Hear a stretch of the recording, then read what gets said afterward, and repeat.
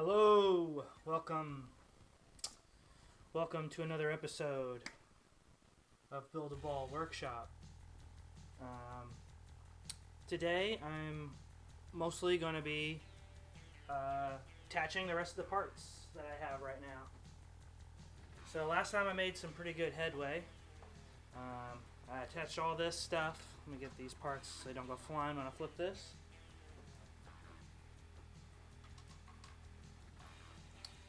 So I attached the guide rails, for the inlane guide rails. I got the slings in place. I got the scoop, the Newton ball, and the Newton ball lane, and all the guide rails. I got the kicker over here installed, and then so yeah, and I got all the targets installed. Oops, something.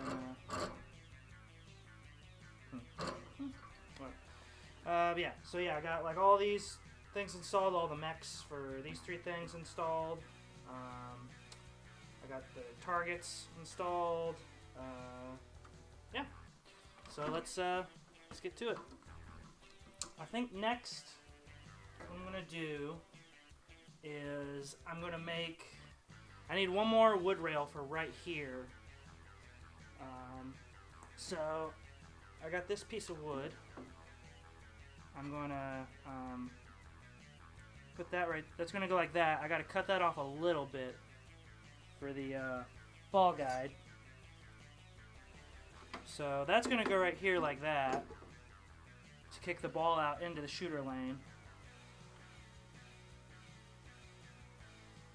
So I need to figure out about how long I need to make this. Greetings, my excellent friend. Oh, Shader, thank you for the follow. Welcome, my excellent friend. So let's see here. Let me get the old Sharpie out.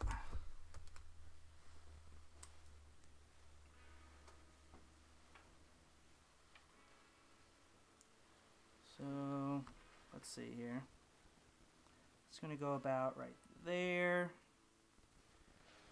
and so that needs to go about right here, let's say. Bring it a little closer just to make sure. As close as I can without starting to move it. So maybe just a tiny bit more to the left. So the line on this is going to go about like that. So I want to make sure I want to cut it off right about there. Let's see here. There we go. Alright. So yeah, let me get the jigsaw.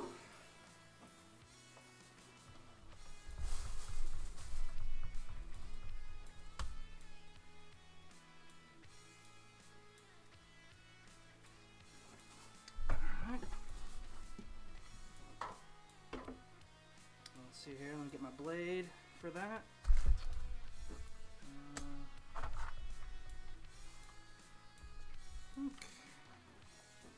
Yeah, okay. So got these old as hell Black & Decker jigsaw blades. Like the plastic's just yellow and falling apart on it. So let's see here, that goes up there.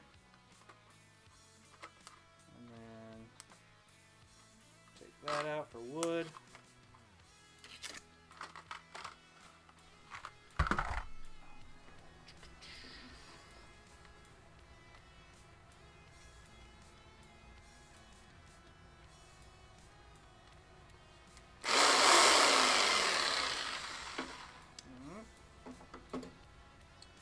Now, I'm gonna put this down real quick.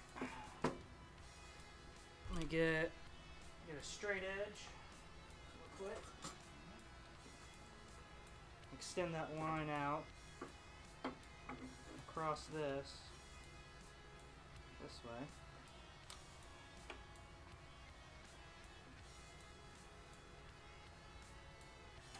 Well, I'll go real little Carl.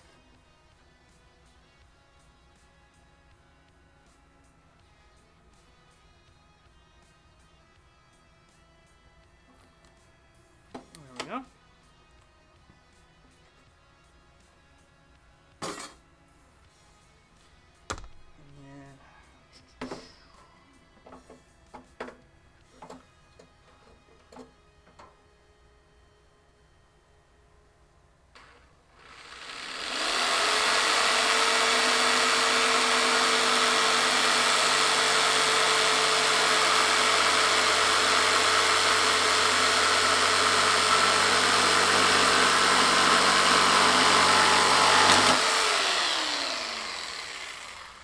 Go.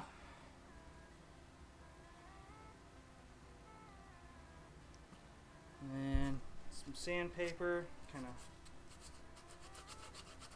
smooth out that edge a little bit.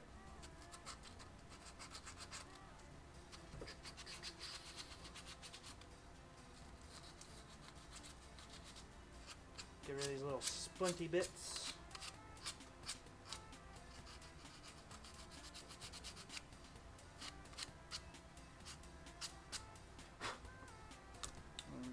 That should be good. So that'll go there like that. And go like that. So yeah, perfect.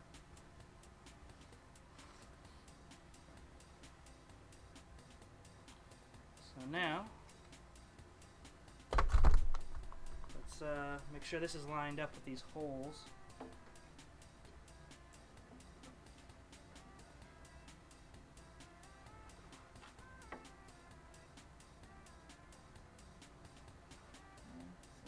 I'll go like that. And then let me get the measuring tape. Make sure these are both equidistant. Make sure it's consistent. So that's 1 and 1, 2, 3, 1 and 5/8. Or no, not 5/8. 1 and 1, 2, 3, 5/16, my bad. Not 5/8. So 1, 2, 3. Okay, so that needs to be up just a little more, like that.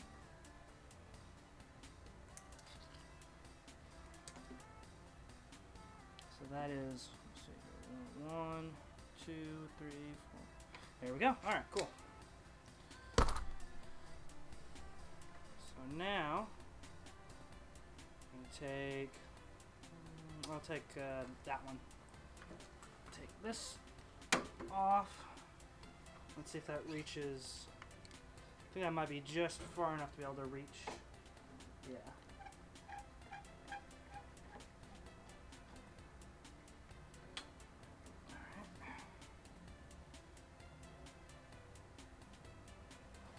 And then one last check to make sure it's all equidistant.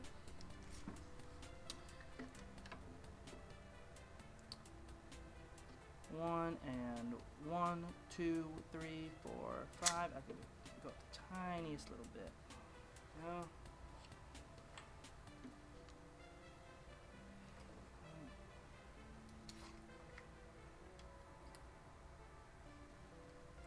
One and 1, 2, 3, 4. 1, 2, 3, 4, 5. Yep. And then measure twice, cut once. So 1, 2, 3, 4. Perfect. Perfect. All right.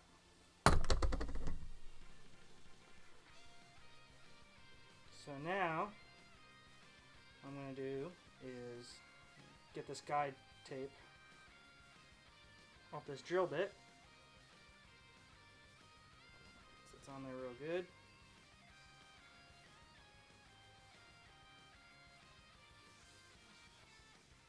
It's like eating the world's tiniest corn on the cob.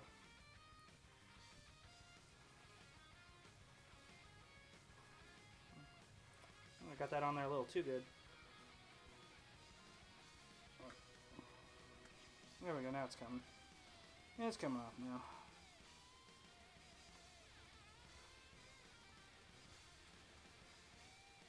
Yeah. Just about got it.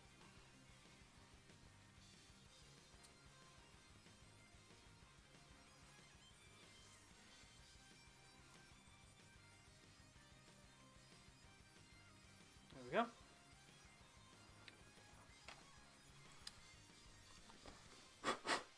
Alright, and now I'm going to retape it the new length.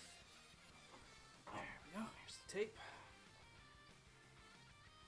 So yeah, what I'm doing is I'm using this piece of Scotch tape to tick off where on the drill, how far I want the drill to go into the wood so I don't drill all the way through.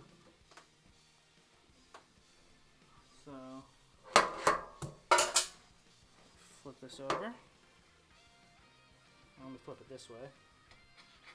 So let's see here. These are both the same length, so let's see here. I want it to go about that far. So put the tape right there. Yeah, like that. Oop, leave it a little on me. Make sure it's still good. Yeah, okay.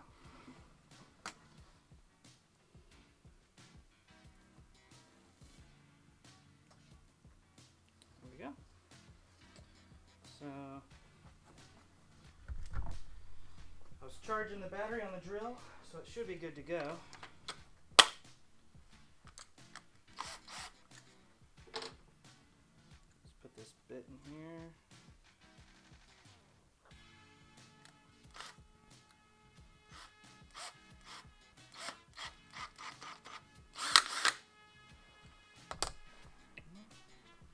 Give her another flipperoo.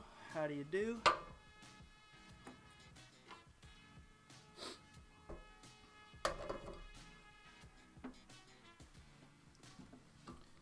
Tighten that. And tighten this one. So you can't see it, it's just out of frame, but I got like these kind of, basically like imagine like an outside water hose, like the little spigot on that you turn it on and off. I got these kind of like in like these pipes, so like when I tighten it down, it makes it so this doesn't turn on me. So let's get these holes drilled.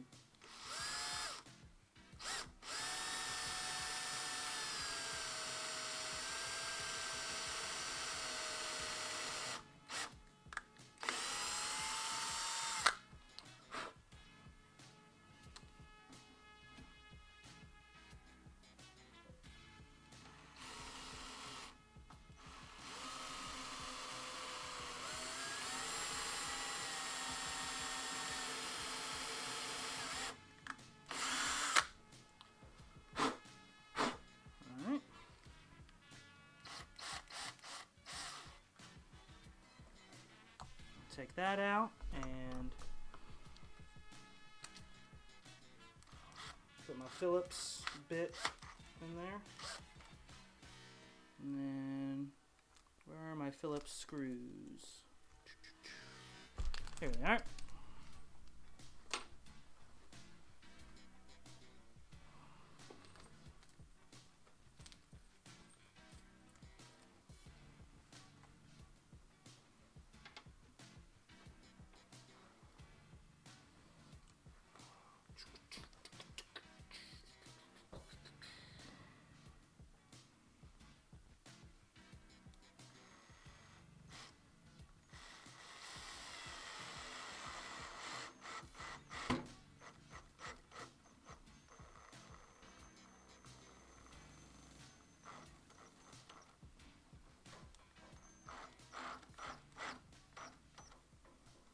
Well, one down,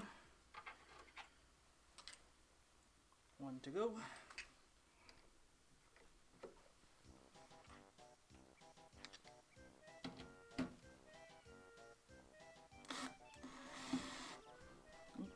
So flip them a little. Greetings, my excellent friend. Zawax, thank you for the follow. Greetings, my excellent friend.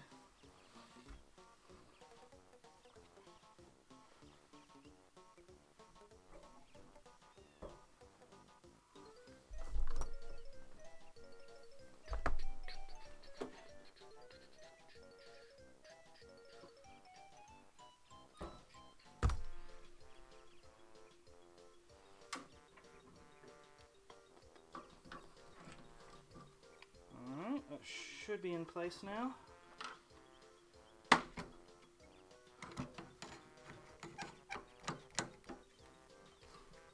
we go.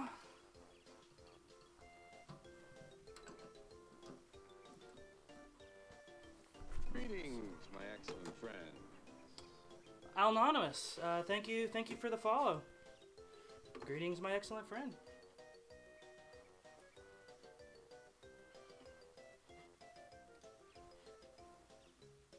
Let's see here. What is Kathleen Nora? Let's see here. What have you linked? A Digimon, like one of those like little toy pinball machines. That's cool. I've never seen a Digimon one of those. I had like an old Sonic the Hedgehog one when I was a kid, like those the little tiny, yay big pinball machines. I used to play that thing all the time.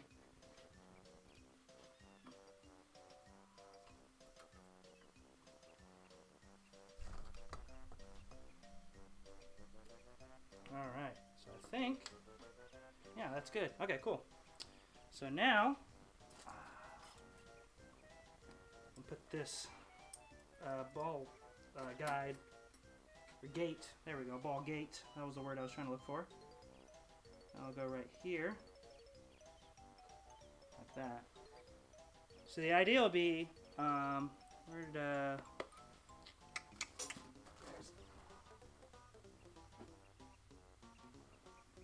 here they are. Okay. So the idea on the skill shot will be that ramp will kind of come up here, so we'll want to try to soft plunge onto this kicker. But if you don't do it, it's going to come back, hit that gate, and lead it back here. Because this is a one-way gate, so the idea is like, ball goes through that way fine, but when it comes back, it bangs against that gate and rolls down.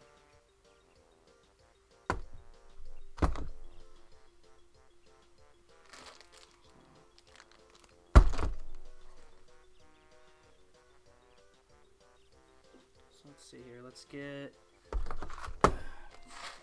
these. Let's get our drill bit back out. And let me go ahead and make sure this is tightened. Yeah. There we go. All right.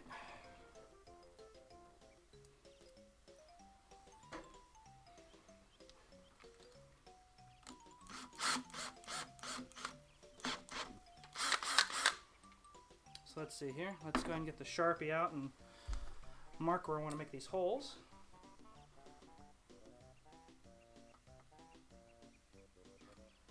I'll make that about right there.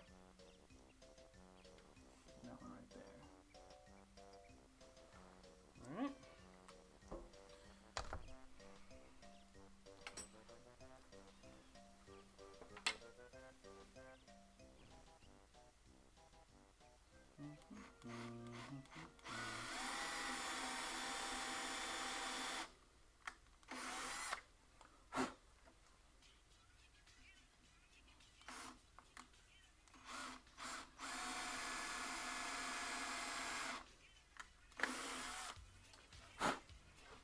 Greetings, my excellent friend.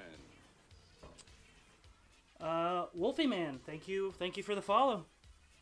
Greetings, my excellent friend, as Rufus mentioned there.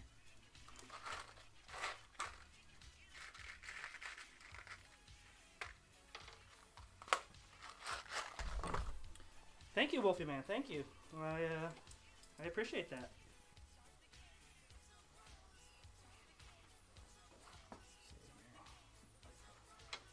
Let's see here. I got the bigger screwdriver over here. There we go. Oh wait, this is the flat screwdriver. So I have to use that.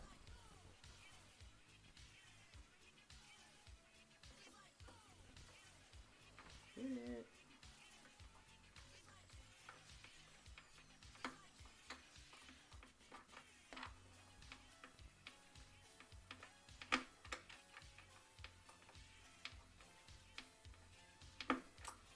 Get that mostly in for now. And get this one in. This one started.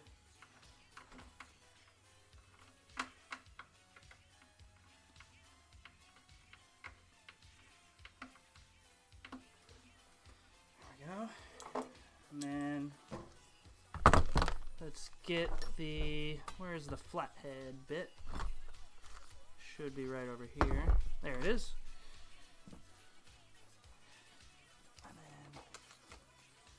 Get the heavy duty flathead drill or screwdriver.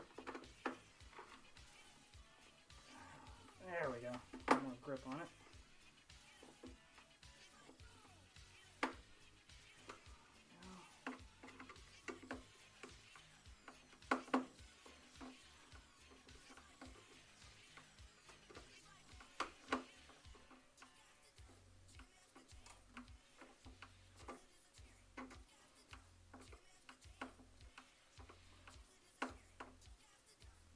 Go. All right. Let's see here. What should I put on here next? Cause I put the star posts and rubbers that go there next.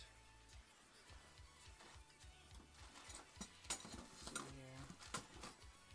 Those should be.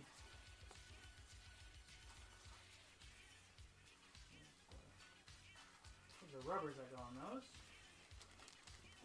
Here's the rubbers, and then star posts should be right around here. Here.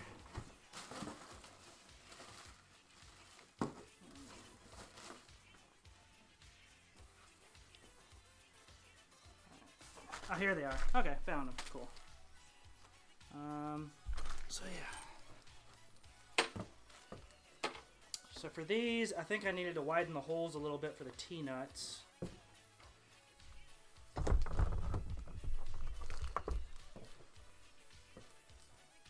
So, get these out. I'm pretty sure these are the T-nuts I was needing. Let's see, let me make sure, double check.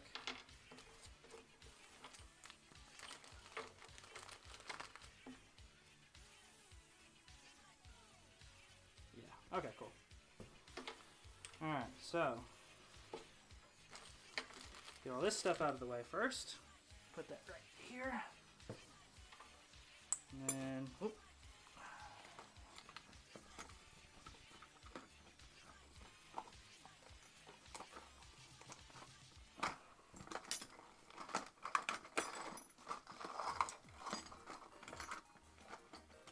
There we go.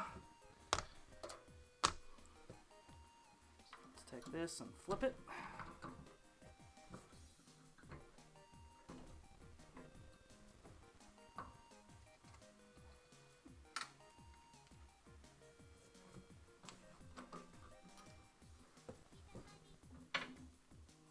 Put in these T-nuts. So I think the holes were just barely kind of too small. So yeah, I need to get that drill bit. A little bit bigger. Yeah.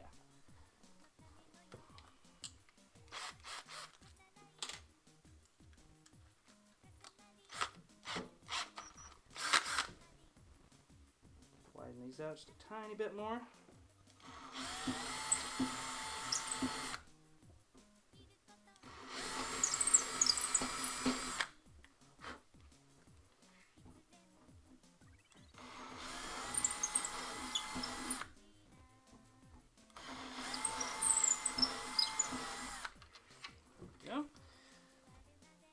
I should be able to just take the hammer right here and hammer these T-nuts into the holes. There we go.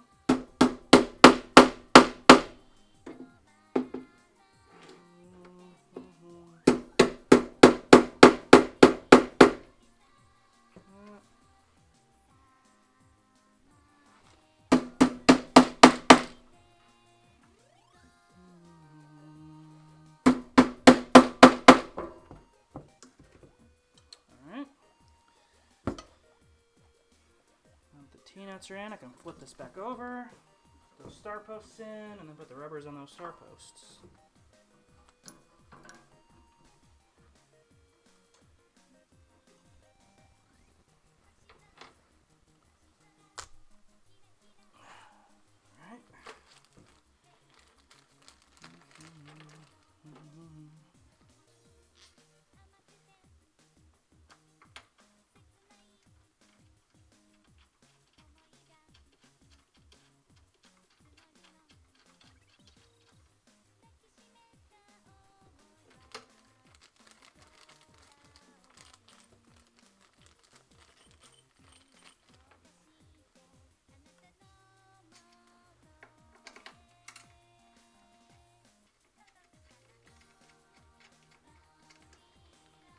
And I might need to, I might need to chop that a little bit to make the rubber fit, actually.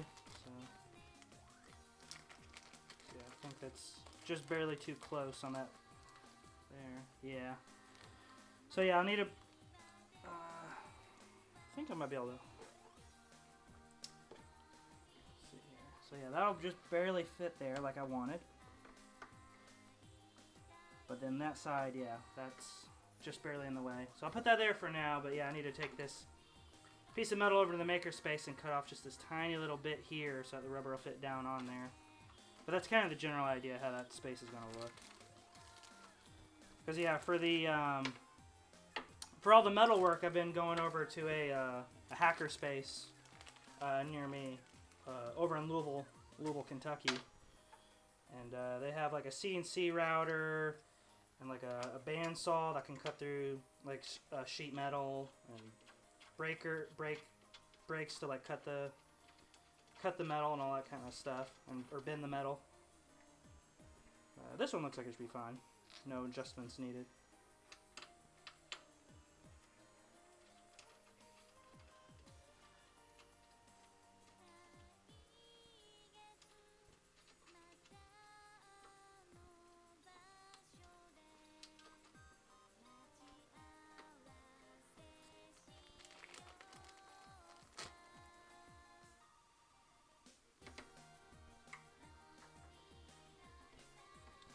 So yeah, that one goes like that. So yeah, that one's good.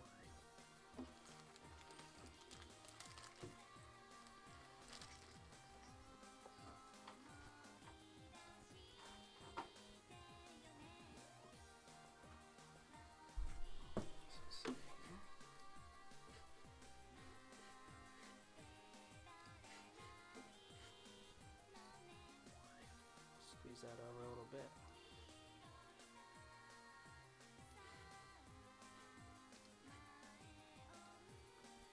There we go. Just making some behind the scenes adjustments. Pay no attention to the mouse.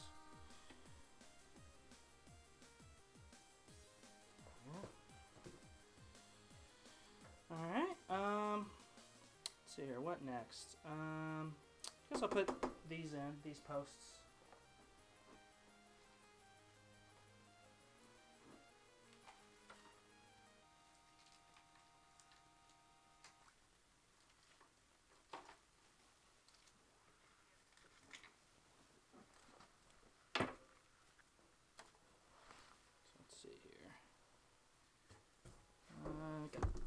Got these bad boys right here, these lock nuts. So first of all, let's see here. I think I made the holes big enough for these. Yeah. Yeah, okay, cool.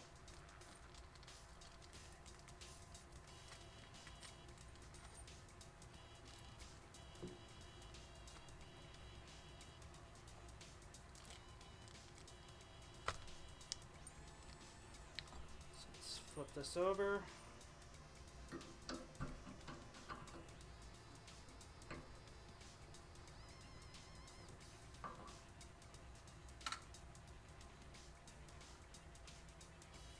So it's going to go right here.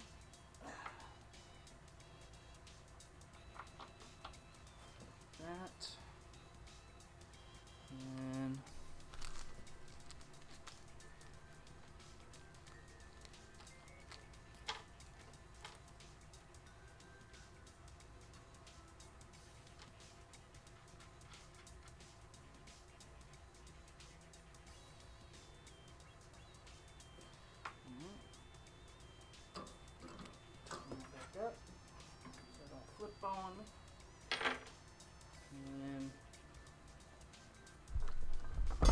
this.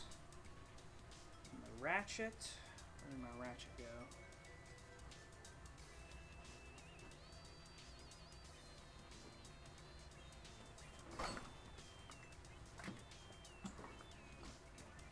Ah, there's my ratchet. So, I think that's the right size. No, that's a little too small. I think it's this one. Yeah. No, that one's too big. Alright, so that one's 10 millimeter. And then this one's 8 millimeter. So I need to find the 9 millimeter. Let's see here. 9 millimeter. There we go.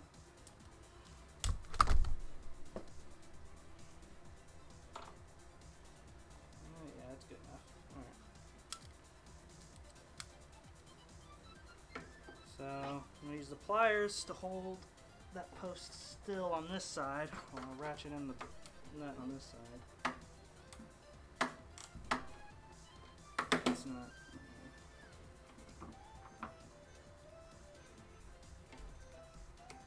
There we go.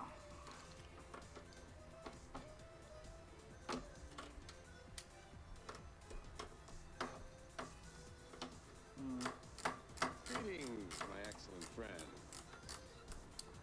Oh, Kevin Wrestling. Thank you for the follow. Greetings, my excellent friend, as Rufus put it.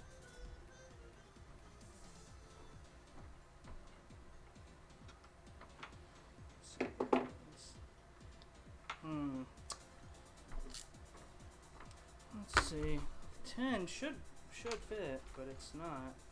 It's weird because the 9 is just barely too small, and the 10 is like a little too big. So I don't think I have a 9.5. I think they're all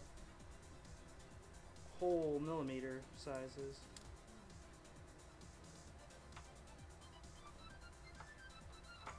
Yeah. That's weird. That's kind of an off size.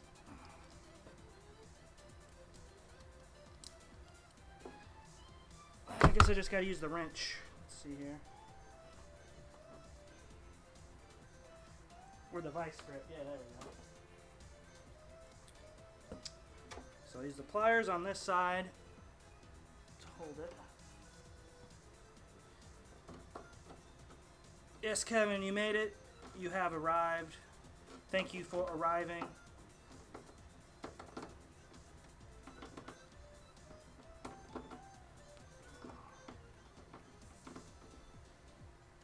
I think it's not.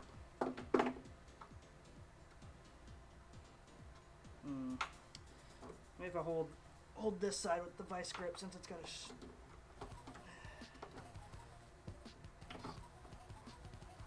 that. Tighten this side with the pliers. There we go. That seems to be working.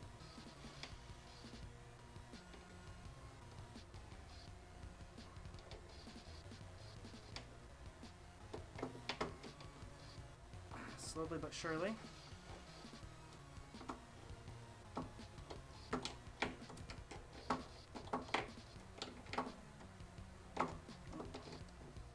Pliers keep getting away from me. There we go.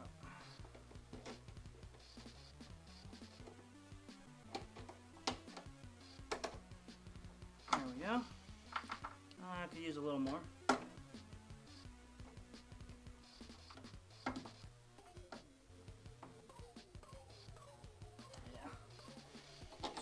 Touch more. Oh yeah, Godzilla. Did you watch like were you like watching the new movie or watching like an old Godzilla?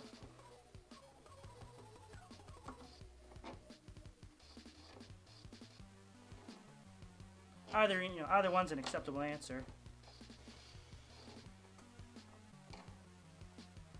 Ah, right on. I haven't seen it yet, but so what'd you think of it? Was it good, or was it like a good Godzilla movie, or?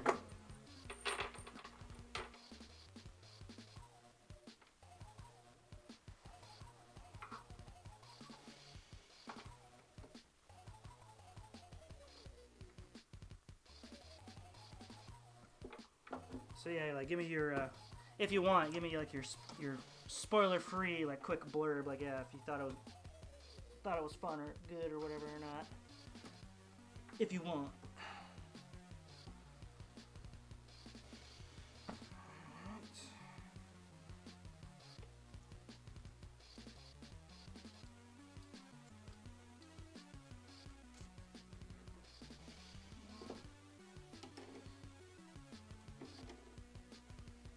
Cause yeah, it seemed good, and I've been hearing some mixed things. Like some people said they really liked it.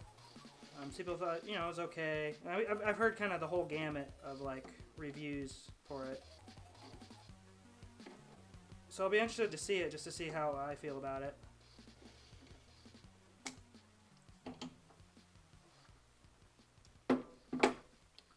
Enjoyed it better than the 2014 one. Okay, cool. Yeah. Yeah, that sounds good. Yeah. Cause yeah, I thought the 2014 one was all right, but like it wasn't anything. It wasn't like mind blowing, but it was like oh cool. It's like a decent American Godzilla movie.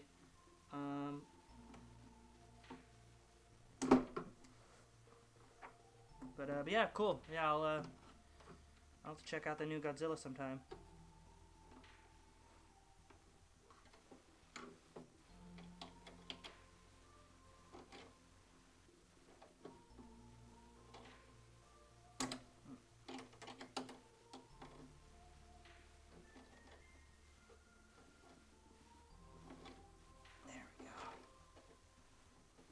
There's gotta be an easier way of doing this. If I use a regular, maybe if I use a regular, do I have a regular one? Oh yeah, I feel like those movie theaters where yeah you like order food and stuff. I'm not the hugest fan of those. Like yeah, it can be nice to have like a full meal while you're watching a movie, but at the same time, it's like a double-edged sword of like, yeah, you got to deal with a bunch of people walking in front of you and like making their orders and stuff like that.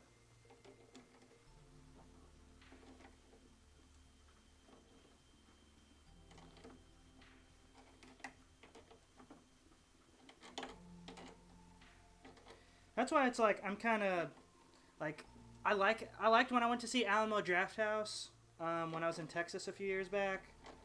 But yeah, the whole ordering stuff in the middle of a movie, it was kind of like, I wasn't a big fan of that.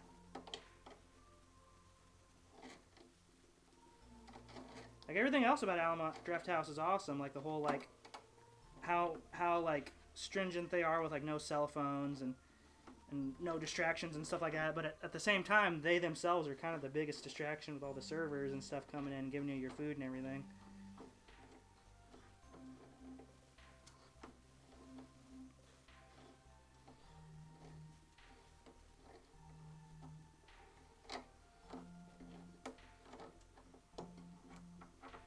Dang. Still got a lot of...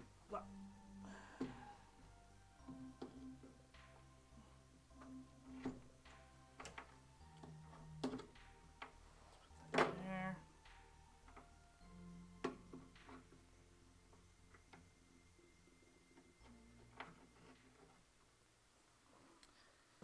See if I can better grip on it. There we go. Go like that. There we go. And then...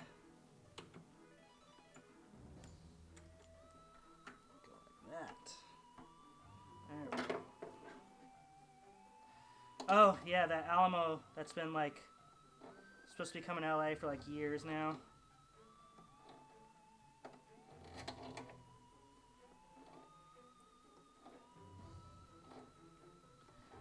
I feel like as cool as Alamo Drafthouse is, LA doesn't like super need one, because like I feel like the cool thing about Alamo Drafthouse is all of like the unique like screenings and stuff they do, but I feel like there's plenty of those all over like SoCal. Like you can go to like midnight like screenings of like cult movies and stuff already in SoCal. So Alamo isn't as needed as say is like you know, in the middle of the Midwest, like in Texas and stuff.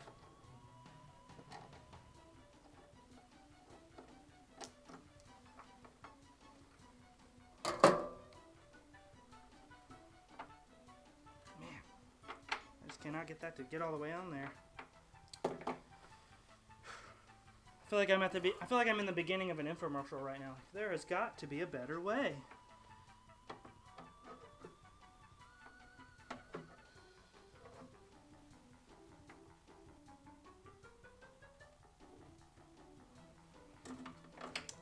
Got a better grip now. There we go. That's working a little better now.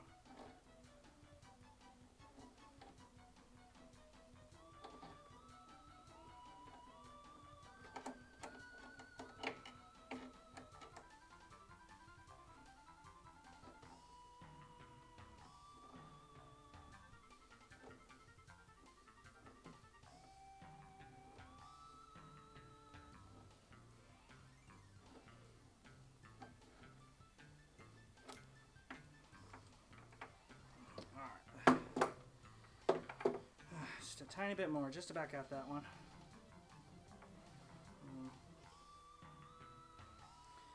Let's see here. I think I got like I should have like a monkey wrench or something around here that might make this a little easier.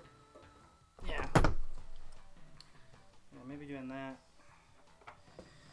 Use that on the bottom here since it's like a tighter thing.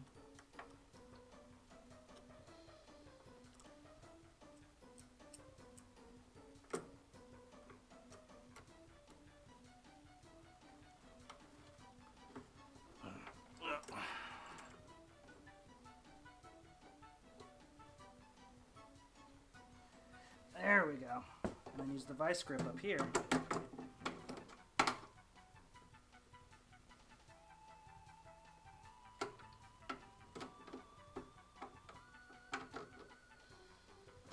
Ah, slipped off.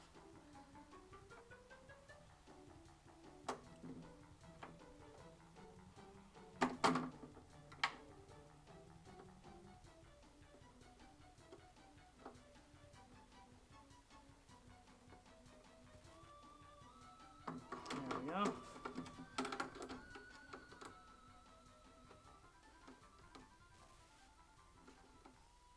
And it's still turning with it.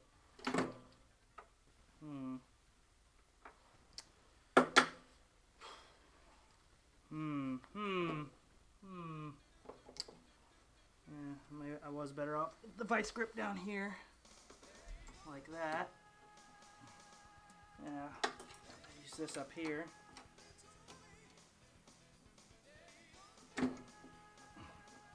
Come on, bud.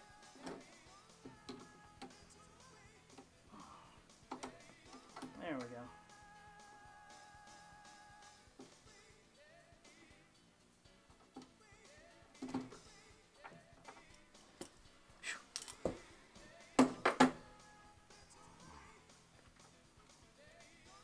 Man. You know what? I'm not sure if I have any regular bolt or regular nuts for that, so I have to use a lock nut. So yeah, that's definitely like a number 10. I think I only have number 6 and number 8 nuts.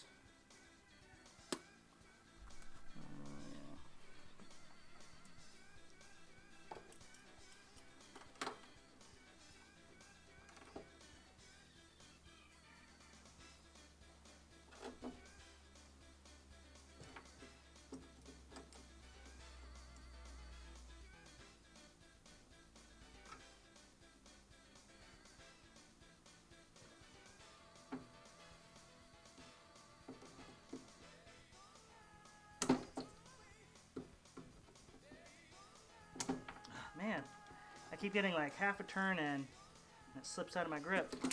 Oh, now the turnstile's coming loose.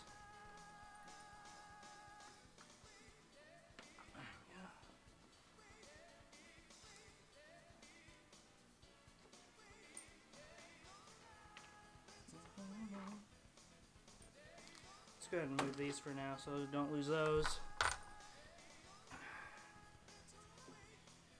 Alright.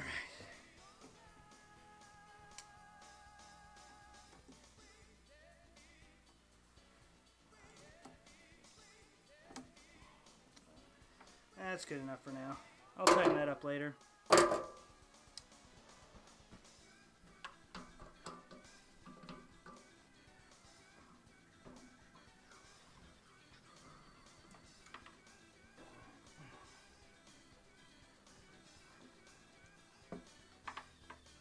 That one went on there okay, but this one's being kind of a jerk.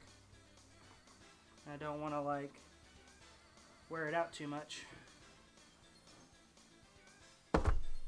So I think I might need to go get like some number 8 nuts for those, and then just use like some lock washers so that's easy. So it's easier to screw on.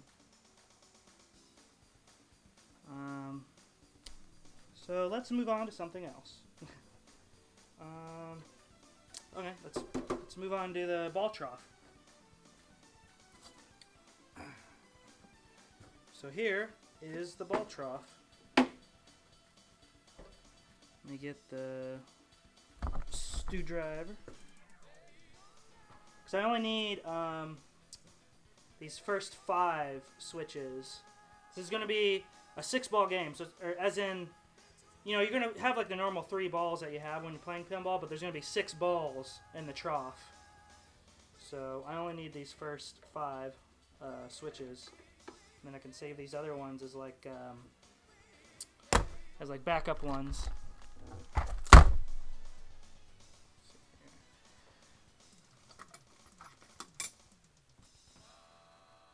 Let's see here.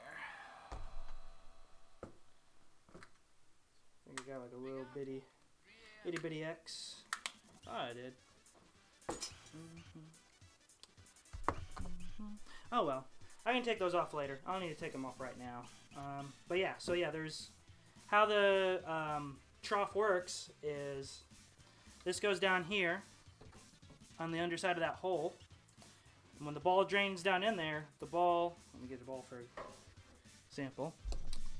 The ball drains in here and rolls down there like that. And there's opto sensors here to detect when a ball is here ready to be kicked out by the solenoid there.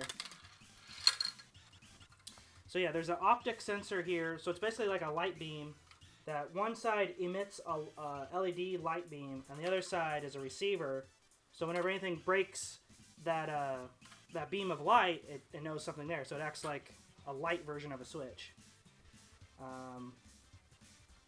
And then there's these physical switches up here.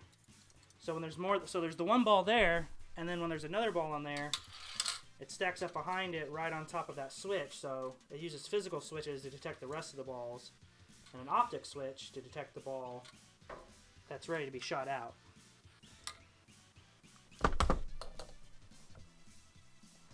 So let's see here. I think I actually need to take this. I think I need to take this off the stand to. Oh, just a second. Yeah, I think I need to take this off the stand to attach it. So give me a second here.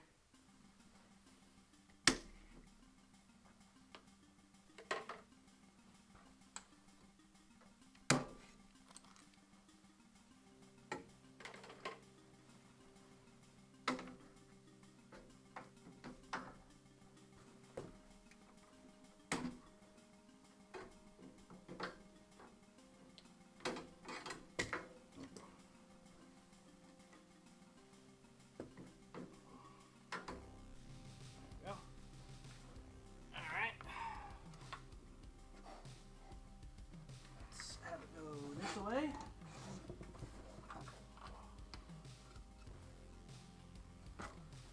Move that these over. There we go.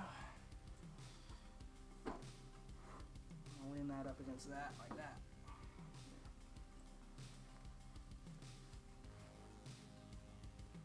So first things first, I need to mark my holes.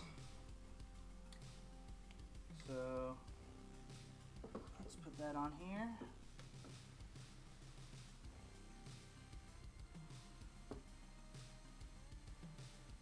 And go ahead and go boop, boop, boop, boop, boop, meow.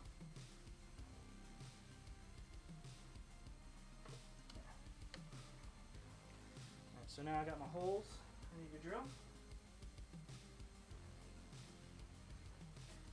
Let's go ahead and get, let's see here, where'd that little drill bit go? Right here. Alright. So I want to make sure that the drill hole doesn't go all the way through. So again, I'm going to use this piece of masking tape to mark off how far down on the drill I want the hole to go. I want it to go about that far.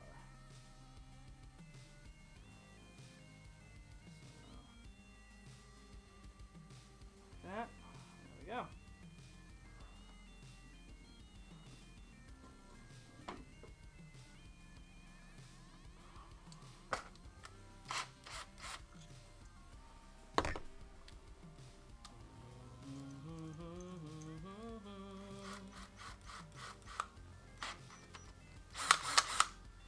And Swords of Fury, it's got a great soundtrack, great sound effects. Like, the playfield's kind of interesting, but the rules are kind of boring. Like, it's just multi-ball, just that left shot for multi-ball all day.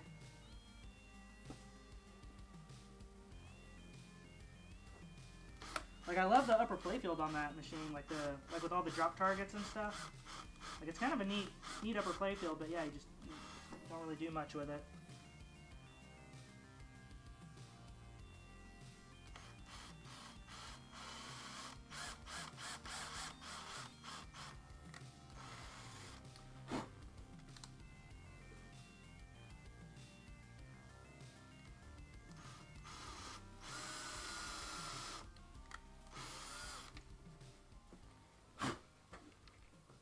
Oh, I actually have this is a playlist I made in on my computer. So actually, the funny thing is most of this, most of the music from Pinball Machines, I actually compiled myself. Like, I actually found like ROM files and stuff like that, and kind of ripped the music and brought them into an audio editing program and put them all together, like all the sound effects and everything together. So it's kind of a coherent soundtrack. So yeah, some of these MP3s actually aren't available online since I sort of made them myself.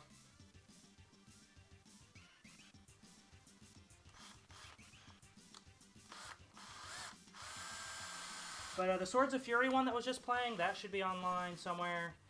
And on this playlist, I think I also have like the Black Knight 2000 music. Or I know I have the Black Knight 2000 music, and that you can get online as well. And then I think music for Bonsai Run I got online as well, but all the other pinball songs are, like, yeah, I ripped all the different little chunks of the music from Pinball Machines and put them together in an editing program.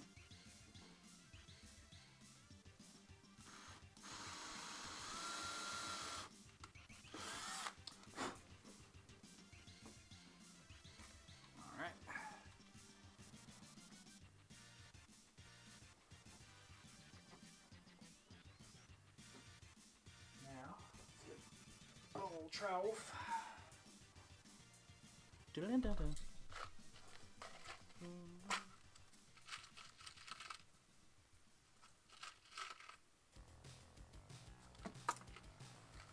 Oh yeah, speak of the devil.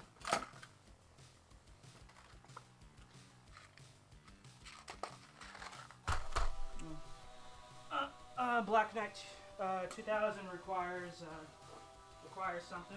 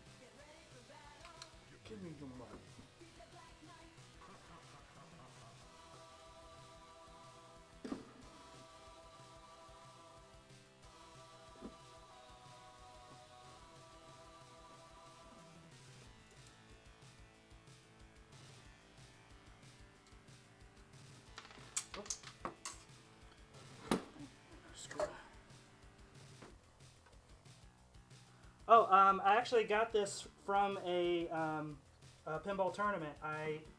They had because there's actually a new Black Knight pinball machine that just recently came out like a couple months ago, and so they had a launch party tournament for it, and I won the tournament, so I got this helmet and a trophy or plaque kind of thing.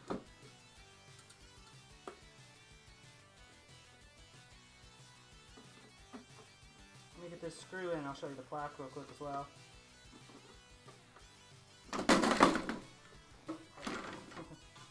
That sounded worse than good. There it is. There we go.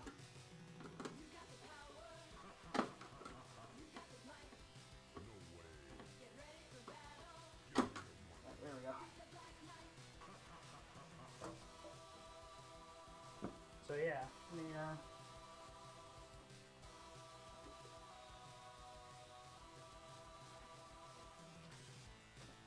so I actually won. So yeah, the launch party for the new Black Knight pinball machine. Yeah, Sword of Rage. Yeah. Black Knight Sword of Rage is the name of the new machine.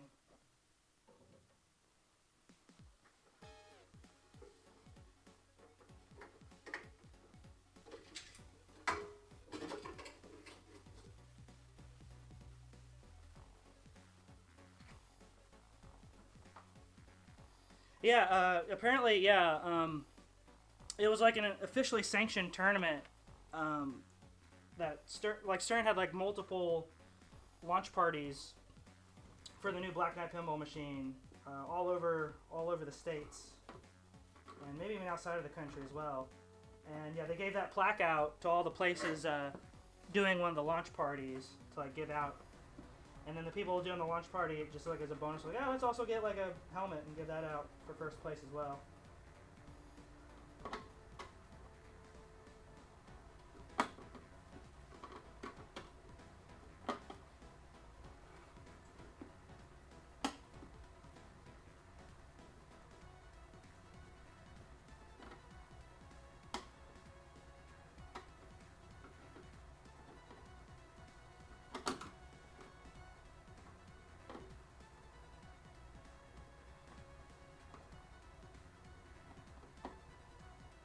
There we go. One screw in, 5 to go.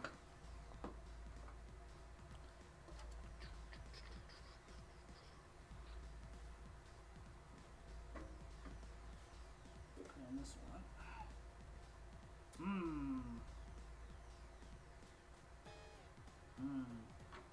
No, sir, I don't like it. I'm going to loosen this up a little bit.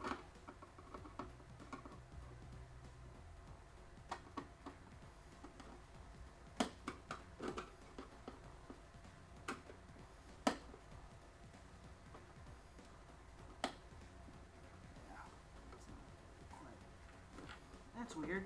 It's not quite in the right spot it should be.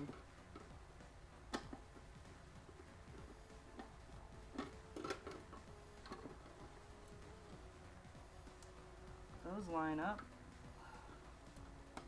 But then those two don't. Huh, weird. Very strange. Alright, well. Thought I marked the holes pretty good, but I guess not. Let me take this off and redo it real quick.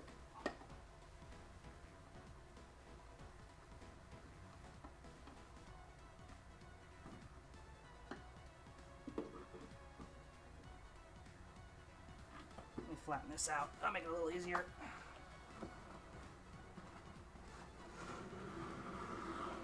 There we go. Now just sit down. Whew.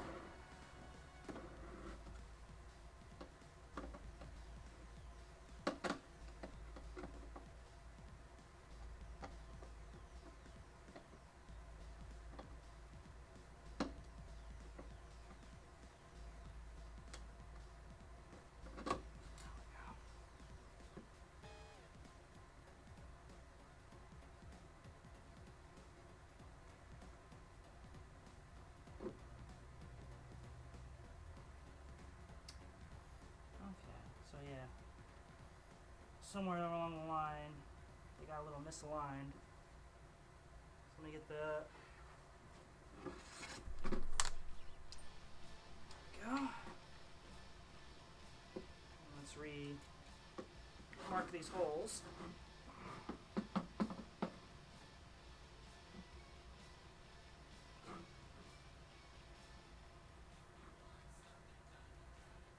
Yeah, that's weird.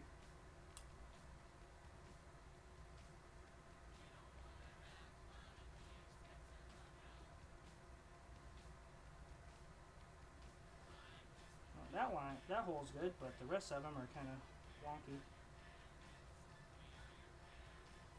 That's weird. Oh well. Be sure and tell him Large Marge sent you. Thank you, Nano Hero, for the raid.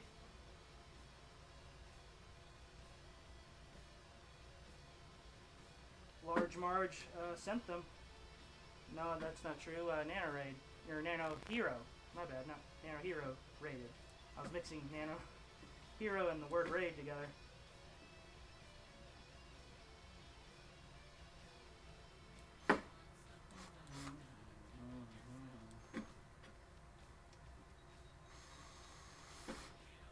Oh, there we go. That was the problem. Okay. That should work.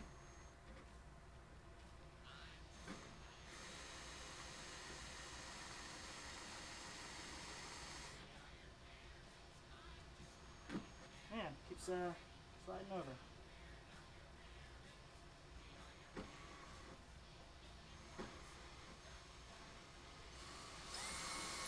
There we go. Let's do it this way.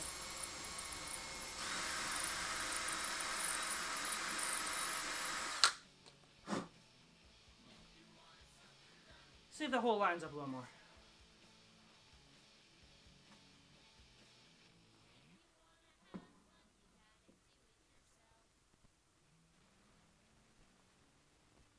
But yeah, hello, Nano Hero. Once again, thank you for the raid.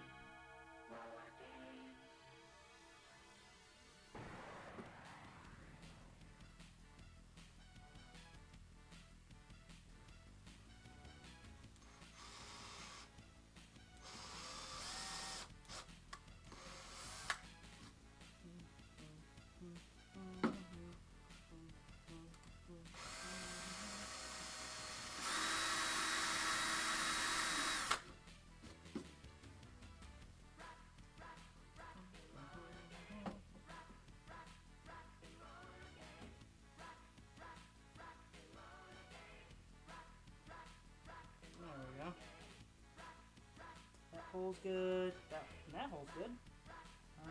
Just need to drill that one. Alright, cool. One more hole.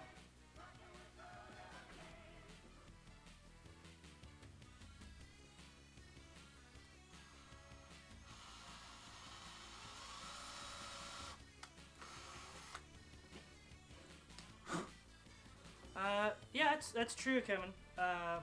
Maybe I should replace it with like the GIF of it, cause like I was going with like a thing where it was just the static image for each thing, since I couldn't find a GIF for all of them. But I might go back and do that one.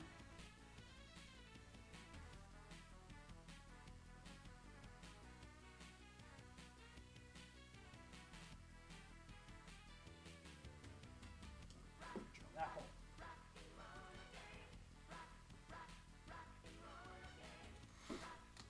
I'm glad I finally got to use that notification, because I'm really proud of myself with some of the quotes I've picked for like the different things, the different notifications.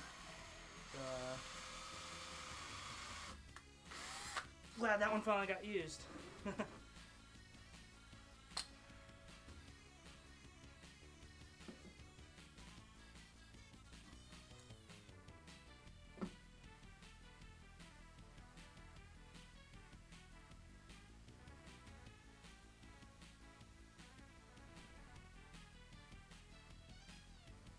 we go.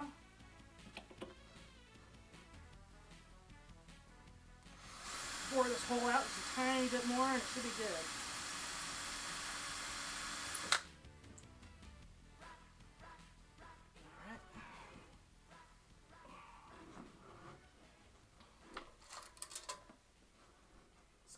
screws over here.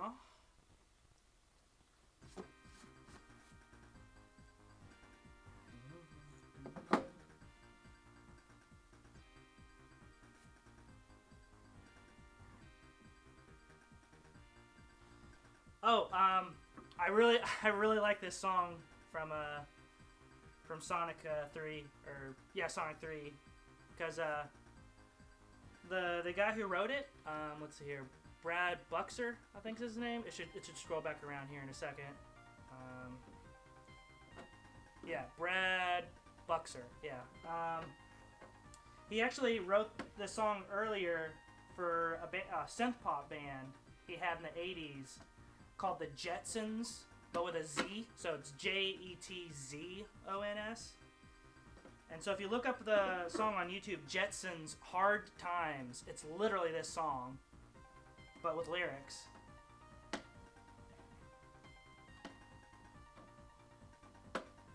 Hard times, hard times are sure.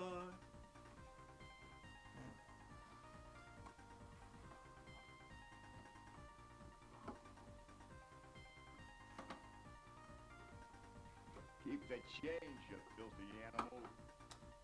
Oh, Kevin, thank you for the donation. Yeah, I'll use that dollar on a dang PINBALL.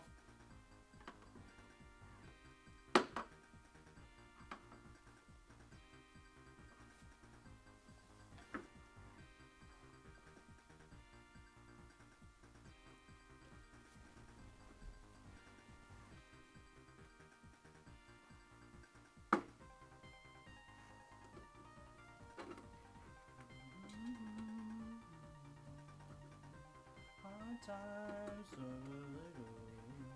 hard times for sure.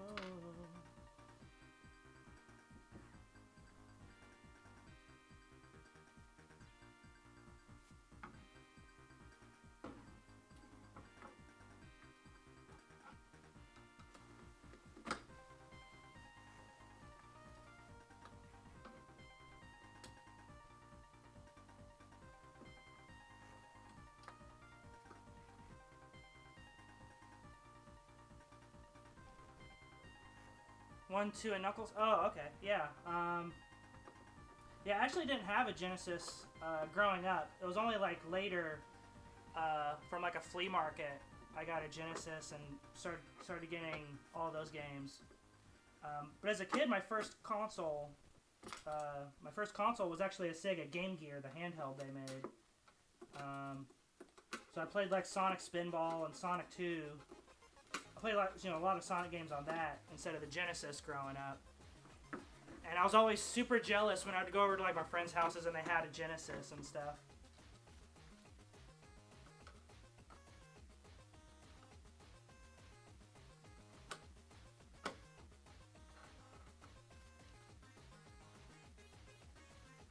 And it's funny, even though I grew up,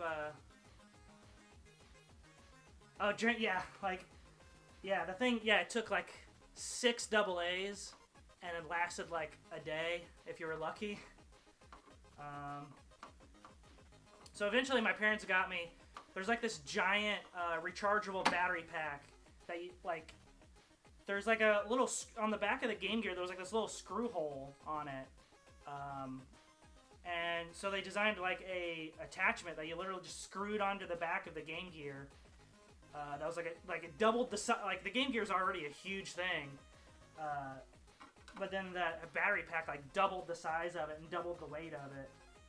But hey, it was like a rechargeable Game Gear, so you didn't have to like keep buying batteries for it. So like that was something.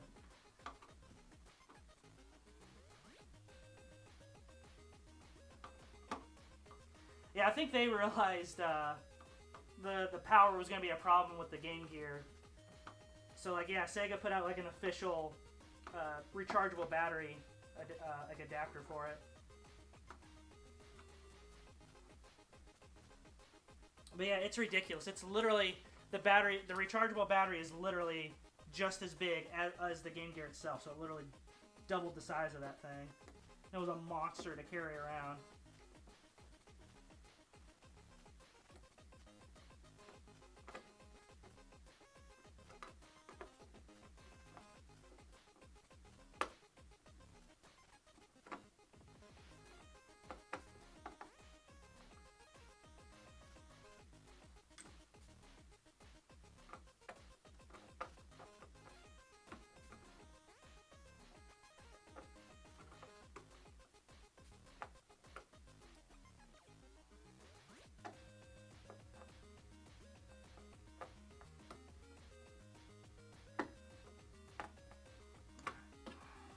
have this one screwed in.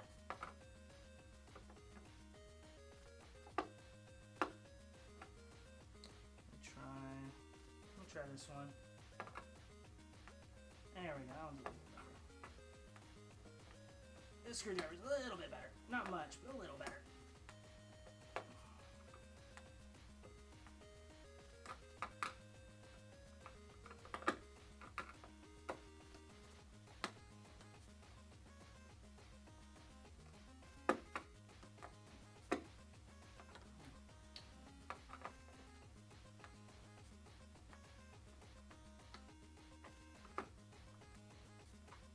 There we go.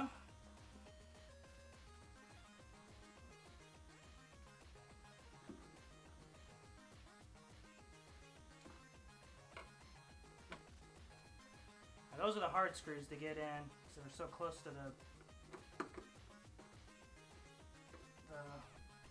opto sensor boards and stuff.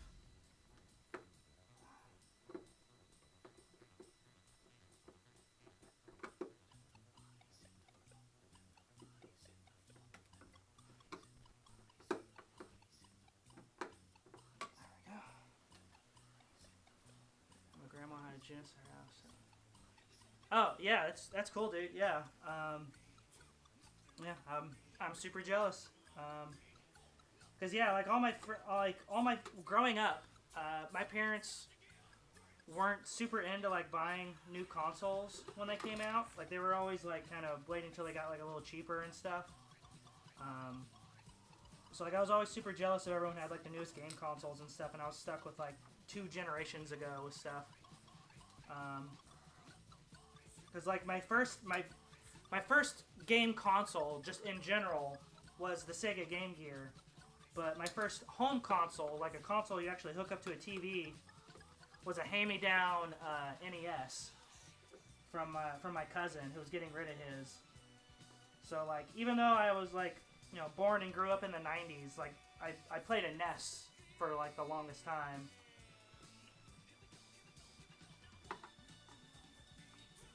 So like I was always jealous when I'd go over to my friends' houses and they had like Super Nintendos and Sega Genesis, and I even went into like N64. Like when people were starting to get N64s, I still had a NES. So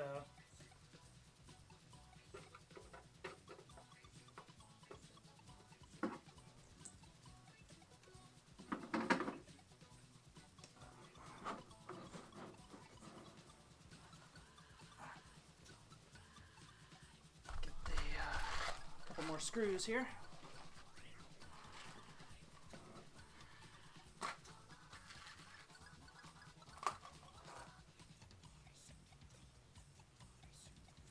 One more screw right here.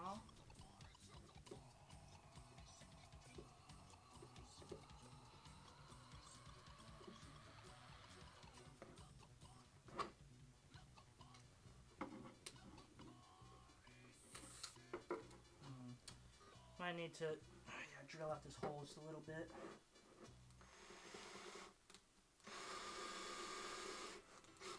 There we go.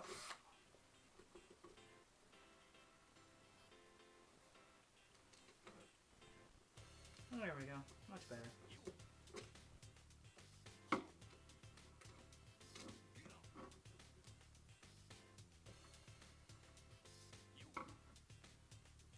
But it broke, so I gave it away to him. Oh yeah, because the funny thing is like me and my dad would constantly have to like because that nest was like getting old and like my cousin had it before me and he didn't take like the best care of it. We would constantly have to like fiddle with it sometimes to get it working.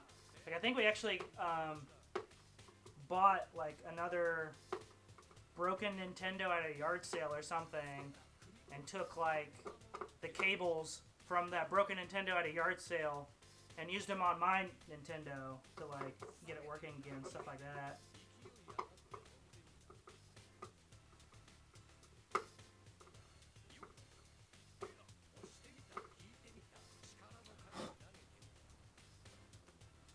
There we go. Alright. I've got the trough attached, so I can put this back up on the rotisserie.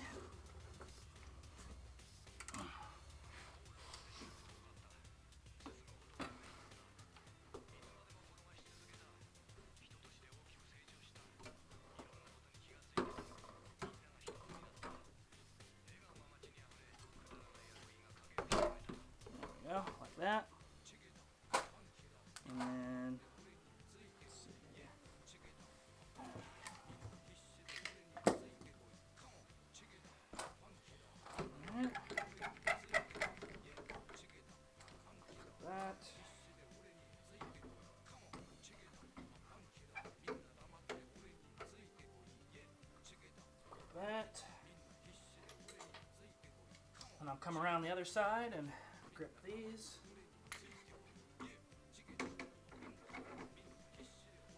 And grip that one. Alright, cool. So now I got the ball trough on there for a ball to drain into. So yeah, when the ball drains, it goes like that and goes down in there. So now that I got the trough, I need to put the guides on it so that it goes into the trough, which is what these are. So this goes right here like that. So the ball goes down in there and then kicks it up through there. And this goes right here like that. It's like so to guide the ball into the trough.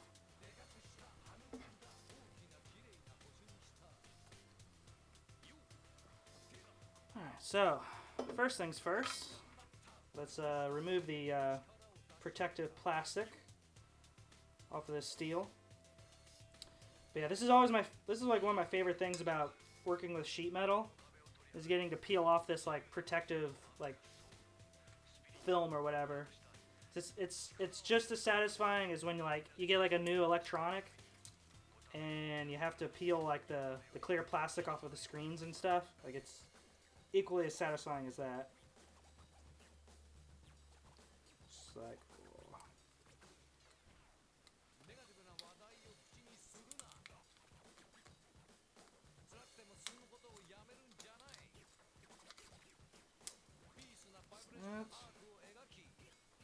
One more piece down here. There we go. It's a nice shiny metal. Nope, actually there's a little piece right here still. There we go.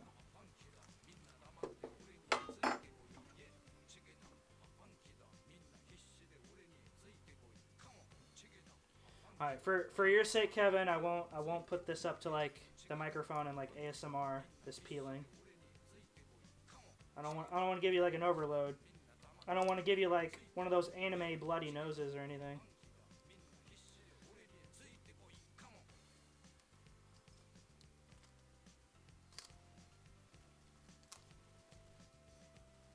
All right.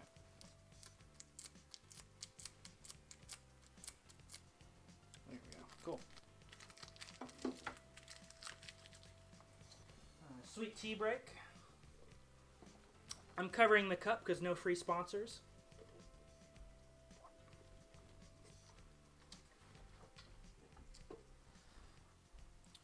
Sorry, McDonald's, if you want me to say what I'm drinking, you gotta... Oh, shit, I just said it. That one's a freebie, but, you know, next time, you know, throw a couple bucks my way, Mickey.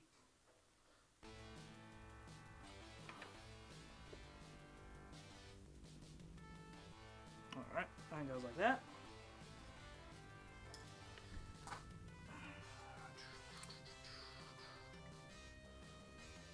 Alright.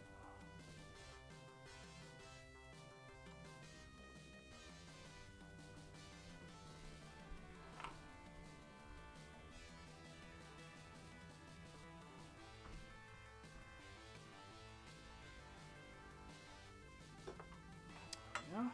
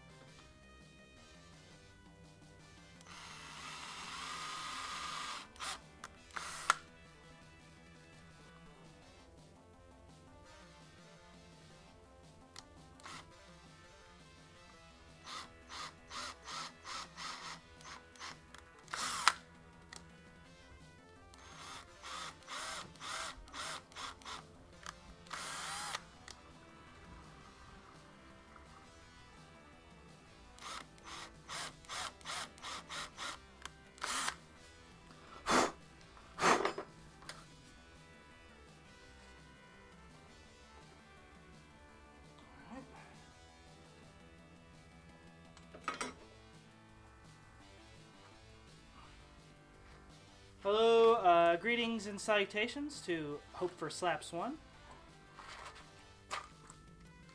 Welcome, welcome, welcome to the big show.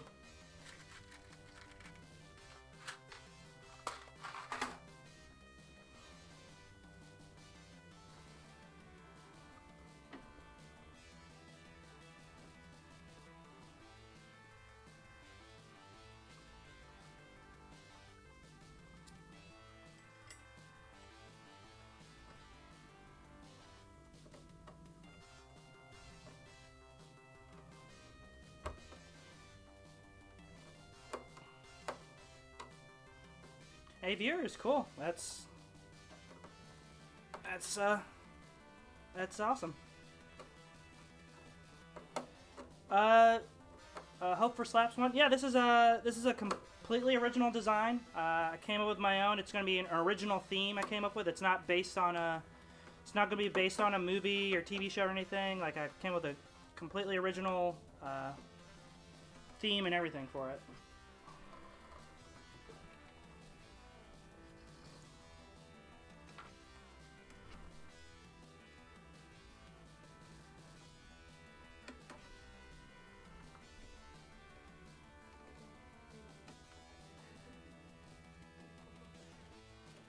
No, the dog's upstairs, yeah. Sorry. It's alright. It's all good.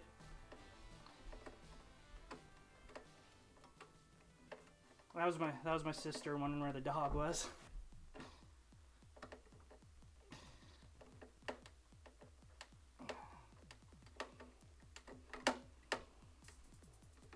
There we go.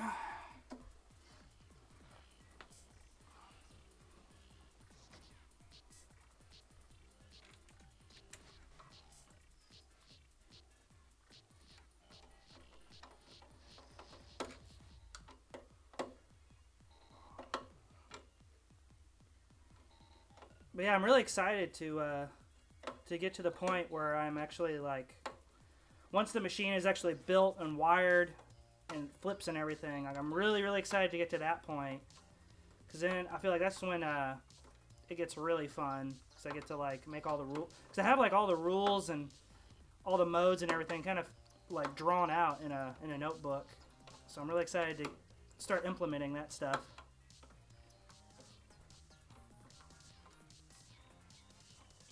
Because since I play pinball competitively, I can go to a lot of tournaments. I know the rules for like a lot of pinball machines, and I've kind of gotten a feel for what I think would be like really cool kind of modes and things to do in a pinball machine.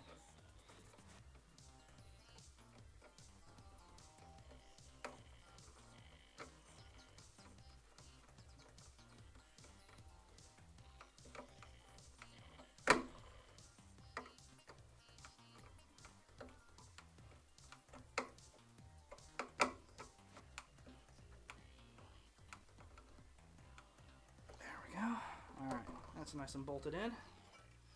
Now to attach these together.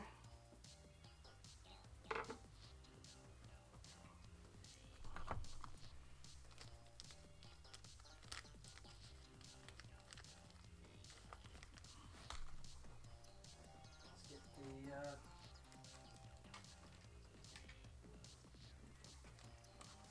this.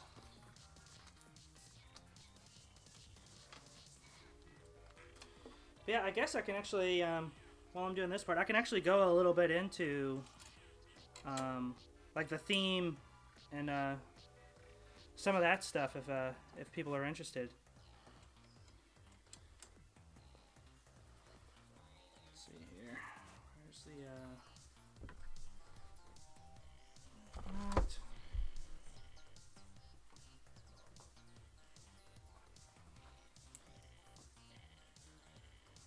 Actually, let me get this one. There we go.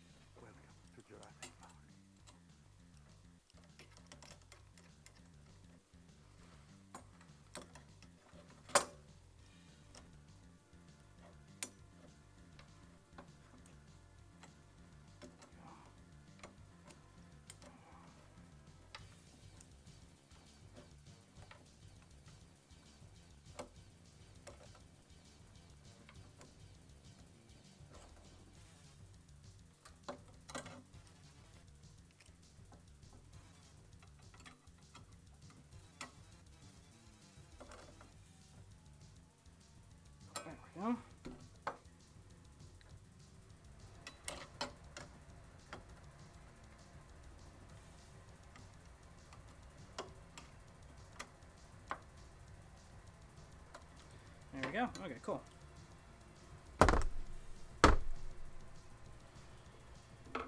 All right.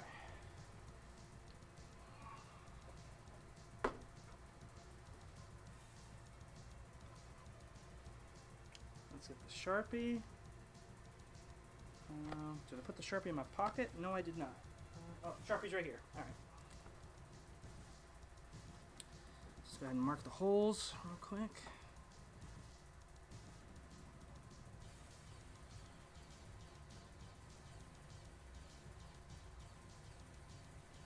There we go, like that.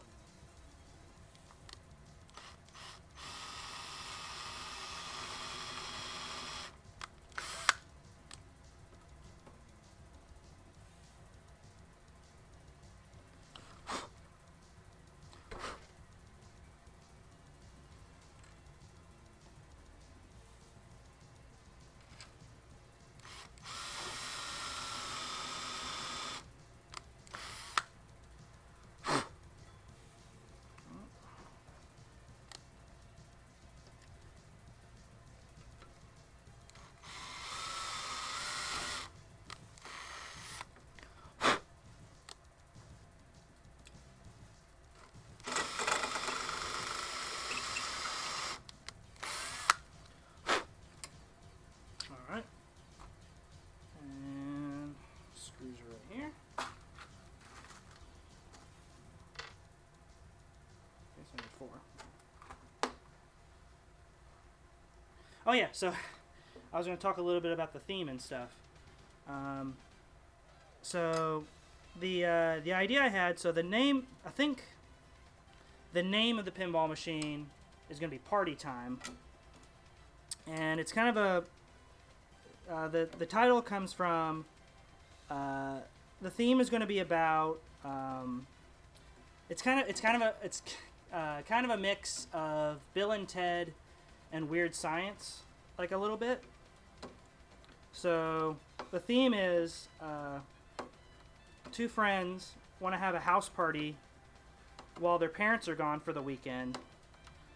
But it turns out like the popular kids at school are also having a house party that weekend, so no one shows up for their party. So to fix that, one of the two friends is like a genius and builds a time machine. And he uses that time machine to bring a bunch of historical figures to their time, so they can have like a big house party with all these like historical figures. So like each mode is has to do with like hanging out with like a different historical figure at the party.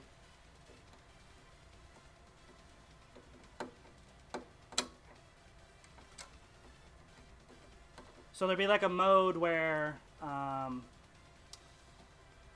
like Mary Curie is making mixed drinks.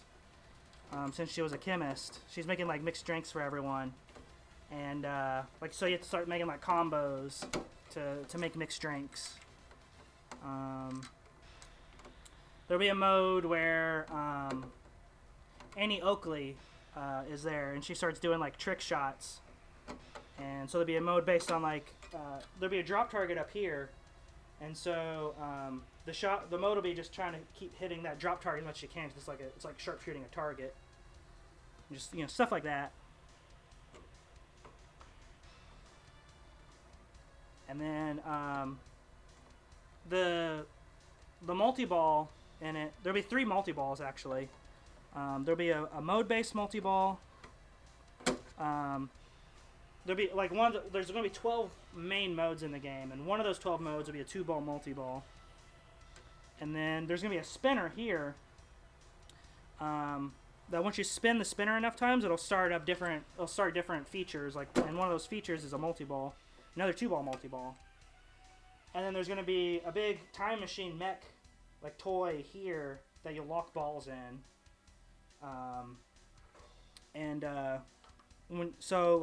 One of the big stacks in the game you'll go for is you'll try to like hit that spinner enough times to start up a 2-ball, and then you shoot the scoop here to start the mode-based 2-ball, which will add another ball. So then at that point, once you have those 2 multi-balls going, that'll be a 3-ball multi-ball.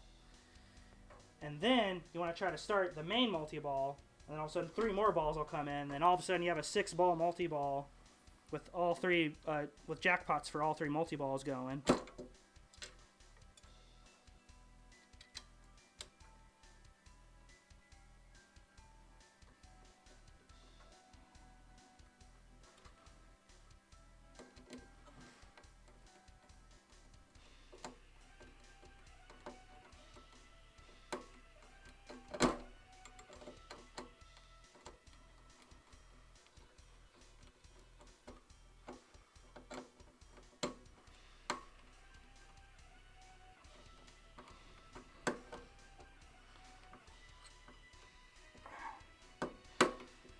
So yeah, so that's why the pinball machine is called Party Time. So it's like kind of a play on it, where it's party time because they're having a party. And there's time travel involved, so party time.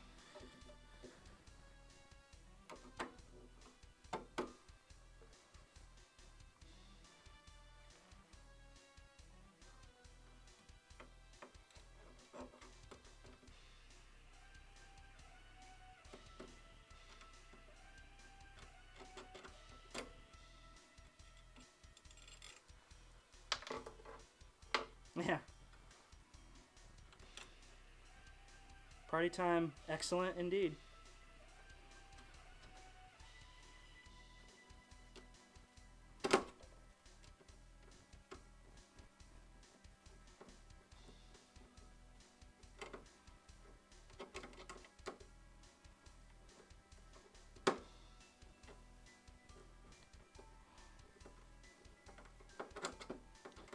But yeah, for like all the different modes based on the different historical figures, I tried to pick like the most like public domainy, least litigious ones.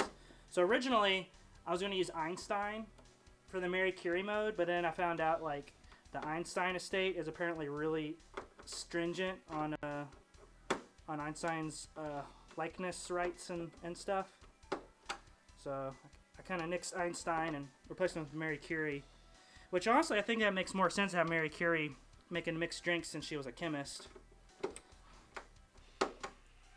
And Einstein was just a physicist, so... Well, not just a physicist, he was a physicist, but yeah. So mixing stuff, mixing cocktails has a little more to do with chemistry than physics.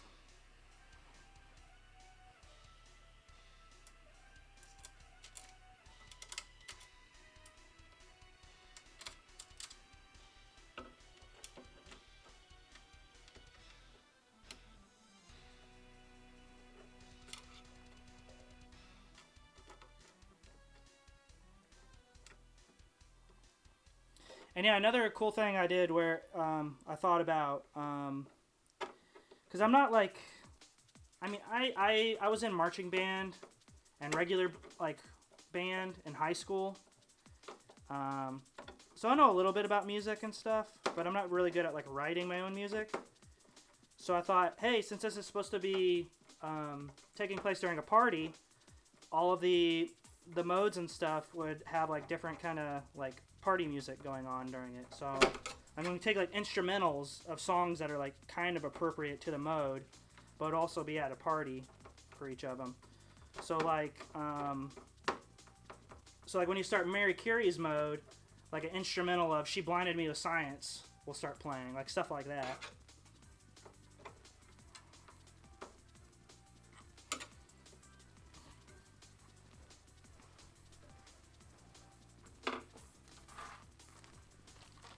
Greetings, my excellent friend. Greetings, Carnal Rage. Greetings, my excellent friend. My new excellent friend. Welcome to the party.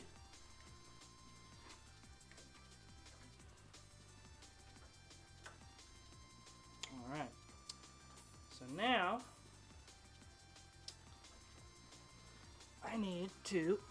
I got the apron here.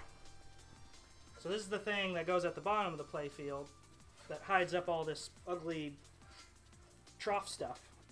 So it goes down here. that. These are all in the way.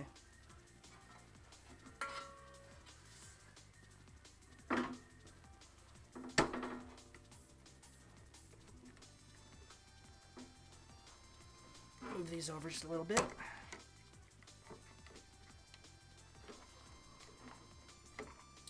Thank you, Kevin. Yeah, I'm pretty happy with it so far. Like, this is good for just like the prototype, essentially. Because I'm gonna build like an even nicer like final version of this with like all the art and all that stuff. So this is just like, this is basically to make sure all the mechs. This is like to get all the wiring and all that kind of stuff down. This might be hard to do with these clamps. Here. Okay, I might have to, let me see here. Okay, I know what I'm going to do. I'm going to take this table, take all this stuff off this little table here, and prop it up on that.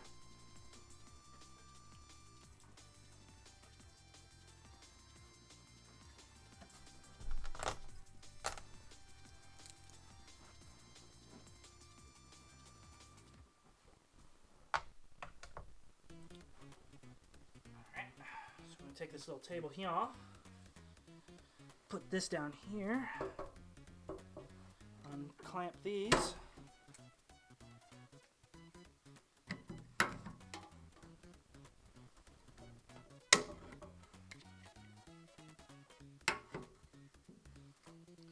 and take this and bring that down right here, like that. There we go, cool. So, where did I put that trough? There it is. Or not the trough, the apron, I should say. So the apron, go down here. It fits about like that.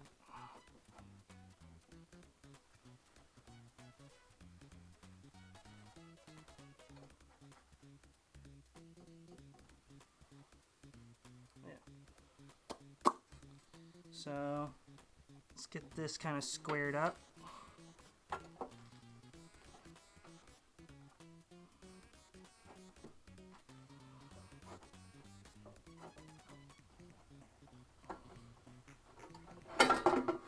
What is it getting stuck on?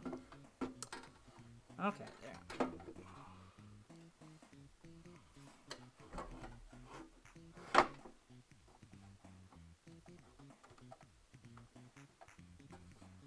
So yeah, that'll go like that. Bobbity boo. Bibbity bobbity boo. So let's, next step of that is, here we go. So these are guide rail brackets. So I'm going to bolt onto the playfield under there and kind of, I'll show you. So there's these like these tiny little slots. And then these kind of like slide into there like that to help hold it down onto the playfield. So what I need to do is actually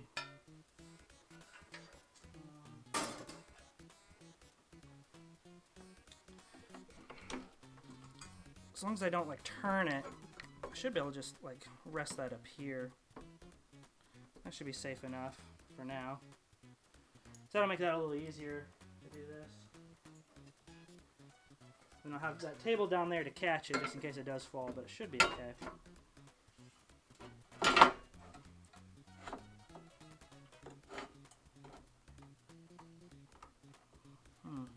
What is it snagging on?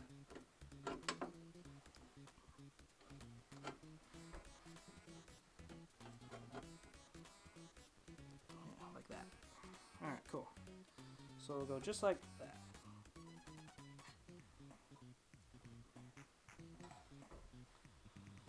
Alright. So tight just right. And then, let's see here, let me figure out how to do this one. Actually, to make this a little easier,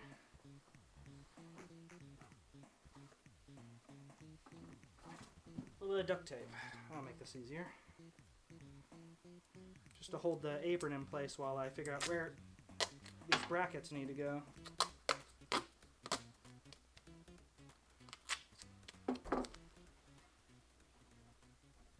So yeah.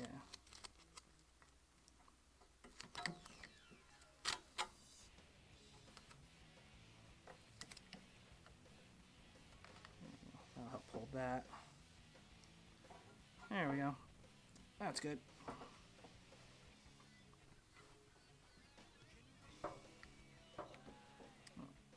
Cool.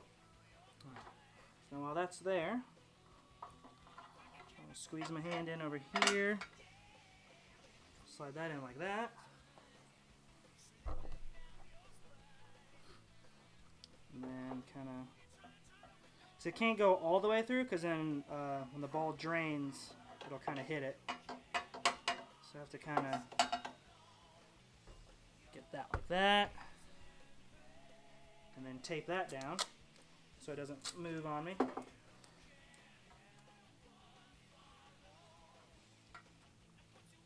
Actually here.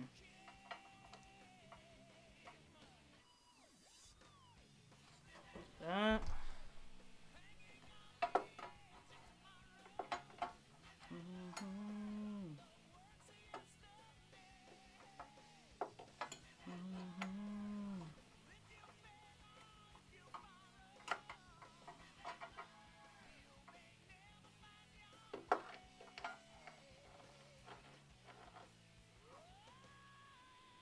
So I go about right there like that.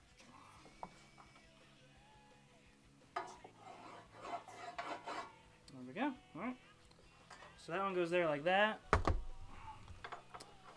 And then I think I can reach in through there from the other side.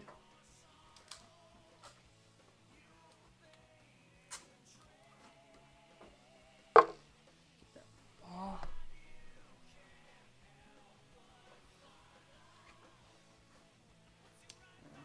Squeeze in here between the camera. There we go. And then, yeah.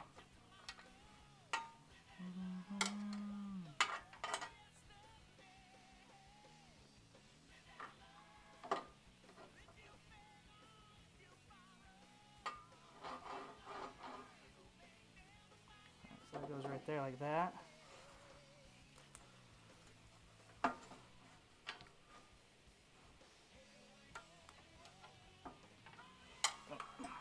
That came loose. Push that back into place.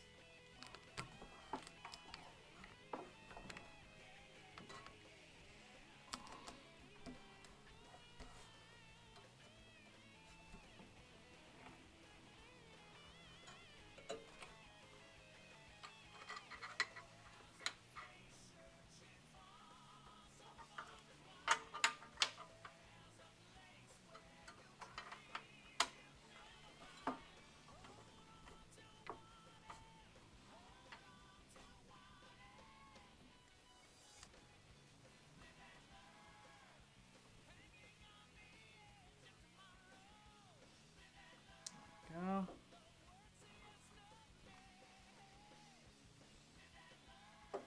And go like that. Just like that.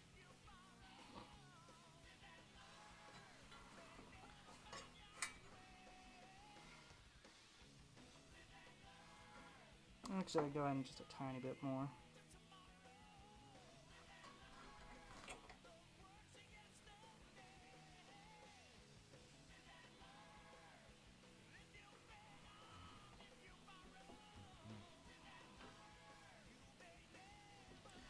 So that should go just like that.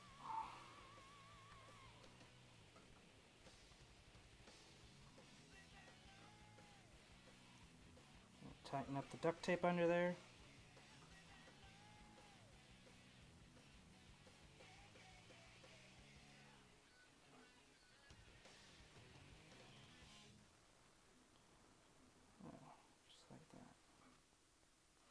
Okay.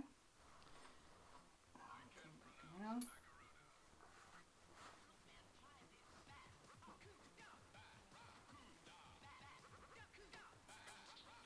Hooga. Ba-bow.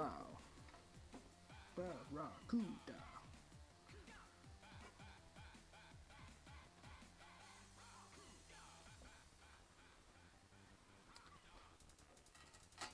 There we go.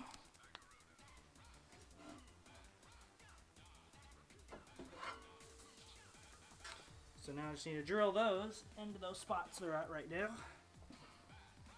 And in theory, should be good.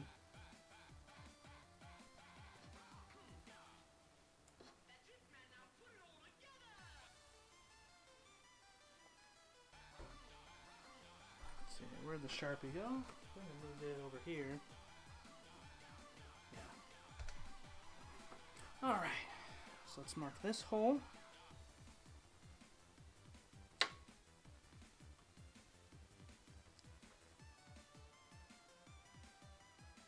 As long as I have 2 of the 3 holes marked, it'll be easy to line up for that third one. There we go. Now I'm going to peel that the rest of the way off. Reline up these 2 holes.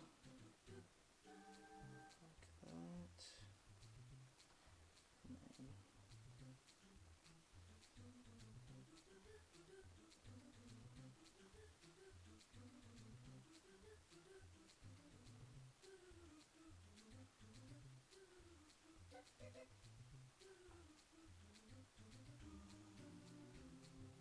And then there we go. Alright.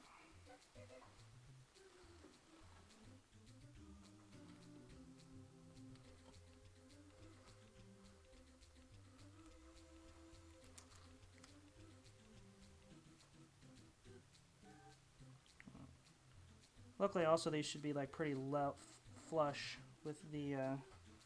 Also, now that I know how far away these need to be, I can kind of figure it out from that. So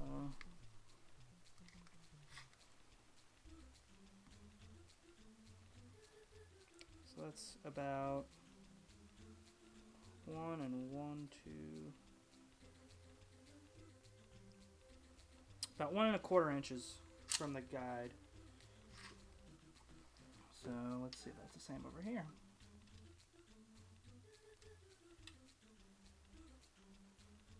Oh, that needs to be further back.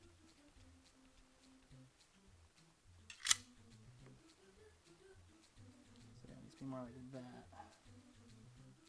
Yeah, there we go.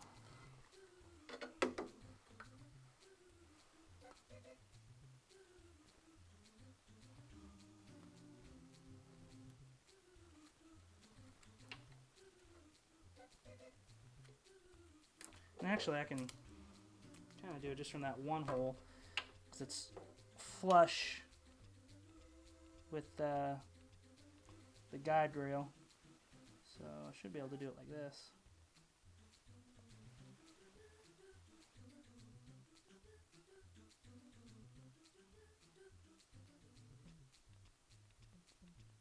There we go, like that. All right.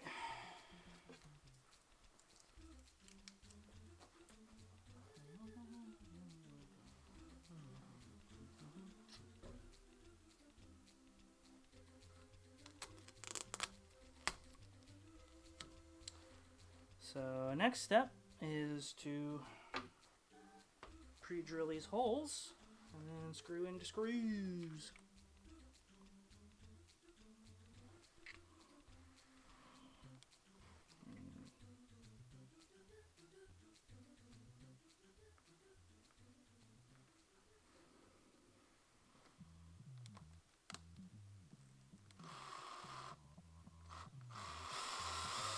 Whoop. Go.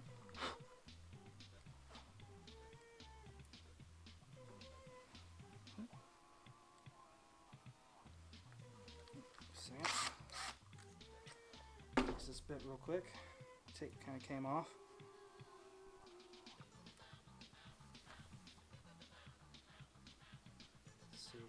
Where'd that masking tape go? Oh, there it is. Here is the masking tape. So let's see here. I want it to go about that far into the wood. So I mark it there.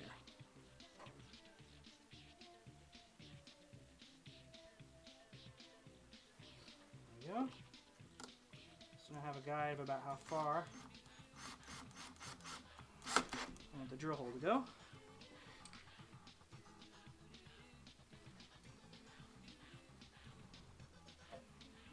Oh, I forgot. Let me go ahead and at least clamp one side of this back on so it doesn't fall off on me while I'm drilling these holes.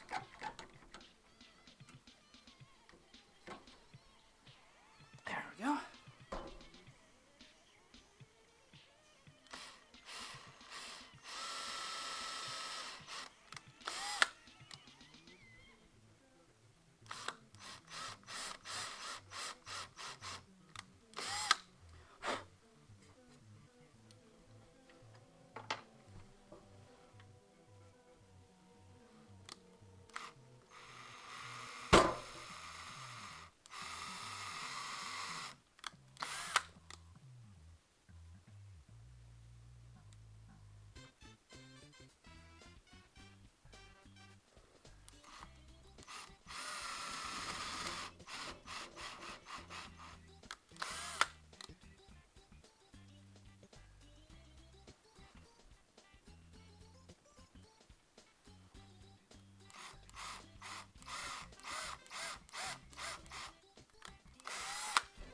There we go.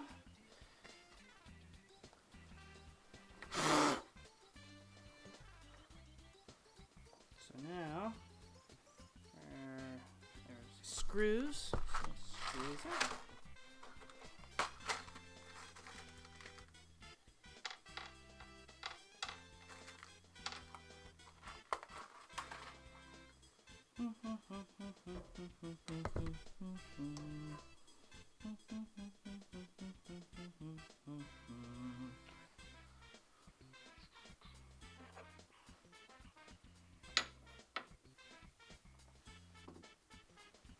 Oh.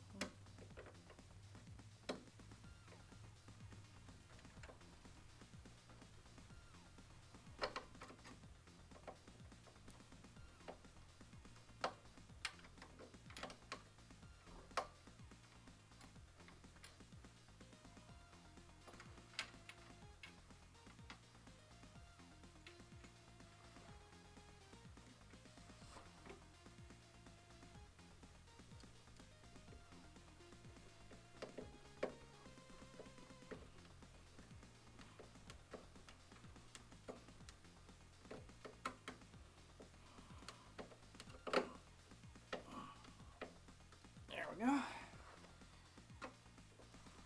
Take that one.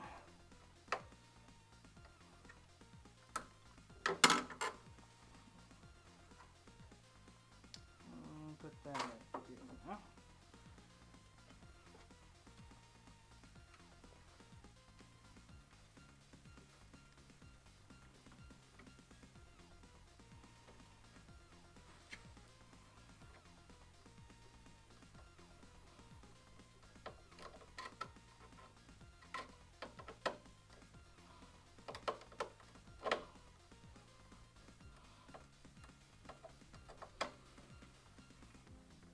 There we go. That looks pretty flush. Alright. Now let's see if the apron goes on properly.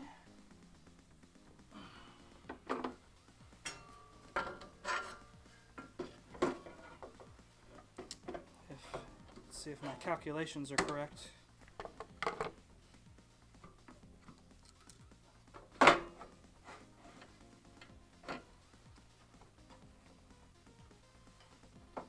Perfect. Yeah, cool. Cool, cool.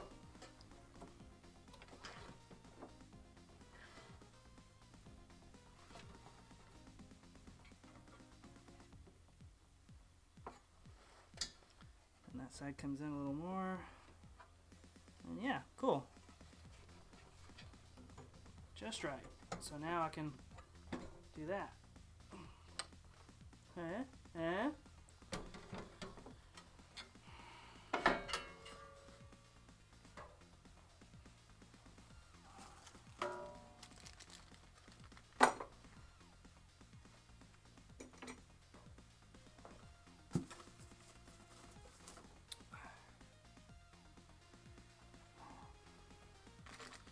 So now, I'm going to put the brackets on here, which these go on the back here.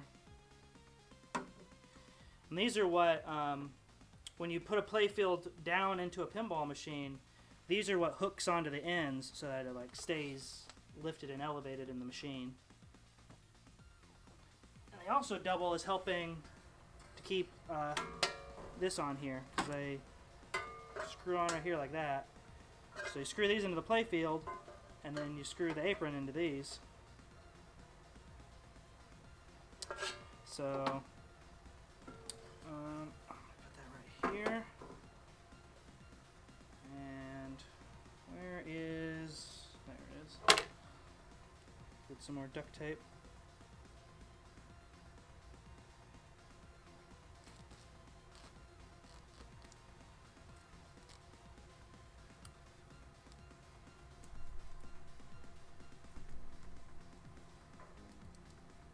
All this part is totally just pump up the jam. Pump the jam, pump it up. You know the really working jam. Pump the jam, pump it up.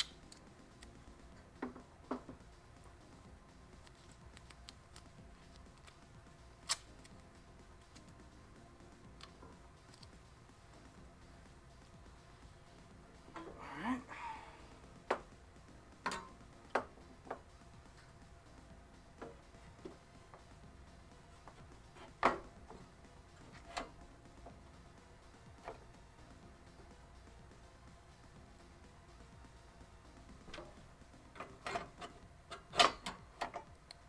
So let's push this so I figure out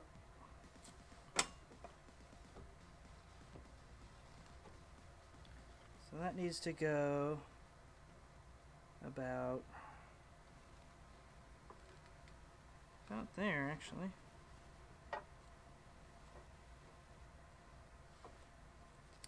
Let me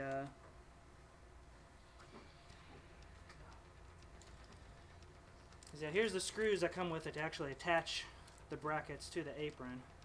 So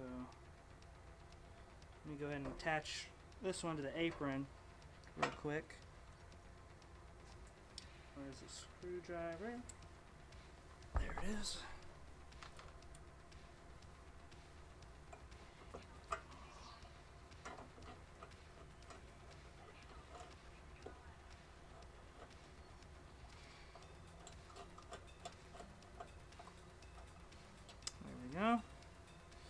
just tight enough so I know where it's going to be.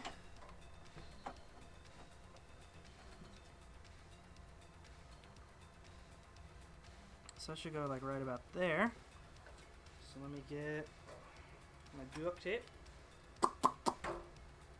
and squeeze this into position like so.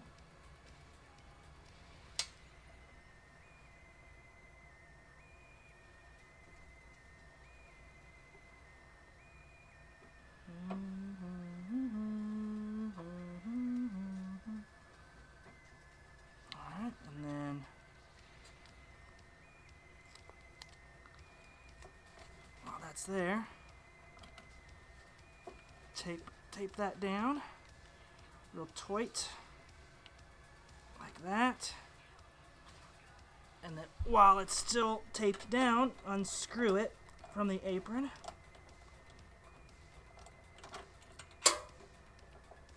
And then, alright.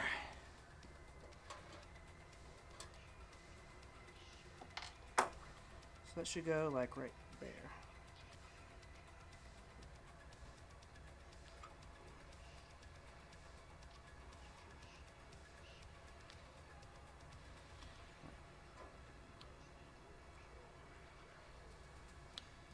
Now that should go there, but just to double check it, let me freely put the apron back on.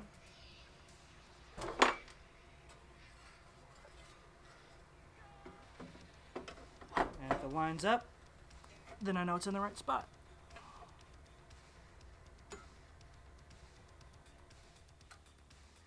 Yep. Yep.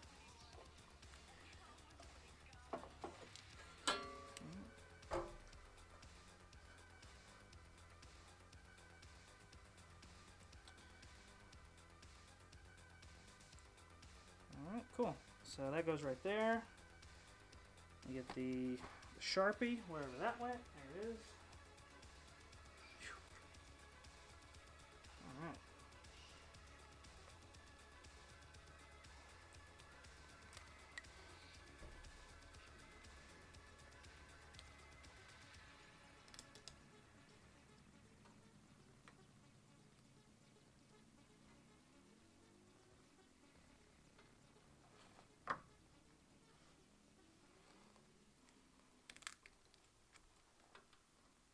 You unlock this door with the key of imagination.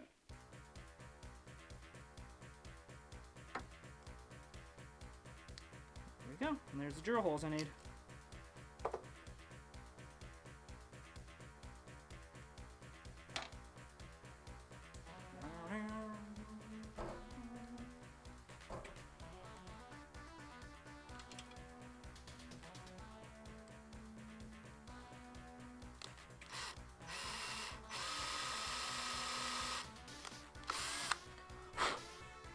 Man, that was so smart of them.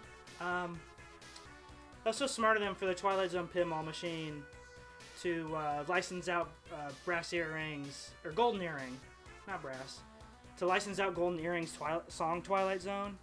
Because, like, I feel like, yeah, the Twilight Zone theme song is great and iconic, but once you listen to it for like more than a minute, it gets kind of annoying because it's just doo-doo-doo-doo, just over and over.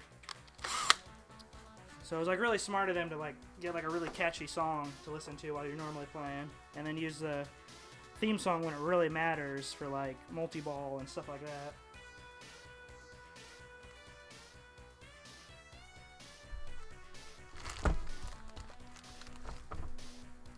Let's see here, where are those?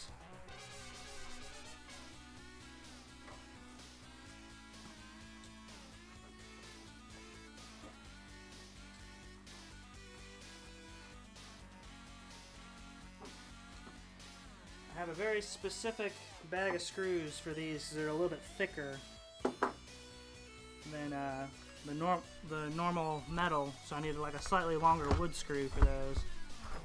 I'm trying to find those. Where did those go?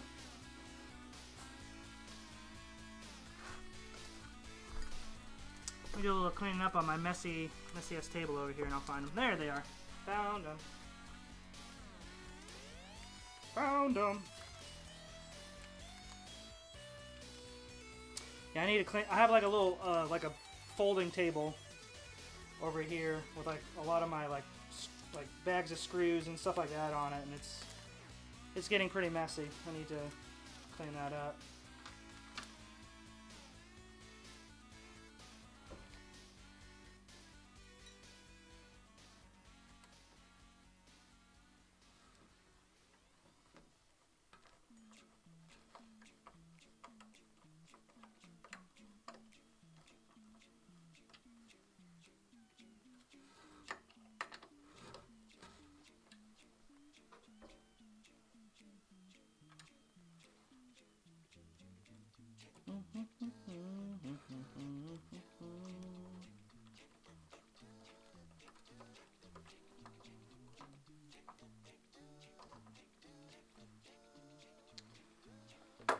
Alright, that's one bracket in. Let's bring the apron back over and get this fitted for the other one. So let's see here. Let's go ahead and screw this bracket on.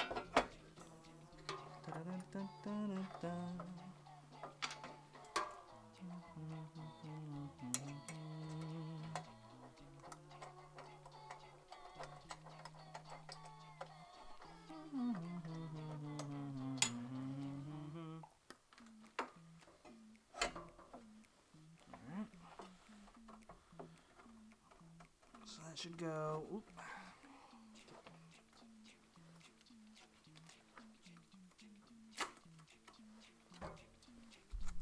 Get my duct tape, come around the other side. Squeeze between here and the camera. Probably gonna wiggle it a little bit. Yeah. Alright. Now.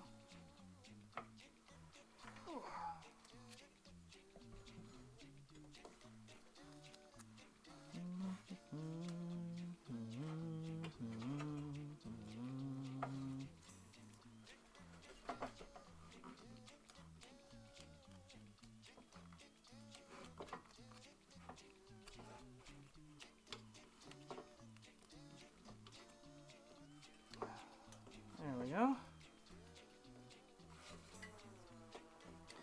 And then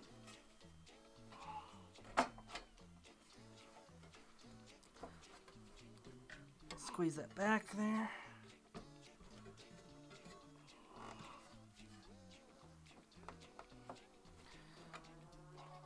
Right there, like that.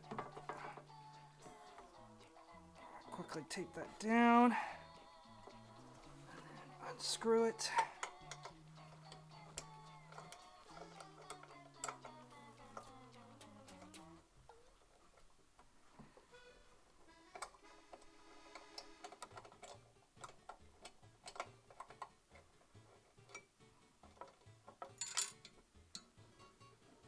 All right.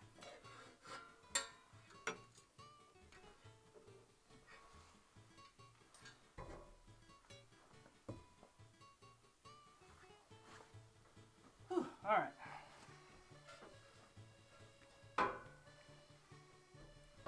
So it's gonna go. Should be right about there.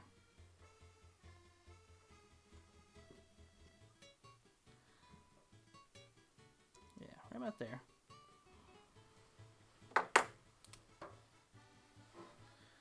Let's go ahead and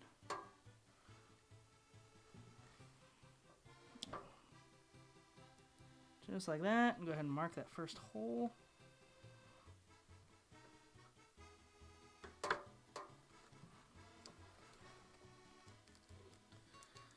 And then line that hole back up. Line that up. Mark number 2, there we go. All right.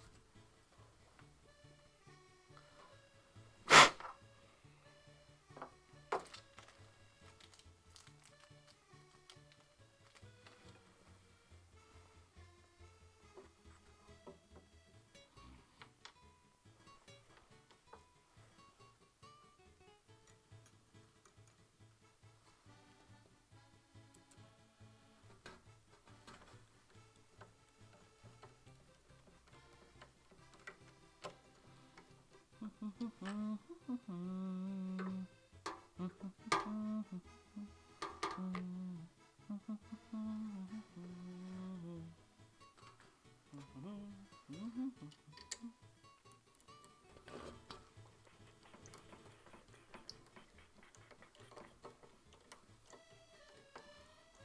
we go. Yeah, cool. Alright. Now the real test. If all of that is lined up correctly, should be able to bolt down.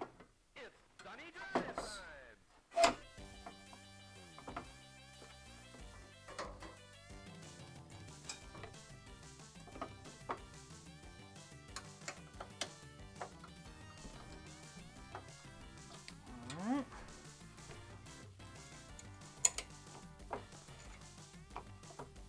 Whoop, drop the screw. Now, let's try that again.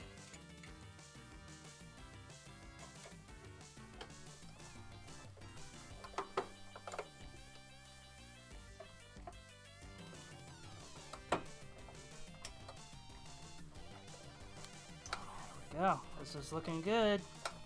Looking good.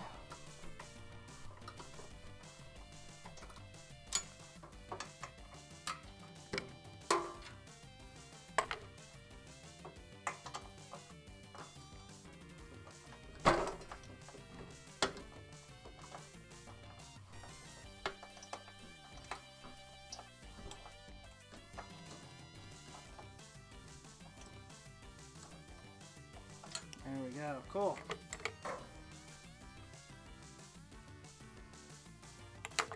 All right. Check that out.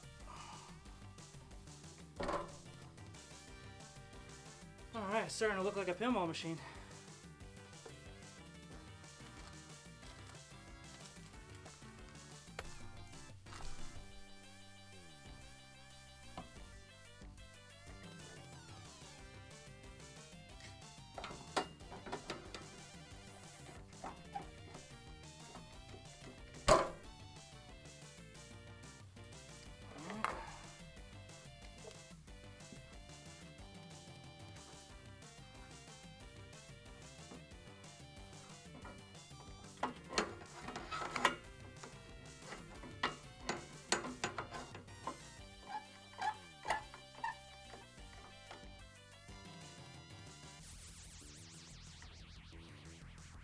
I love this part of this song. So, the earlier part of this song is when you're just normally playing the pinball machine, and right now is when you have a lock lit, so it gets like a little more intense.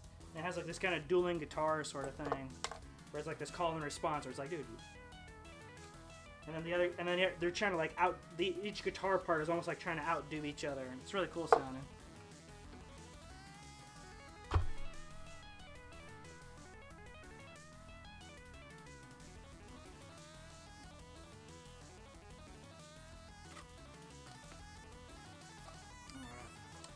Let's see, what should I do next? I guess the last major thing to do is to A, attach the auto kicker over here, and then B, attach the flipper mechs here, here, and here. Earthshaker, I want to say it's like 89. That sounds about right. Actually, I can look that up real quick. Yeah. Because there's funny enough, there's an IMDb for pinball called IPDB, the Internet Pinball Database. So I can just go on here, give this a clickaroo, wait for it to load.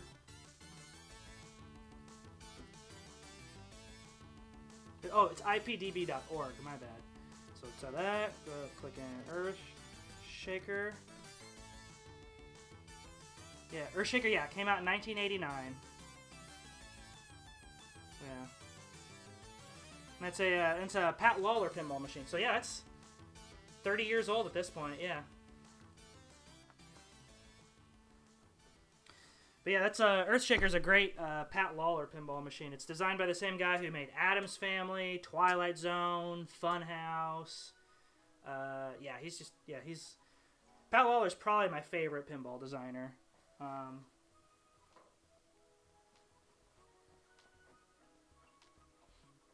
Like I love how like Pat Lawler has this way of just integrating the theme and the story of the pinball machine into just like the flow and the shots of the game.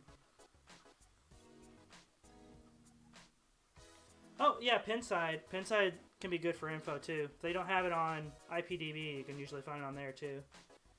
But yeah, Pinside's really it's for anyone who doesn't know, Pinside's a forum for pinball aficionados. It's a forum / just website with a bunch of database stuff and things like that. Yeah, Willy Wonka. Cause yeah, he's like for a while there he was almost kind of on a hiatus from pinball, and now he's back with Jersey Jack Pinball. He made Dialed In, which was like the first original pinball machine from a major pinball manufacturer in like decades. It felt like something that wasn't based on a movie or something. And then yeah, now he's coming out with the Willy Wonka pinball machine. Specifically, Gene Wilder Willy Wonka. It looks cool. I think I haven't had a chance to play it because it's not out yet technically. I mean it sort of is out, but like it's not in a lot of places yet. So I haven't had a chance to play it. But I'm looking forward to playing the new Willy Wonka. It looks cool. Ghostbusters, yeah, Ghostbusters is a popular pinball machine. For the theme and stuff, but it's kind of funny because like it's an alright pinball machine, but a lot of people in the pinball community are kind of pissed at the Ghostbusters pinball machine right now, because well yeah, there's the gap is like a quarter of an inch wider between the flippers, because like the guy who made that machine, pretty much all the machines he makes, he puts like a wider gap between the flippers and all of them. So that's one reason people are not a huge fan of Ghostbusters, and also people are mad at Stern because the code is kind of unfinished in it. Like it doesn't have like the final wizard mode yet, and there's like some unbalanced rules and stuff like that. So for like tournament play, it can be it's got some fun stuff in it, but for like people are kind of starting to lean away from it for tournament play at the moment, because it's like slightly unbalanced in some of it. Like the place I go to locally for pinball tournaments, they've taken it out of the tournaments, because basically there's a skill shot you can go for that starts a video mode that's worth like a ton of points, and it's like yeah, there's some little things like that that kind of make it not great for tournaments at the moment. And Stern has the pinball machine's been out for a couple of years now, and Stern keeps saying, "Oh, we're working on it," and it hasn't come out yet. I'm sure they'll get there eventually. So now I got Flipper Mechs. Pretty sure. Let's see. Let's flip this over. There's two places I normally play. I live in southern Indiana, just right across the Ohio River from Louisville, Kentucky. So I play a lot over there mainly. Move this table. So there's two places over in and around Louisville I play at. There's Zanzibar, or as like the locals call it, Z-Bar, because it's quicker to say. Z-Bar is great because they don't have like a huge collection, because it's a pretty small place, so they only have like maybe like 8 or so machines there. But they always buy like the high tier, like limited edition pinball, like Stern and Jersey Jack. So that's like one of the only places I can think of where you can go play like the LE Sterns and the collector's edition Jersey Jacks and stuff. Like they have like the highest tier Dialed In and the highest tier Pirates of the Caribbean from Jersey Jack. They even have like the super like the highest tier of the Batman 66 pinball machine there, like the Adam West era Batman pinball machine. They have like the crazy collector's edition version of that there even. So yeah, like Zanzibar is great, and then the other place I go to is called Rec Bar, like RECBAR. And Rec Bar is great because they just have like a ton of machines. Like they have like a room that's like the size of like a floor of the house I'm in right now. That's just full of pinball machines. Like they have like I'd say they have upwards of like close to like 80 pinball machines there. Like it's nuts.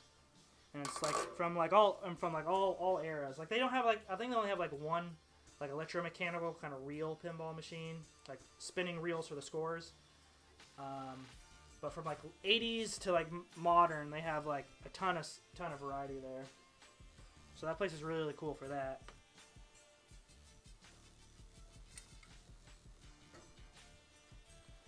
So let's see here.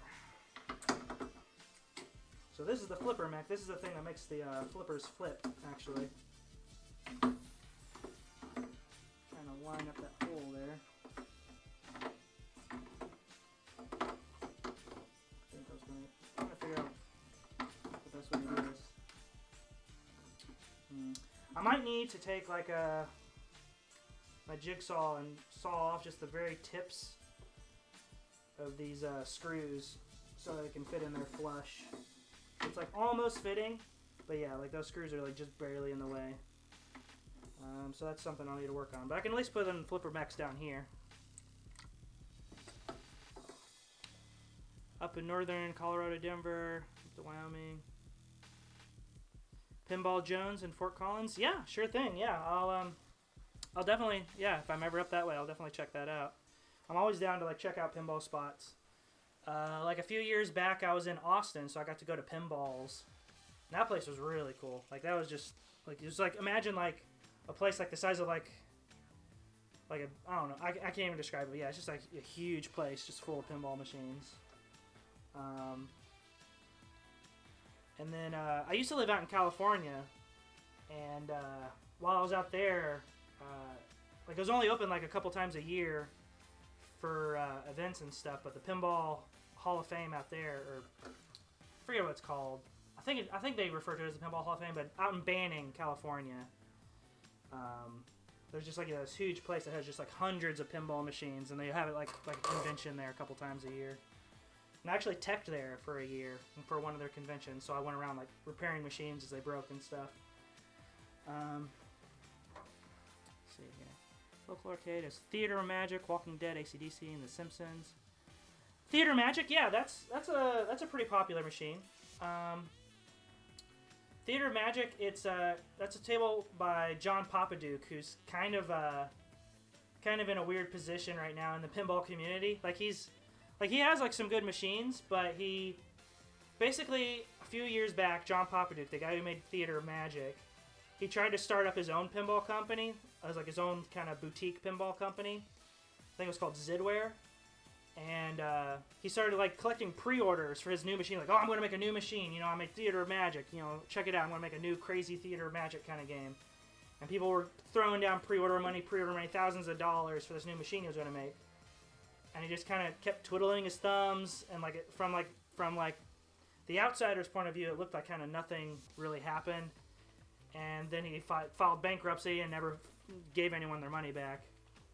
So people are in the pinball community are kind of pissed at John Papaduke right now.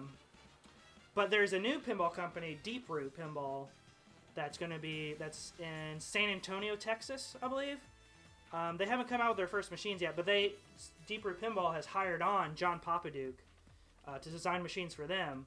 And they're saying like some of their first machines they're going to put out are going to be those machines he was working on his own, and they're going to honor the pre-orders that those people did with him to kind of like help mitigate that whole thing. So they're going to produce the machines he was working on and then give to the people who like pre-ordered them like years back.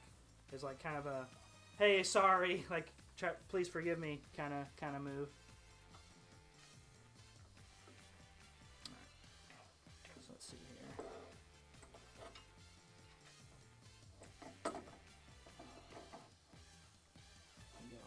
That.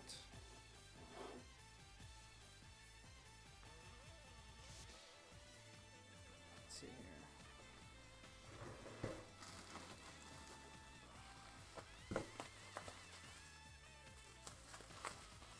But yeah, that's a pretty good Kevin. That's a pretty good lineup. As far as pinball goes, like Walking Dead's fun. Walking Dead when it first came out, the rules kind of sucked on it, but they turned it around and it's a lot of fun now.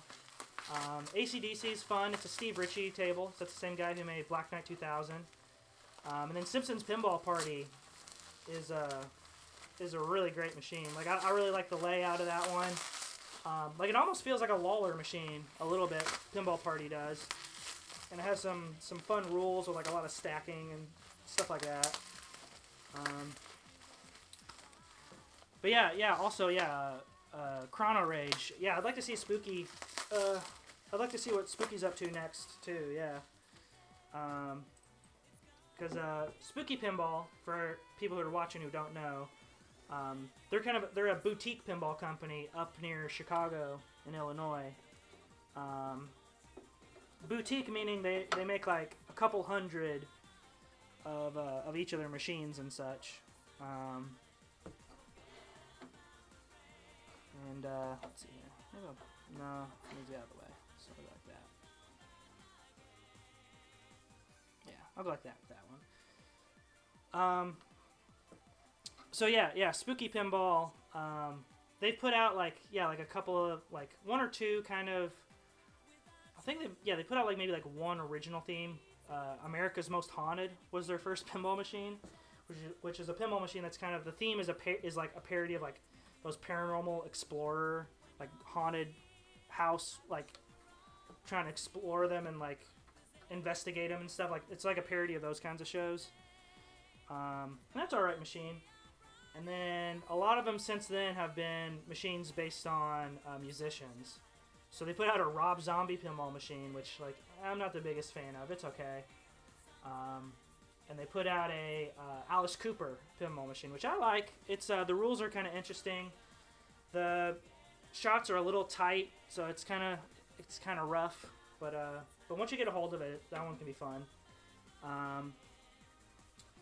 And then between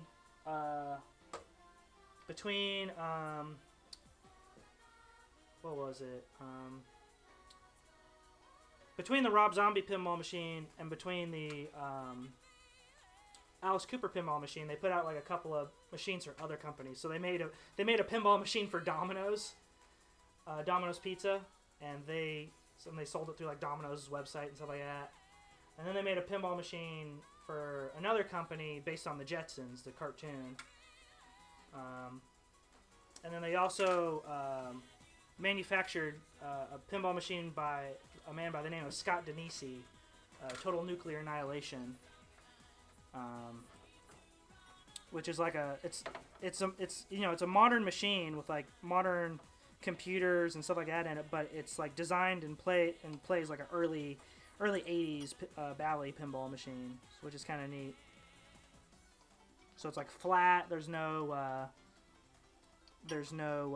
ramps or anything in it, but it's still a lot of fun.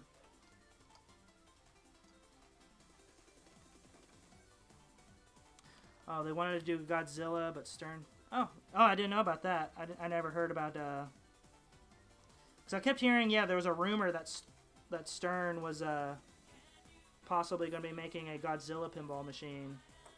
But yeah, I never heard that Spooky was thinking of doing that before it got possibly got picked up by them. So that's interesting.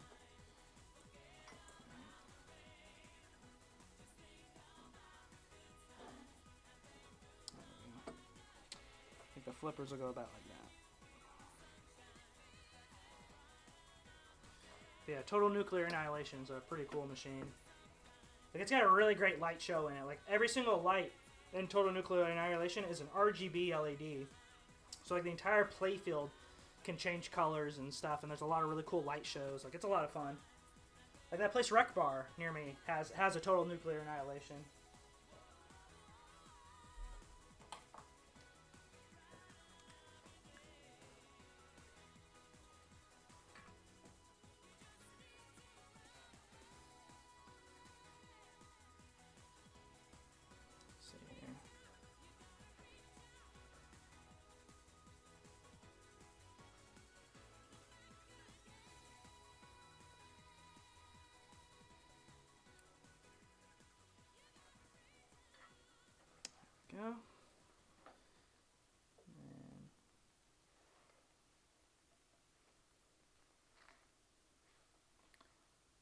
Marking the holes.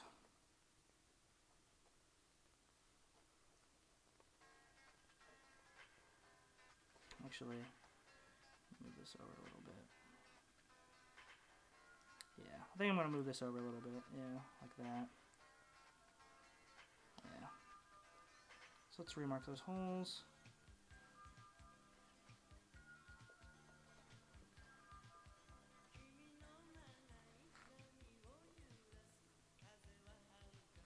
And then not those holes.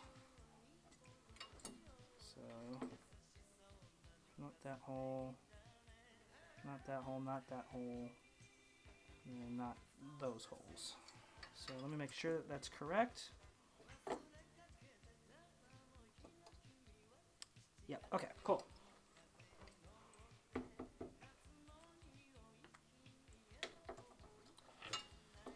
So now I need to drill the holes, the guide holes for the flipper mechs.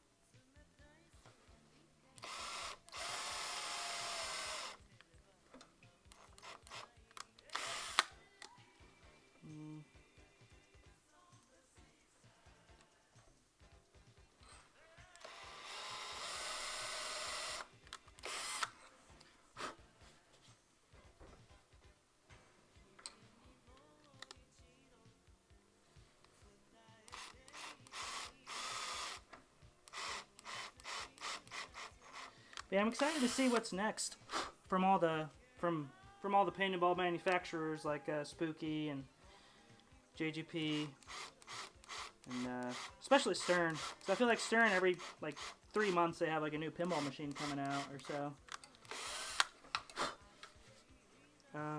Because yeah, like Willy Wonka is coming out from Jersey Jack. I'll be interested to see what happens next after that. There's like the rumors that like Toy Story might be the next pinball machine from them. There's a rumor that Guns N' Roses might be the next pinball machine from them. And, either one of those could be interesting.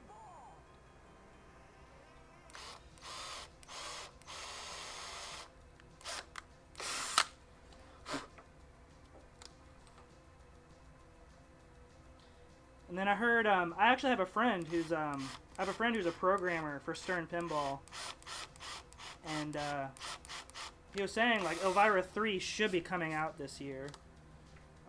So I'm looking forward to that. Because like Elvira 3 they announced like a year or so ago, but we really haven't heard anything since on it. But he said that they should be. You know, fingers crossed it should be coming out this year.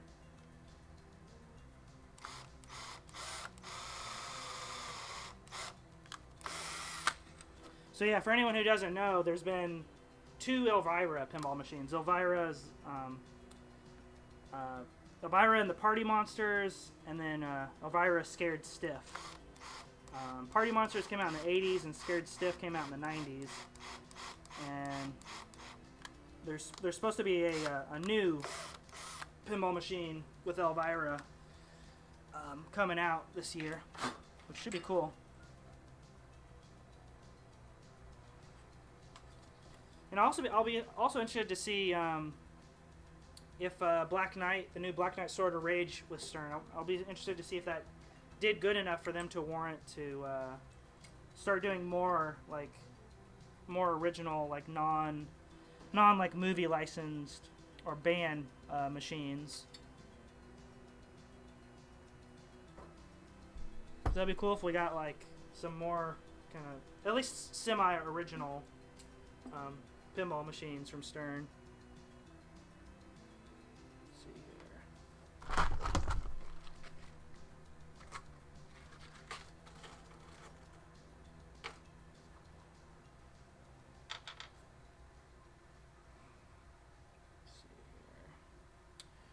here. Where'd my screwdriver go?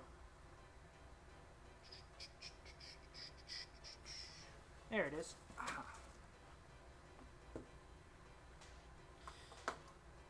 Yeah, I like the new Black Knight. Actually, I won the. If you weren't here earlier, actually, I won the launch party for Black Knight around here. Which ironically, like even though it was a launch party for the new Black Knight, we never actually played it at any point during the launch party in the tournament. Just because like we have a computer that randomly picks all the machines we play for the tournament, and it just never picked the new Black Knight.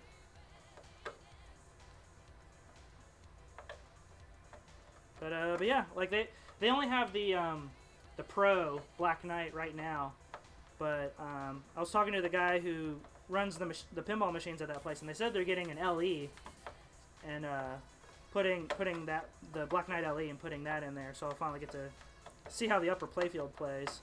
So I haven't played one with an upper playfield yet.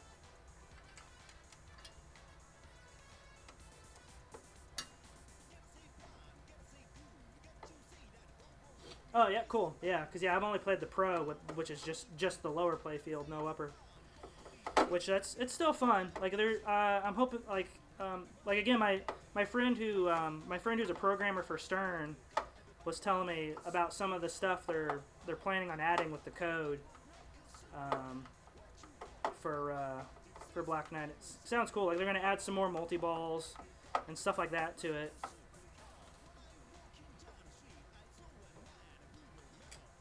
Because yeah, apparently there's gonna be like some sort of there's gonna be like some mini wizard modes that like as you're going through the game that they're gonna add that are gonna be multi-balls, and each of the two new multi-balls are gonna be based on the original Black Knight and Black Knight 2000. Because I got the retro mode in there right now, but there's also gonna be like two more multi-balls, specifically one based on Black Knight and then one based on like the Ransom Wizard mode from Black Knight 2000.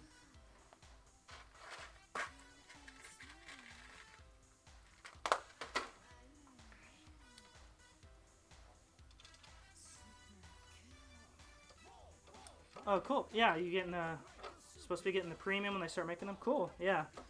I always find it kind of funny that like yeah they make the pros first and then they skip right to the LE or whatever, and then they go to the premiums for manufacturing. Which I mean, it sort of makes sense, but it's also kind of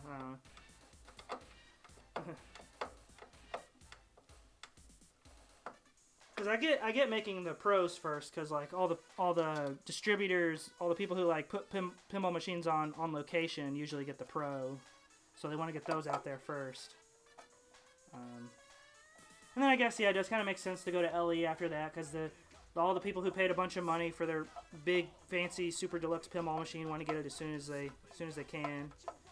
So I guess going pro LE then premium does kind of make sense now that I think about it. But yeah, for anyone out there who doesn't know, Stern Pinball, they release like multiple tiers of their pinball machines. Greetings, my excellent friend. Neil W., thank you for following. Greetings, my new excellent friend. But yeah, so anyone who doesn't know, Stern Pinball releases usually three tiers of a pinball machine when they come out with a new one, and the names of the tiers are kind of like Starbucks sizes, where they all kind of mean the same thing. Like there's the Pro is the lowest tier, and then Premium is the middle tier, and then limited edition is like the highest tier. And usually, the pro tier has like the least amount of like toys and gadgets and stuff in it. And then the premium is where they start adding in all those cool like the cooler toys. Like for example, with Black Knight, the lowest tier is just a single playfield game. But then the premium, they add an upper playfield with an additional flipper, like another lock mech, and you can make loops and stuff like that above the playfield. And then on top, so it goes pro, premium, and then they put out a limited edition. And the limited edition is usually just the premium with like some nicer art and like some nicer like rails on the side of the pinball machine and stuff like that. And it's they call it limited edition because they usually only make like a couple hundred of them or so.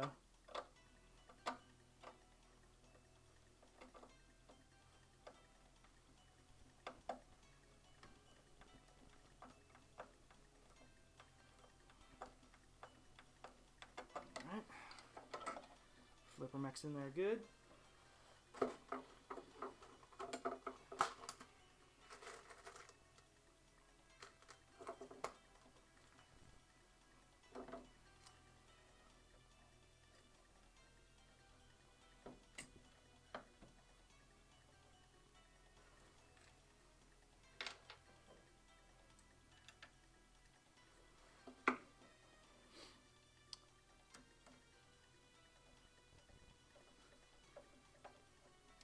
Man, I can't help but think of Nirvana, the band The Show, when I hear this song now, because they had like the episode where they went to a GoldenEye speedrunning competition and they used this song in a part of the episode where they're like sneaking around and stuff.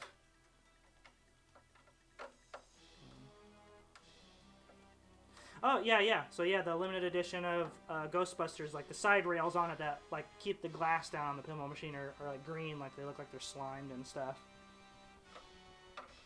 So yeah, they do like so yeah, the premium and the LE are essentially the same. There's just like cosmetic differences that make the LE look nicer.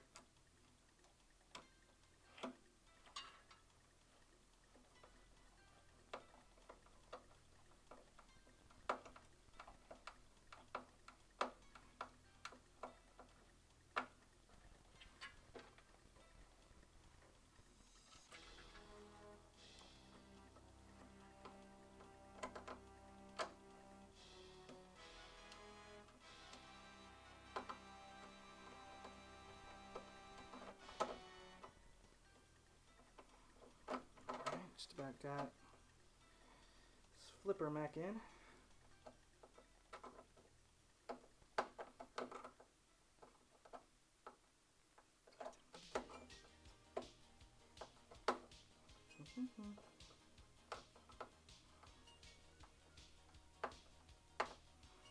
There we go.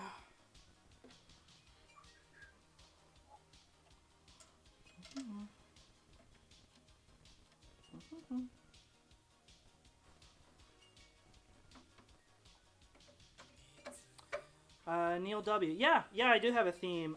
Actually, yeah, I came up with an original theme. Like, it's not going to be based on a movie or a band or anything like that. It's like an original story that I came up with for the pinball machine. Like, I got like all the rules and everything kind of drawn out in a notebook and everything.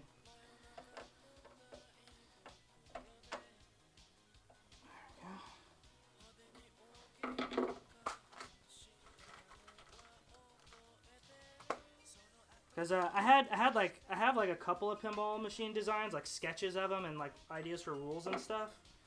But I thought for my first pinball machine, if I was going to make one, I'd want to make it with not only the original theme, but this one has like less going on mech wise compared to the other one. Because another idea for a custom pinball machine I had was a Mystery Science Theater 3000 pinball machine, and I have like the playfield and a lot of the rules and modes figured out for that one, but it would take a lot more work to make that one than this one. Like a lot of custom mechs and stuff that I'm not sure if I'd be able to if I want to like try to tackle right out of the gate.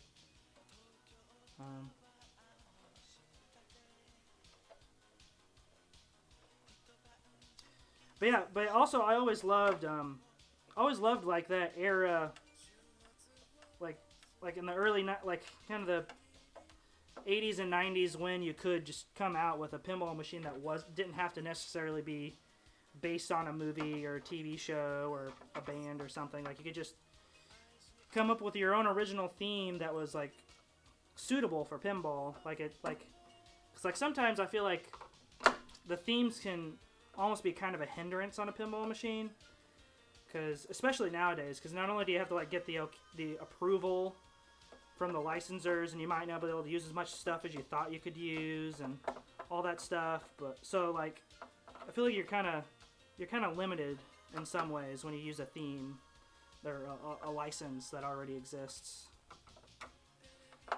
Like there's sometimes where like that it works out great. Like they're able to do just about whatever they want with the theme, and they're able to do a lot of cool stuff, and it can be a lot of fun. And also if it's like someone who like really likes that property and know what makes that property tick and what makes it interesting and can like translate that to a pinball machine, like it can be great. But some of my favorite pinball machines are original themes. Like they're not necessarily like they're based on existing genres, and they're kind of they're kind of based on existing like genres and stuff like that. But they're not like based on a movie or anything. Like Medieval Madness, it's vaguely kind of like Monty Python and the Holy Grail a little bit, but not really. But it's like it's an original thing where it's just like, hey, it's based on like medieval Arthurian times, and they're able to like play off of that theme for the rules and stuff, and they're not hindered by having to make a movie fit the mold of the pinball machine. They're able to just kind of do whatever they want, you know. Like Attack from Mars, that's just kind of it's just based on the idea of like a 50s sci-fi movie about aliens. Like it's not on any one specifically, and that allows them to kind of, you know, do whatever they want to make the machine that much better. All right.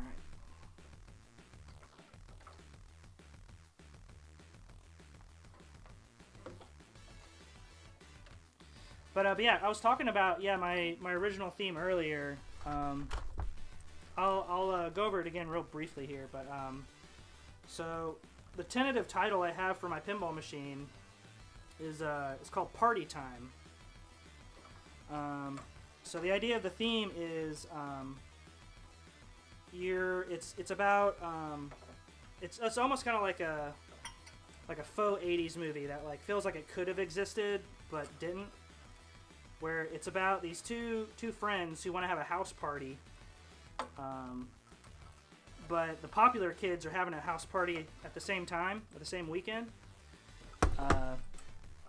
So since they don't have anyone to come over, they one of the two friends is like a genius, so he invents a time machine, and then uses that time machine to bring a bunch of historical figures to present day and have like just like a big house party with all of them. So each mode is like interacting with a different historical figure at the house party. So there'd be like a mode where, like for example, one of the modes I was talking about earlier was you meet Mary Curie at the party. And she's mixing drinks for everyone, since she's a chemist. And so like that mode would be like you got to make like combo shots to like mix the drinks and stuff. So like this shot, she puts like a little bit of this drink in. You hit another shot, she puts this drink in, and that kind of stuff.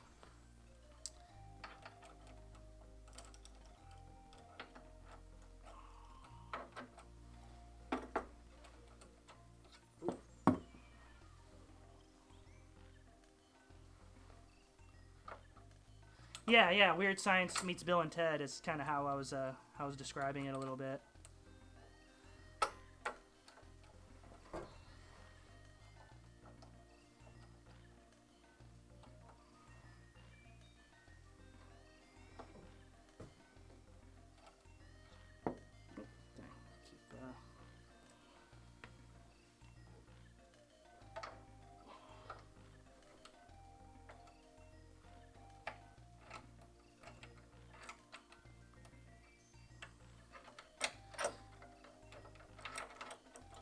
And so yeah, I had like I have like kind of all the rules and stuff like that sort of figured out. So I have like there's gonna be 12 main modes in the game that lead up to one of the like a sub wizard mode. And then once you complete all the tasks in the game, because there's like the 12 modes, and then there's like some side things you can do. And so once you do all 12 modes and complete the sub quests or whatever, you like the ultimate wizard mode.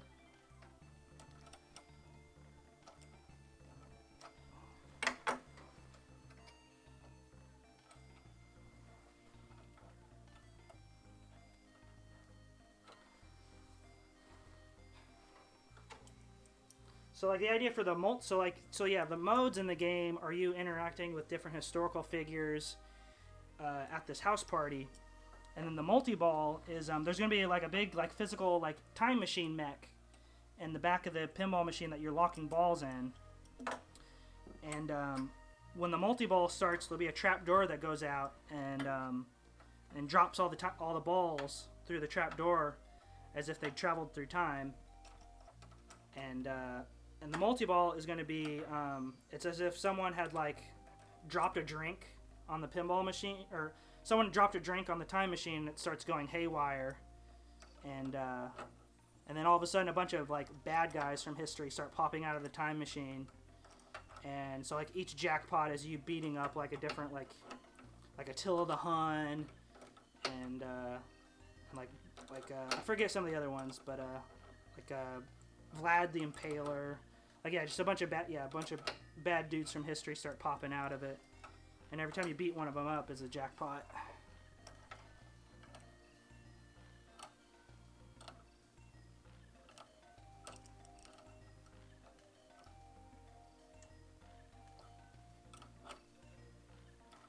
There we go. And so yeah, there's gonna be 2 wizard modes. There's gonna be like a wizard mode for getting through all the modes, and then there'll be an ultimate wizard mode for getting through all the modes, plus there's going to be some, like, kind of side modes you can start, like, to stack with the main modes.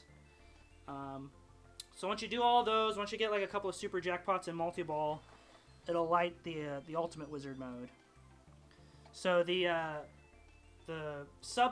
mini wizard mode, after getting through all the regular modes, is going to be, like, in every house party movie, or not every house party movie, but in a lot of house party movies, there's always that trope of, like, the cops get called on the party or something like that.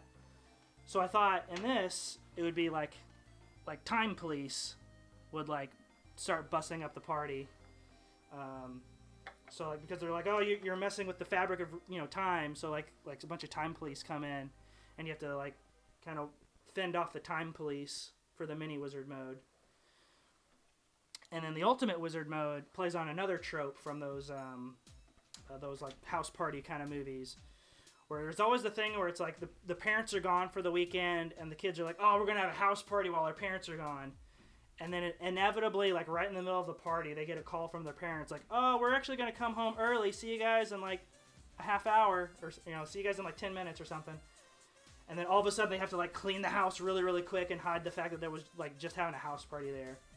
So that'll be the ultimate wizard mode.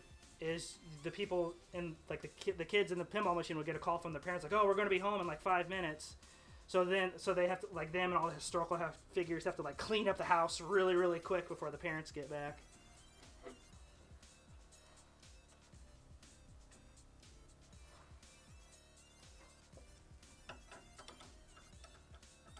And I even thought of a clever way to, like, because I feel like there's a thing where after you get to, like, the ultimate wizard mode in a pinball machine, it just kind of keeps going usually.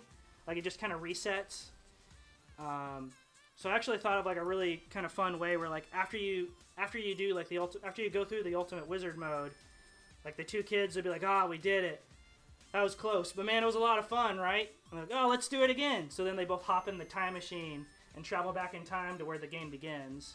So, like, that's how you, like, get over, like, that weird kind of disconnect of, like, the wizard mode ending and everything resets.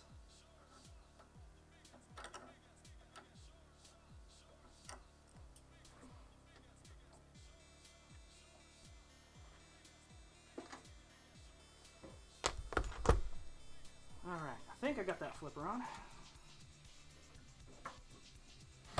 Whoa! Didn't expect that. Good thing I caught it. That was close. That could have been bad.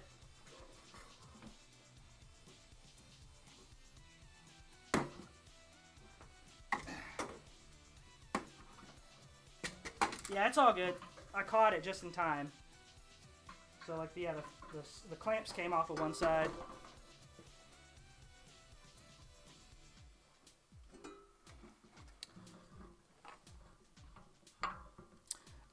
It's gonna be LCD, yeah.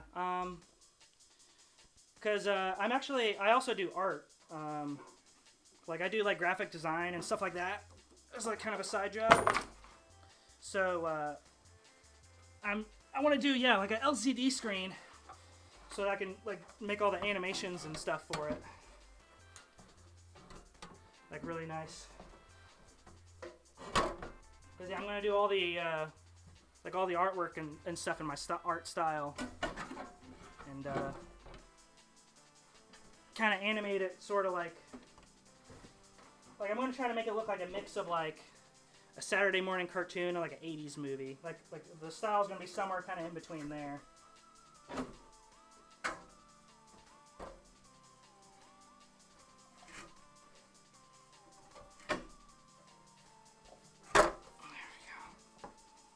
There we go. And clamp that back.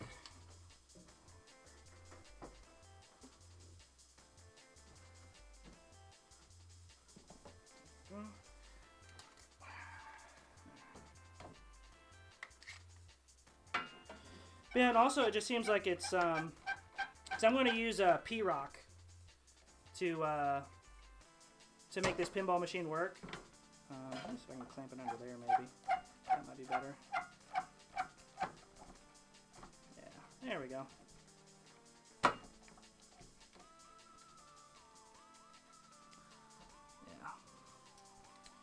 Yeah. Because yeah, I'm going to use P-Rock to, which is for anyone who doesn't know, P-Rock is the name of a board set you can use to design your own pinball machines. Where basically the board has a USB drive on it. You plug a computer into that board, and then you plug that board into other smaller boards that are connected to like all the flipper mechs and everything.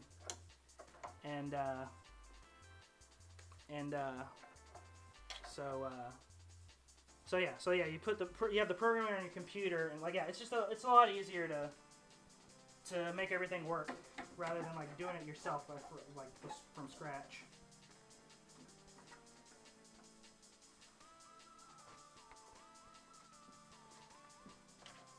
I think I put that flipper mech on the wrong way because I think it's flipping that way. Let's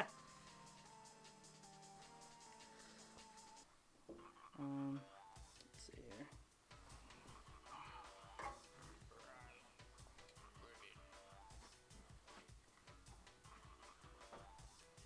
This clip on right here.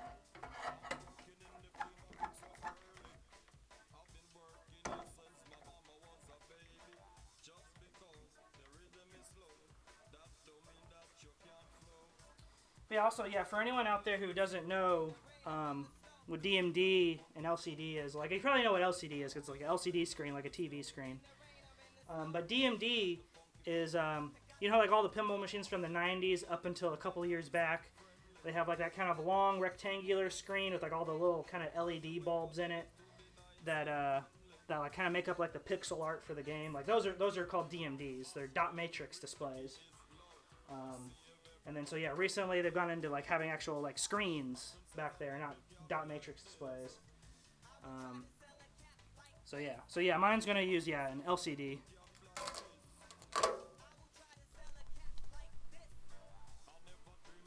So yeah, I need to reverse that flipper mech.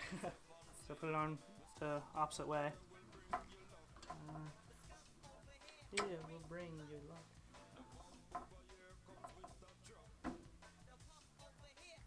Alright. It's pretty tight, pretty secure. And you know what? Actually, let me go ahead and take this apron off for now, so it's easier to clamp down. Let me get my screwdriver. Yeah. Take this apron off, and that'll make it a lot easier to make it secure.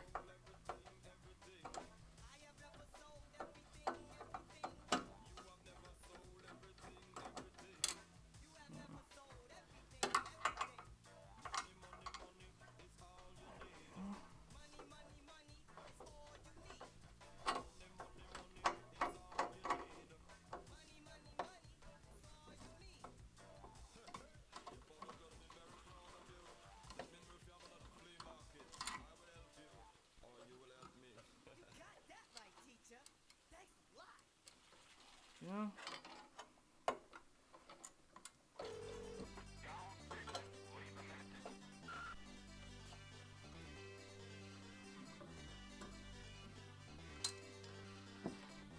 Take this out of the way. There we go.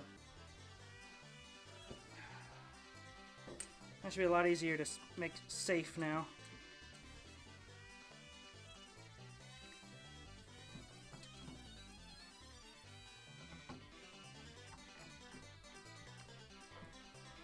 There we go.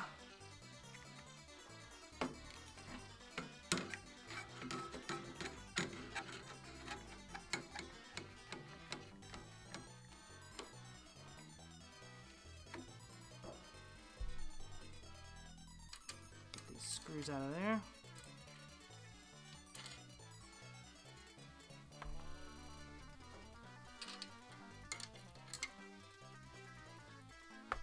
There we go. Alright. So that should be a lot more secure now. And where'd my sandpaper go? Sand that kind of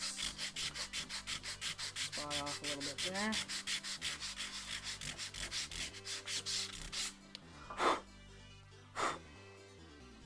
There we go.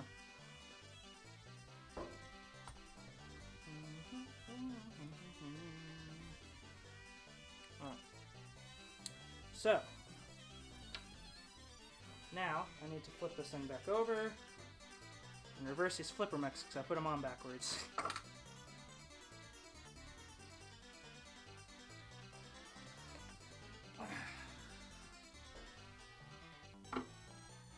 But that's why we prototype.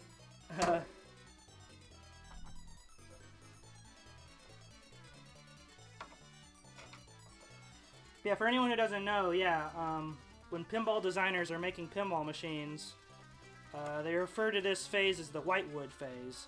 Because it's literally just, just a blank piece of wood that you're putting parts and stuff on.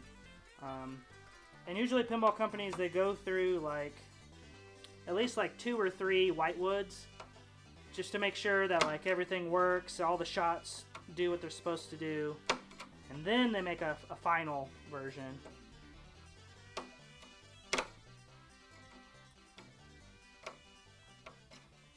So this is the first whitewood to make sure everything works the way it's supposed to.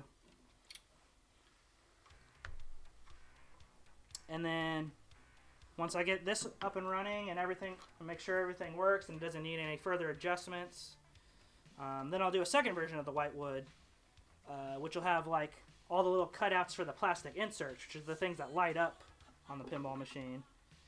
Because if you notice, right now I don't really have any inserts or anything on the pinball machine. I have these holes for some lights, but I don't have all the little cutouts for all the inserts and stuff yet. Because in this version, I'm just making sure all the shots work, and then I'll worry about putting in inserts and stuff in the next version.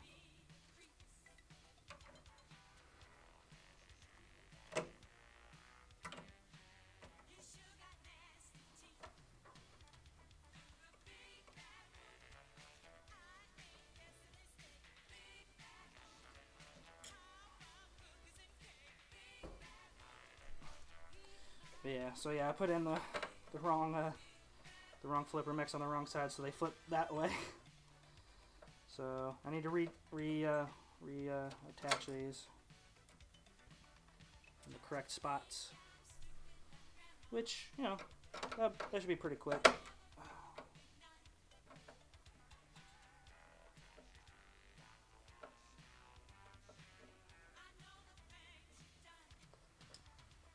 Mm-hmm.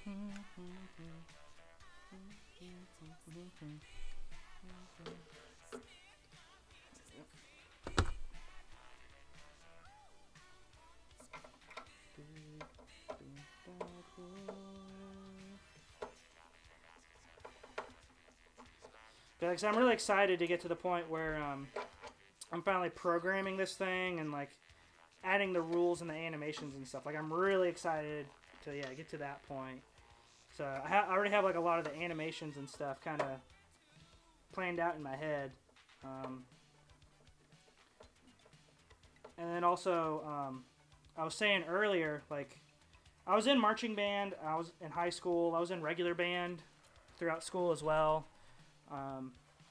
So I know a little bit about music and stuff, but I'm not so great at making my own compositions. Like I'm okay, but I don't think I'm good enough to make like some really good pinball music. So what I was gonna do is, since this is like party time, it's like a house party.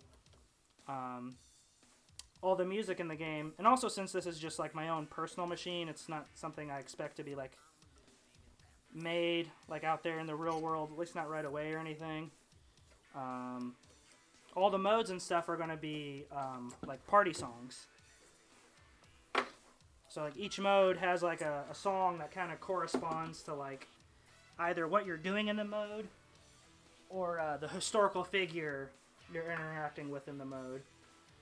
So like there's like a mode based on Annie Oakley where you have to hit the drop target a bunch as if you're like sharpshooting a target. And the Annie Oakley mode will have like Pat Benatar hit me with your best shot, like an instrumental of that playing, stuff like that.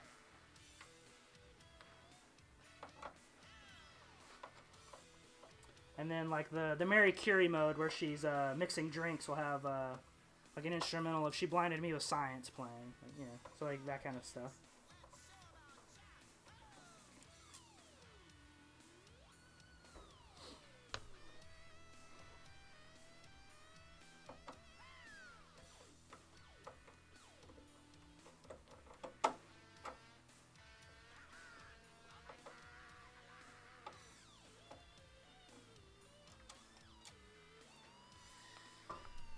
And then I was kind of debating between two songs for the main play music.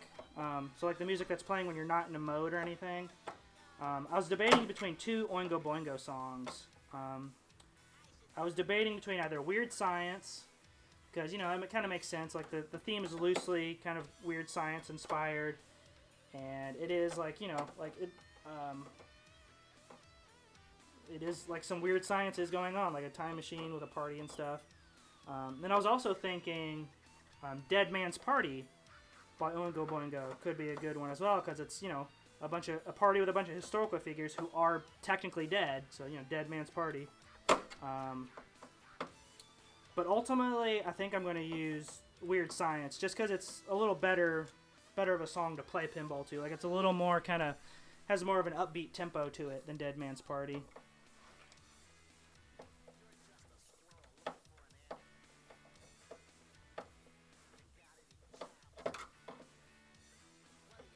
Because I'm going to use instrumental versions of all the songs, and Dead Man's Party without the vocals doesn't sound as good as the version of Weird Science without the vocals.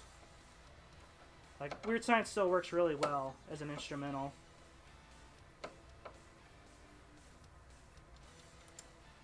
And like I said, I just feel like Weird Science, that song has like a little bit more of a pinball vibe to it than Dead Man's Party. Even though Dead Man's Party is slightly more thematically appropriate.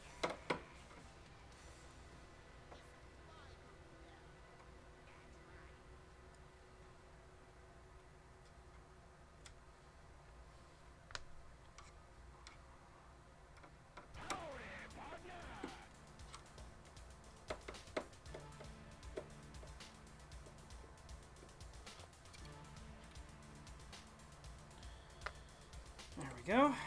Now, I need to do one of these dilly-doos, like that. this one goes like that.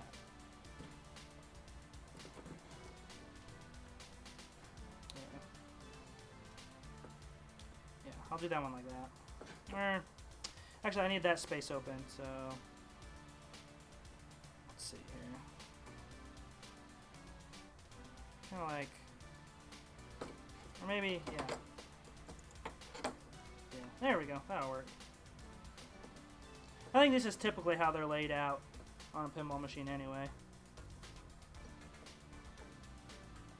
There you go, like that.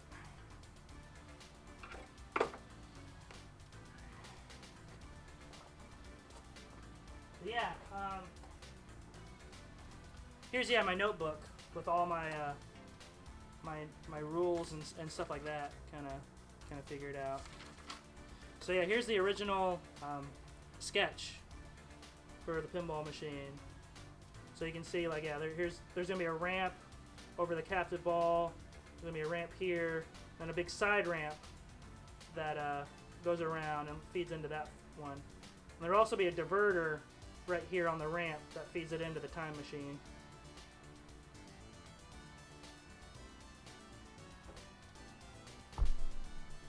And then, let's see here. So yeah, like here's like a lot of some of the modes and stuff like that I got figured out, things like that. Yeah, here's all the songs I picked out for each of the modes. Like, there's gonna be a mode based on Mozart. It's obviously gonna have Rock Me Amadeus. There's gonna be oh yeah, I forgot about this one. There's gonna be a mode with Alexander Graham Bell, and you're gonna be doing prank calls with Alexander Graham Bell. And during that mode, it's gonna be playing 8675309.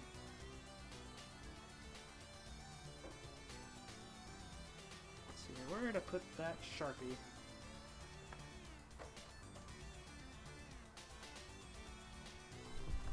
There's the Sharpie.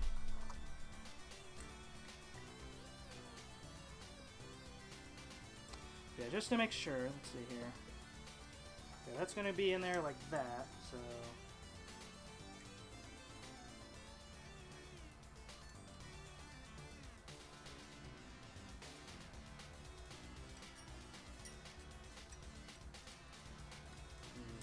You know, before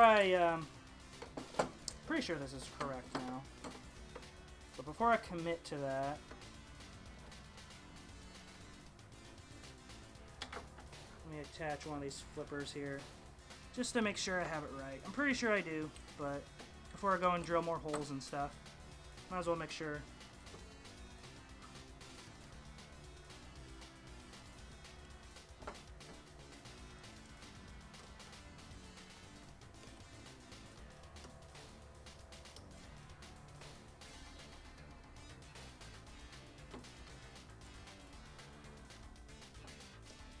There we go. Yep, okay, that's the right way. Alright, we're good. We good. We golden, pony boy.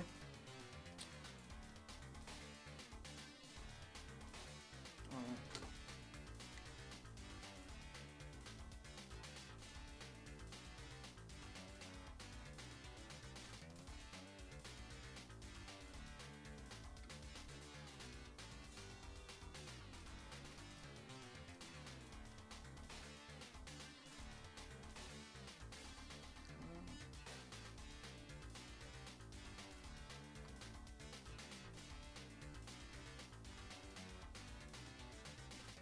That hole's almost right there.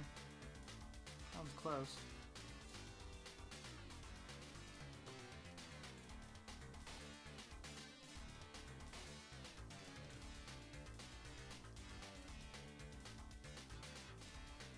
Go.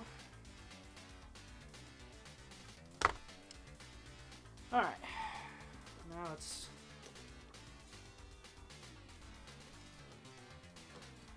lefty-loosey. Get that flipper out of there. Move these fellas out of the way. Get them like that so I remember which ones go where. And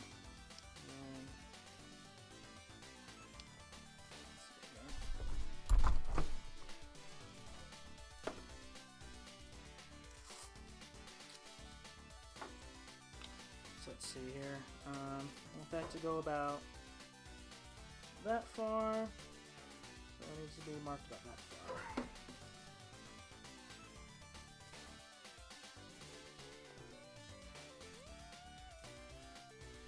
I think the music right here is my favorite phase of the music in Whitewater, when it adds like this kind of wee wee wee doo doo doo doo doo kind of.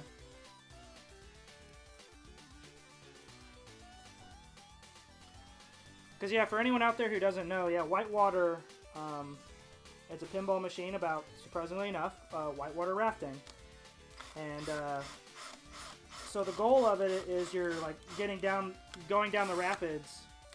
And the further down the rapids you go, different layers of the music kind of turn on and off, and it gets more intense the further you get down the river. So like right here is like when you're like just about at the end of the river.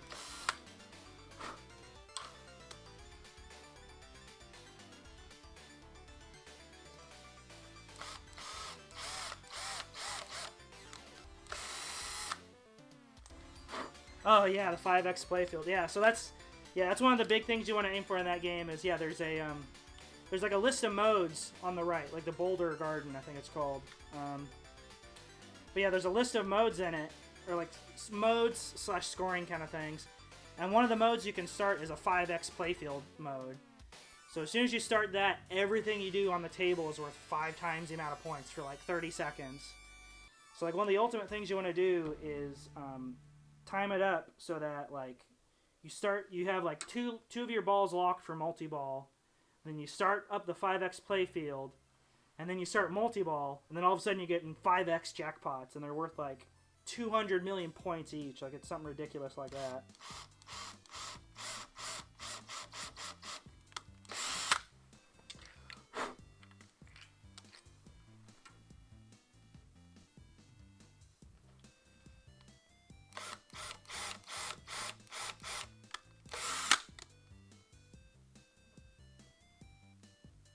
But yeah, Whitewater, that was one of those machines I was just kind of mesmerized with as a kid. Just like all the, like all the ramps in that game are really cool. Like they just, like it really does feel like you're looking at like a little kind of diorama of a Whitewater Rapids kind of canyon.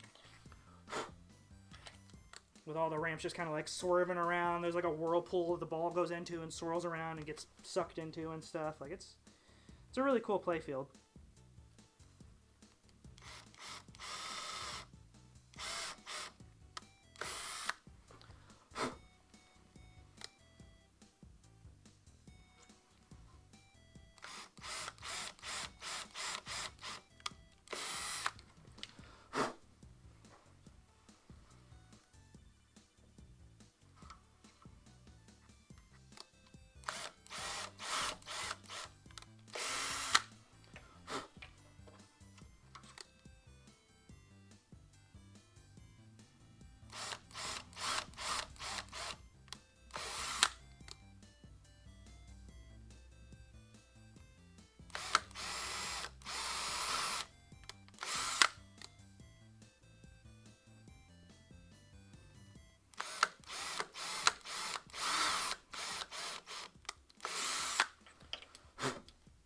Alright.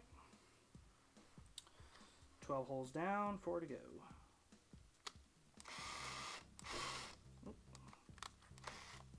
I have a feeling this one's going to be a little tougher, because it's so close to these pre-existing holes. Let's come at it from like an angle a little bit.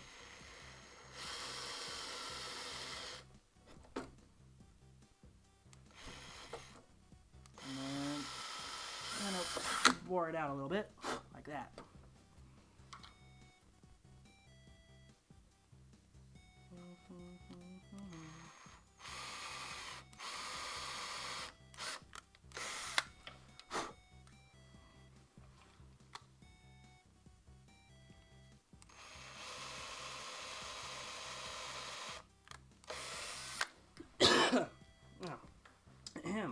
Excuse me.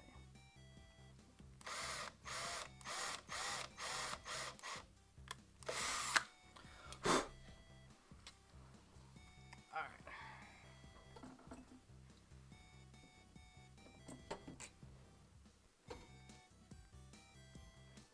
That looks good. Now let's start screwing these in.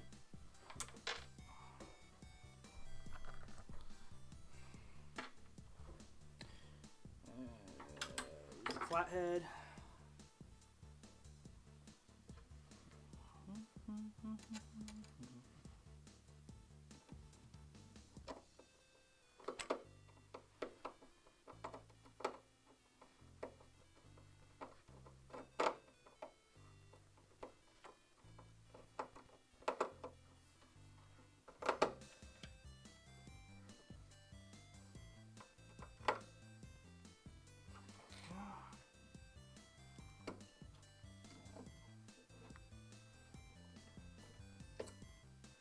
Loosen that one up a little bit.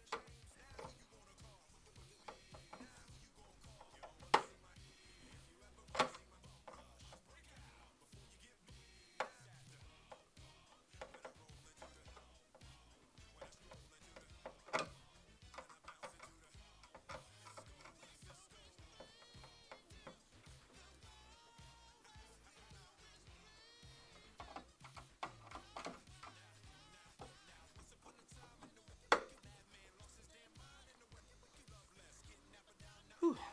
All right.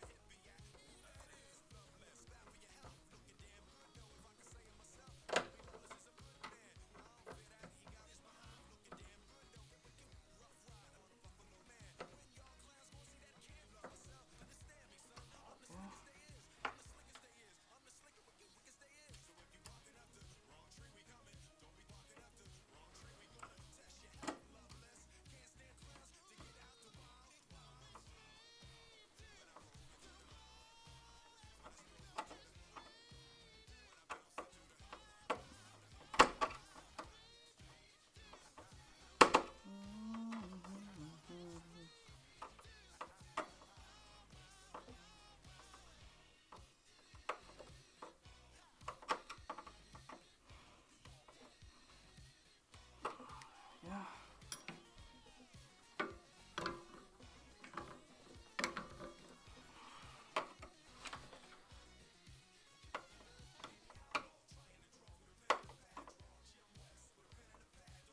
There we go.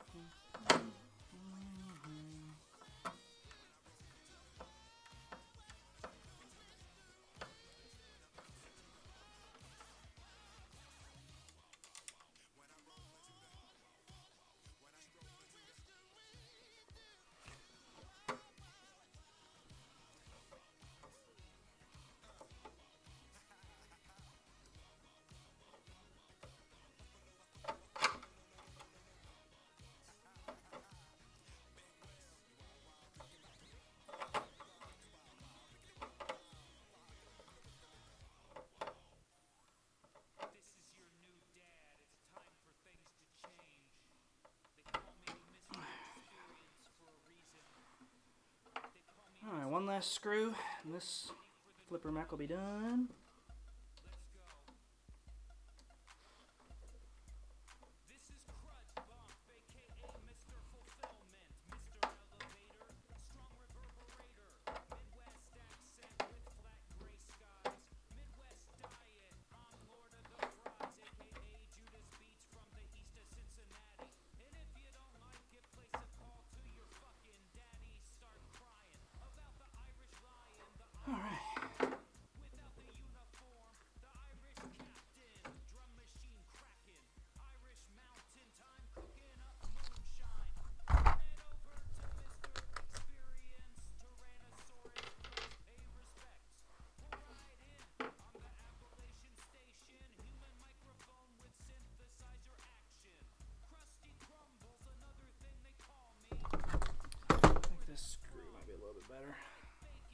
one's a little worn out, I think. Yeah.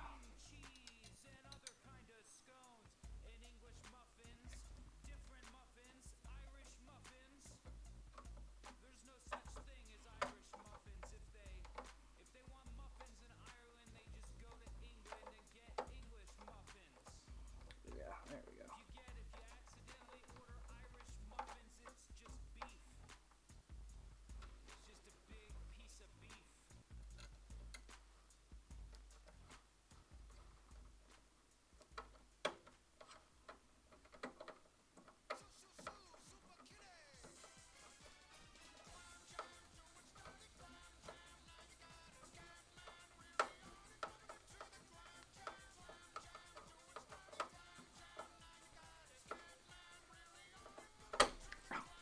Ooh, little pinch there.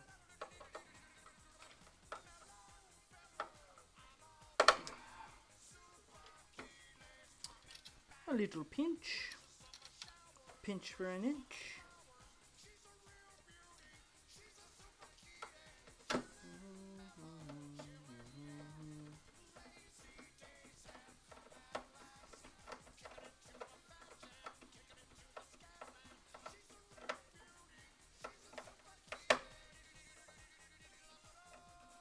Alright.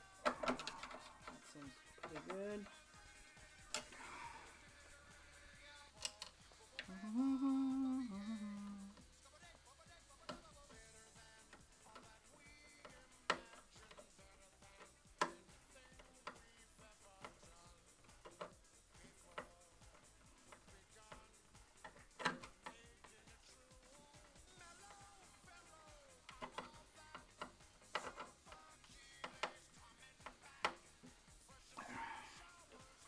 Alright. 4 more screws and we got these lower flipper mechs installed. For real this time. For real this time. The real deal. Real steel. Starring Hugh Jackman.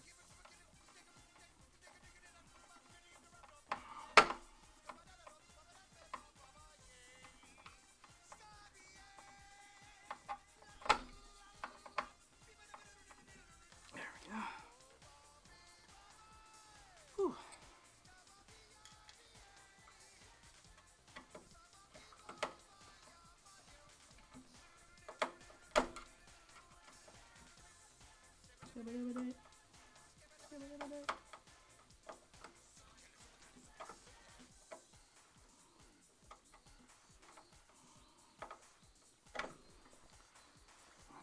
A few more turns of the screwdriver. That one should be in. There we go. 2 more to go.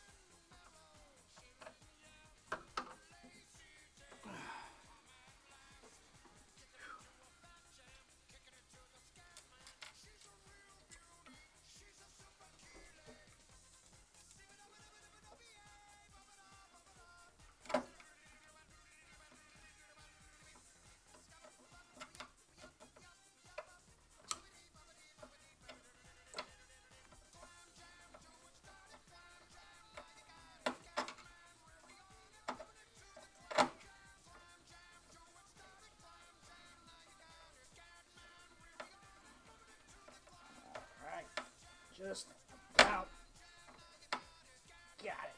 There. Alright. Now, next step's to fasten the flippers in there.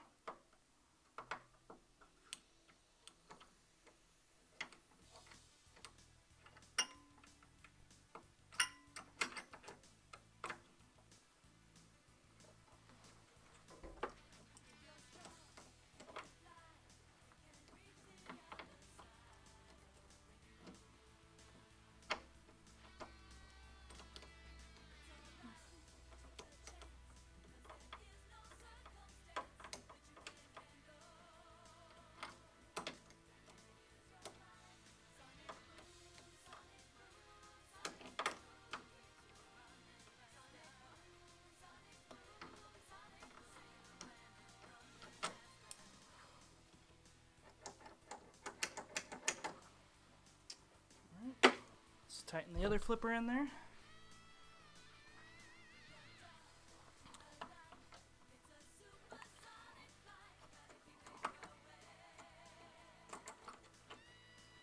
I think I may need to loosen this one a little bit first. Nope. Okay. Yeah, that one's good.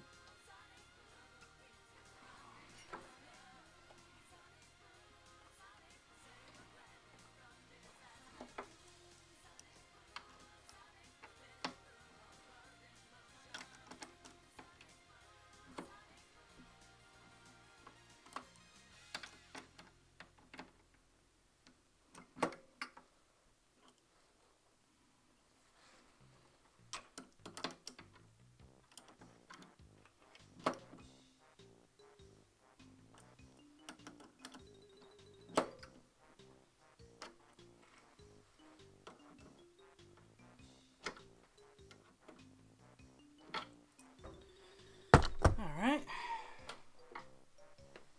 Let's give them a flip and see how far off the flippers are from being level. So just kind of, yeah, they're a little wonky, but I can fix that up. But at least they flip the right way now.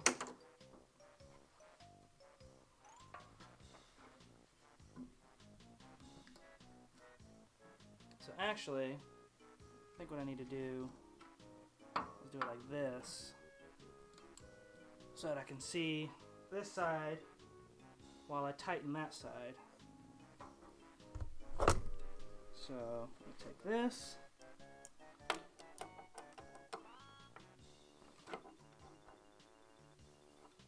Loosen it up just the tiniest bit. There we go.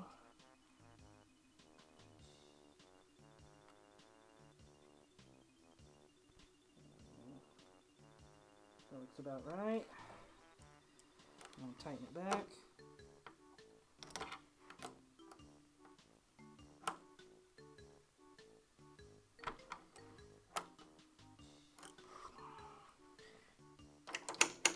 Alright, now to do that with the other one.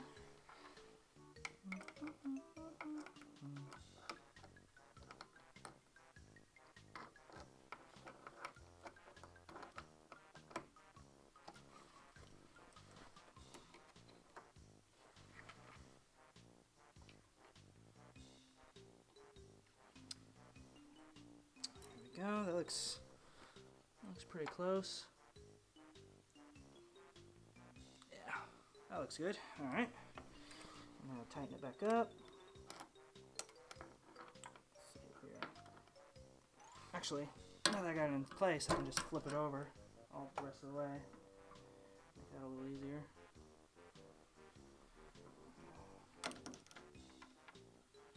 Righty tighty.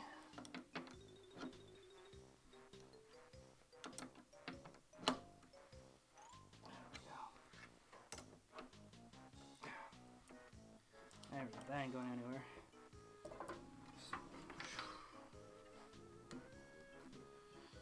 Alright. Yep. Looking good.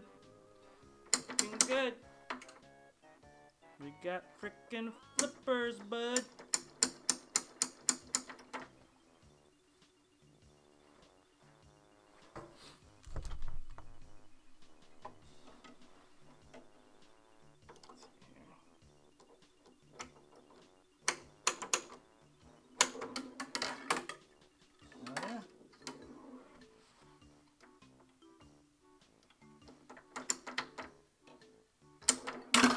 The scoop, baby.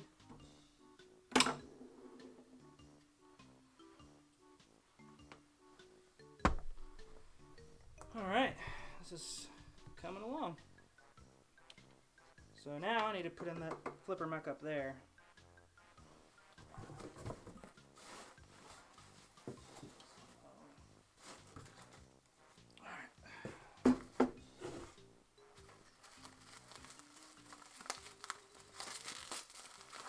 So I'll probably put this flipper mech on here, and then the auto plunger over here. I think that's pretty much all the parts I have for now. Oh, and then the spinner here. So yeah, just 3 quick things.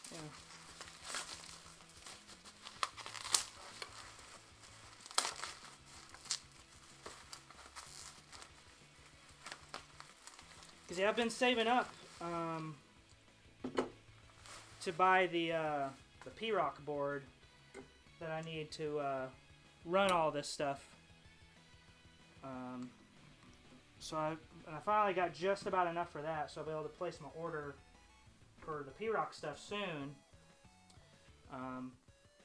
But in the meantime, I'm probably gonna have another stream where I'm gonna be 3D modeling the plastics for the ramps. Because at the what did I use to drop the right wood? Well, I started with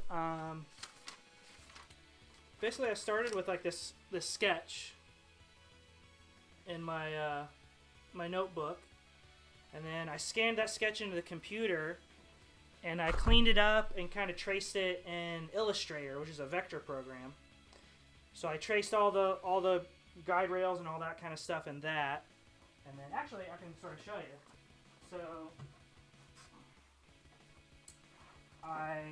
So I brought that scan into Illustrator, and then in Illustrator, I made this vector file of everything, like ramps, all that stuff.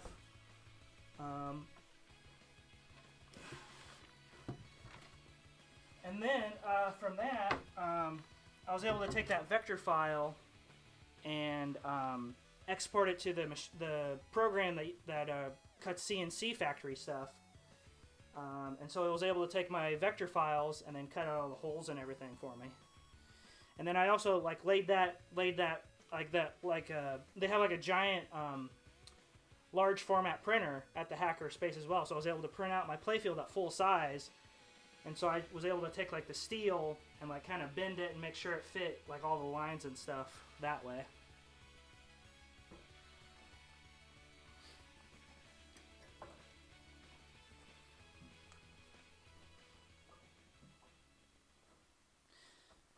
Yeah, here, actually, yeah, the other side of that is actually, here was like the very, very first prototype kind of thing, where I actually, before I made it out of metal, I made like all the kind of guides and ramps out of like cardboard and plastic and stuff to make sure like some of the shots and stuff like that would work. So yeah. But yeah.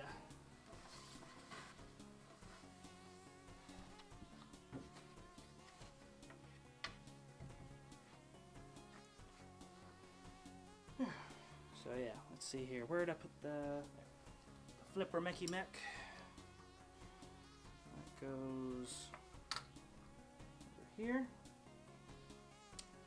So I think, yeah, there we go. See? Yeah, perfect.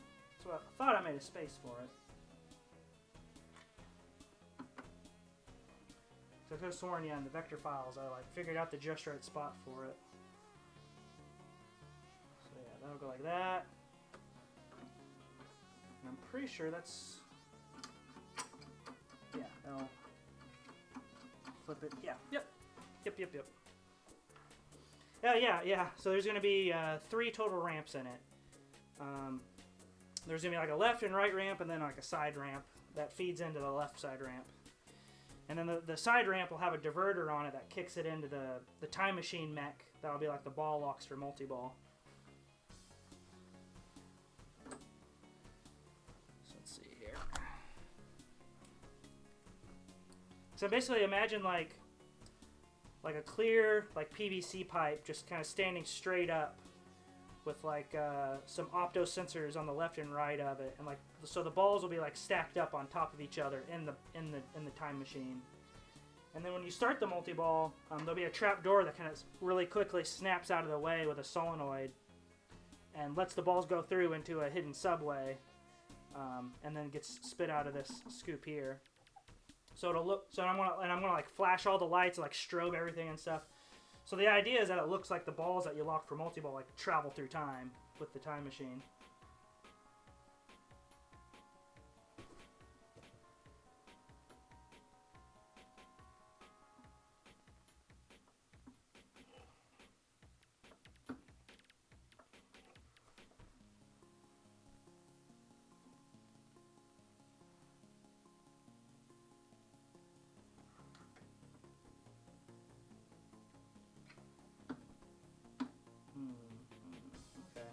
mean, that should work, but that nut is just like barely in the way.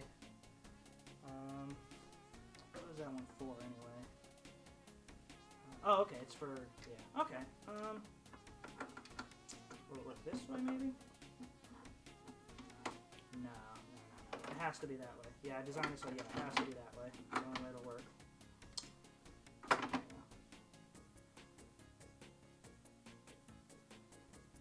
Yeah. Okay. I mean, that should be okay.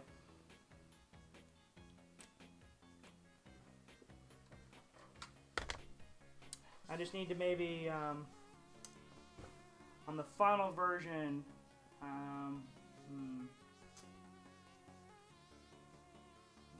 yeah, I don't know. I'm not sure how to fix that, because like basically this nut on this bolt is just barely sticking out, just enough to kind of make this stick up a little tiny bit. But I mean, it'll stay down. Like, it'll be tight enough, but it'll be hard to like. Basically, in the future, if anyone wants to like take this apart, they'd have to take this whole flipper mech off before they could take that guide out.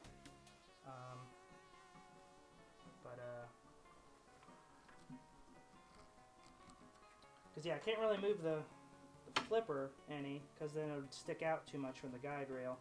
So I'd have to like completely Luckily, that's like a smaller guide rail to remake. But I mean, I could do it. So I might think about that for the next version. All right. Let's tighten up the.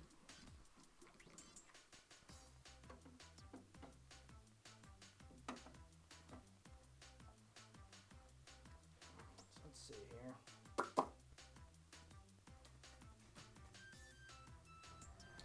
Maybe if I use a regular number 8 nut that's like a little bit thinner than this lock nut, and then just use like some lock washers that make it just a tiny bit shorter, and that might be just enough clearance for the final version. But I mean, it'll be okay for now. Like it'll still work.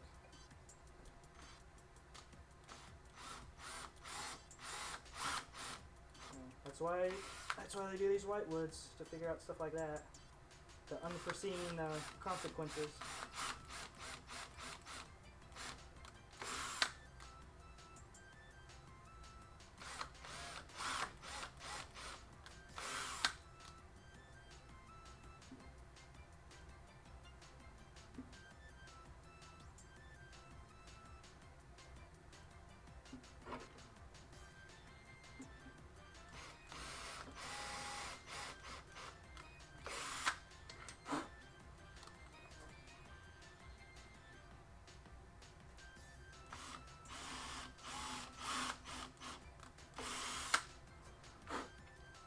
And also, yeah, there's like a captive ball lane in this game, and I feel like I can't really think of a lot of pinball machines where a captive ball is actually like a really important part of the rules. Like usually it's just some side thing where like, oh, you might use it in a mode or once in a while or something like that. But I feel like I can't think of a lot of pinball machines where a captive ball is like a really important shot for a decent amount of the machine. So I wanted to do that with this one. I wanted to make the captive ball like an important shot. So the idea is, I'll show it in a sec, as soon as I get done drilling this holes. Yeah, let me finish this last hole and I'll show you what I'm talking about.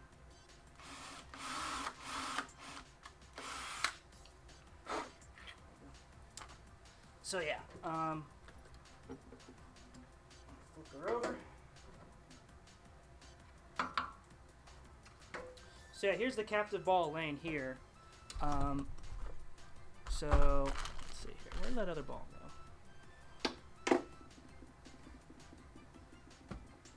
There it is. So yeah, I mean, people who have played pinball probably know what like a Newton ball, like captive ball lane is. But basically, like this is like a stationary ball. Ball hits that.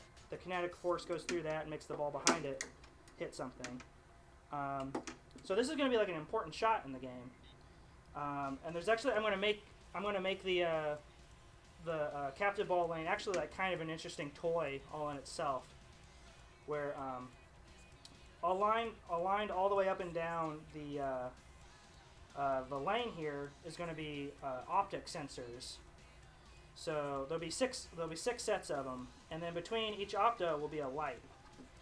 So as you go up this, as you pass by an opto sensor, the light between it will light up. So as the ball goes up, it'll look like a power bar kind of charging up.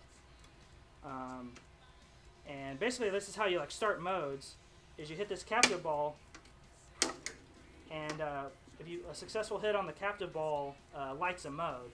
Because the idea is this is like, it's like a power bar, so it's like hitting that like charges up the time machine, and then hitting the scoop starts the mode with the historical figure.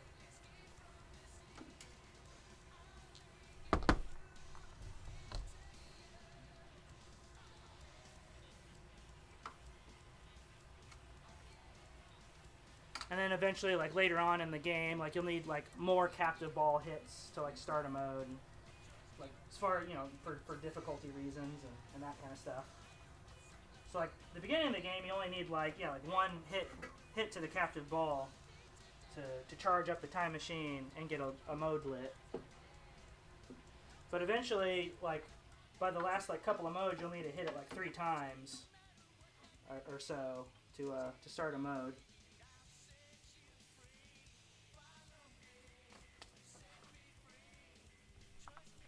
And I designed the captive ball in a way to where you should be able to backhand it, and that should be like safer than going for the forehand approach. Because that was the other thing I wanted to do when I was designing the games. I really like when a machine, like all the shots, or like at least most of the shots are like backhandable and forehandable. So for anyone who doesn't know, backhanding a pinball machine, a shot, is, so like you got like the flippers here. Anything with this flipper, anything from the center over to the left, if you like shoot the ball here and it kind of goes kind of straight up from the flipper, that's considered backhanding. And then any shot that's like to the right of that flipper, you hit over here, is forehanding a shot. So I wanted to make sure, you can backhand and forehand as many shots as possible. So I always like that. I like when machines have that option. So like both of the ramps are backhandable. Yeah, pretty much everything's backhandable except for like the outer lanes. So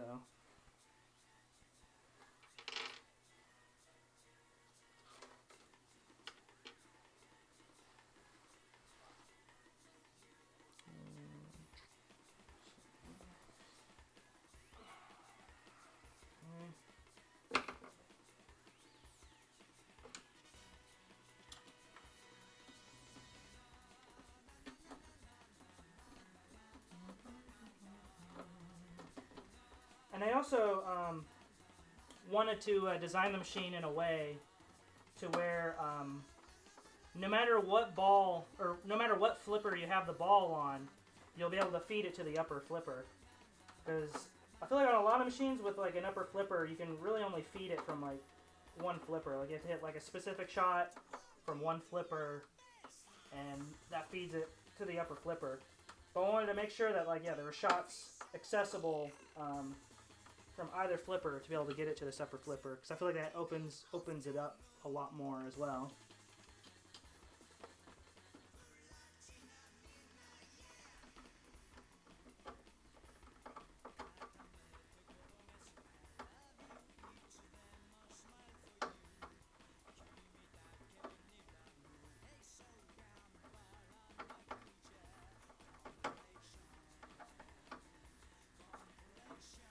Yeah, that works alright for now. Yeah.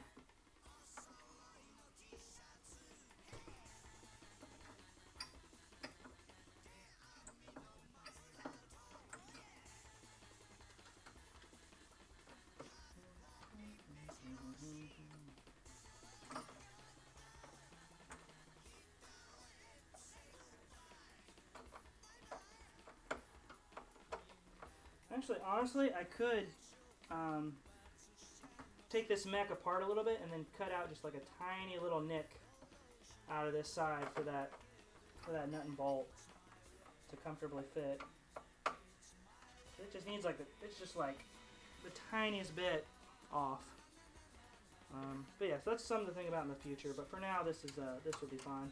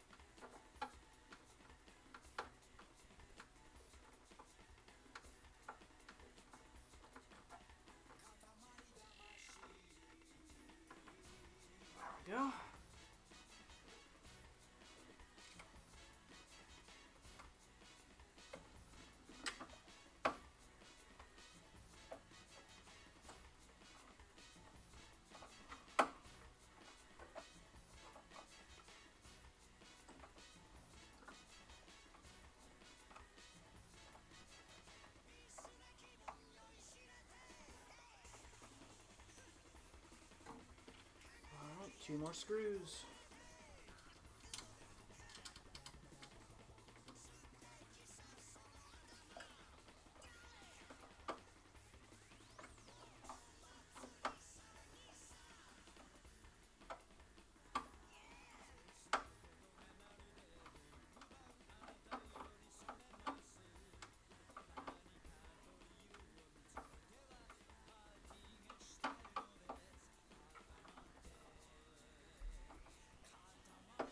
Yeah.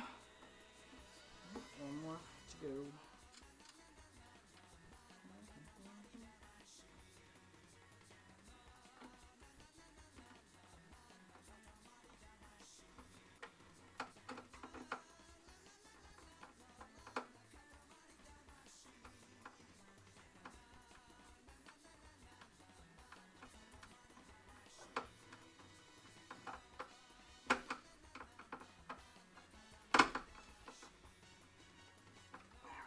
All right.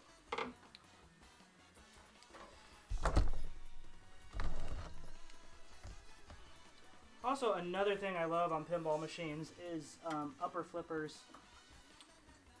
So I feel like they add so much to a game. Like it really opens up the play field, because like when you have just like two flippers at the bottom, it almost kind of limits what you can, like what kind of shots you can do a little bit.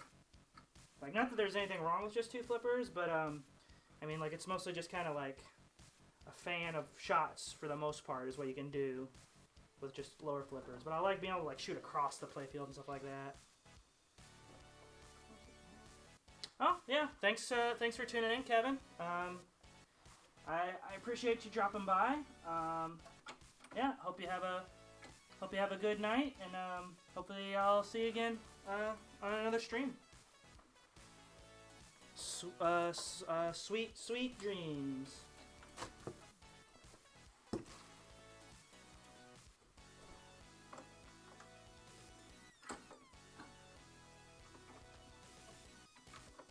Yeah. Later, dude.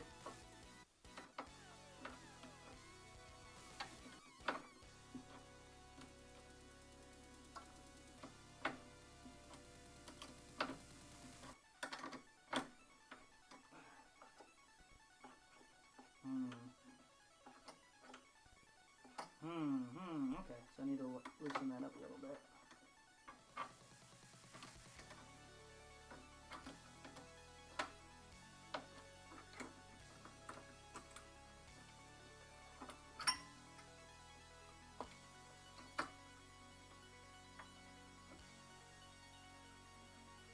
Well, actually, I mean, it seems okay, but I don't know why it's doing that. That's weird. Tidy.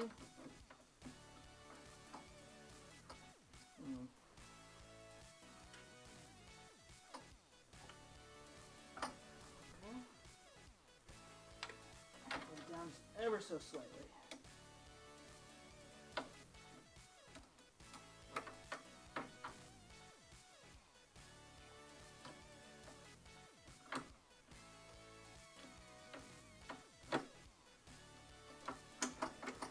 There we go.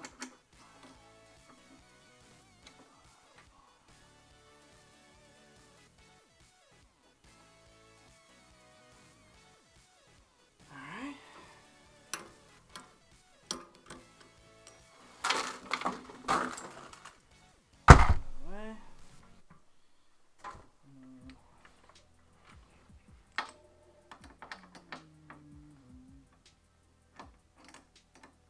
Loosen this up a tiny bit.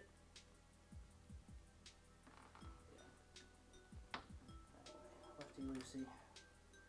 Gotta think about it backwards.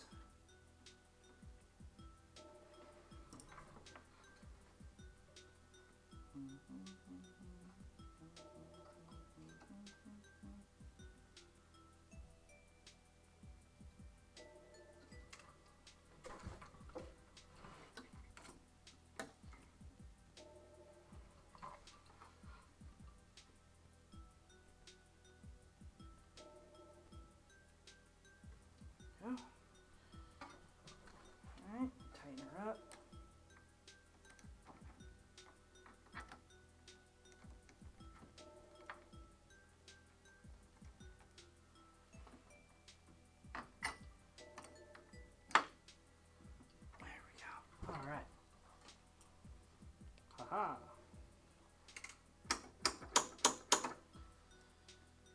So yeah, like I was saying earlier, I designed the machine in a way to where no matter what flipper the ball is on, you'll always be able to feed it to this upper flipper. So if you have it on the left flipper, you shoot it around that way, and that feeds that upper flipper. And if you have it on this way, you can shoot it up the middle, and then this kicker will kick it around to the upper flipper. I need to actually bend that just a tiny bit. Get the pliers, or the, no, here we go, the vice grip. Bend that in just a tiny, tiny bit. There we go. That should be a little more flush. There we go. Boom. Got some good flow there.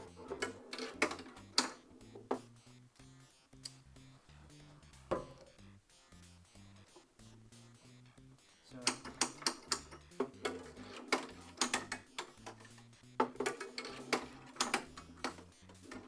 there we go, just like that. And then the lower flipper, like that. So yeah, there'll be a ramp right here, and then this will be a lane with a drop target, a smart drop target, so the table's able to like lower it and raise it as it pleases, and then a subway, like a scoop there. So basically, yeah, the time machine is going to be right here, the big mech for that. The trap door will slide like that and let the balls go through this hole into a subway. So there's going to be a subway that goes out this way, passes through here, and then comes into here. So when the balls travel through time, they'll go through this trap door, and they'll all be spat out of here. So let's see. I think the last thing I need to attach is the auto kicker. So that'll be pretty quick, because this is just 4 screws.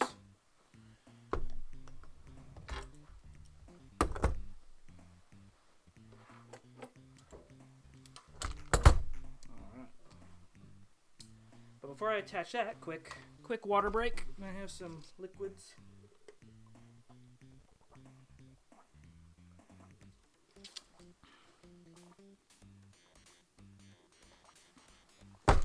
There we go. It's a better. So let's see here. There's the oh yeah, screws are over here.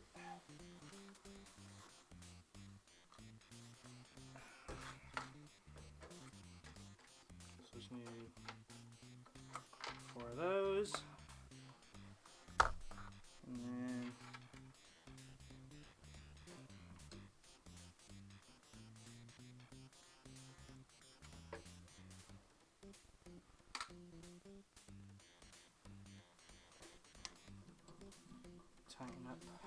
tighten up the rotisserie.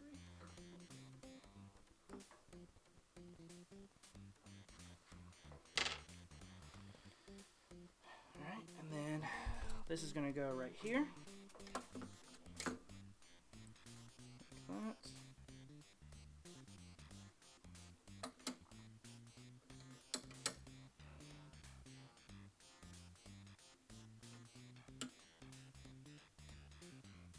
Just like that. Boom. So let's put the screw holes in.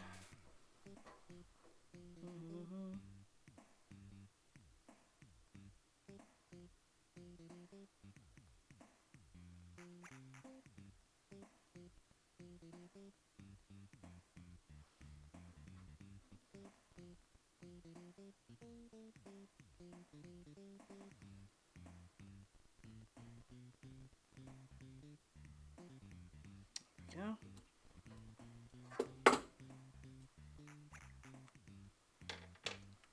And then where did I put the screwdriver? Right here. Okay, there it is. Alright. Put that there. Let's get the drill. Alright.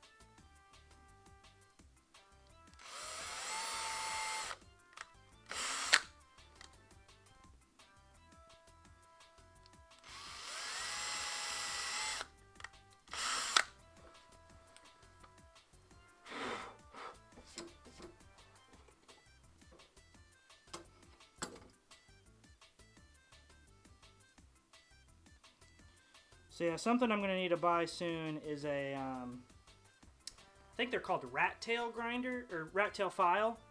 It's basically just like a really long, like imagine like a cone but stretched out like really long, and it's a file. And I'll be able to use one of those to like file in the shooter groove on the on this machine. So I'll need to get one of those soon. And luckily those things are pretty cheap. Like I was looking at them online and they're like, it's like less than $10 for one. So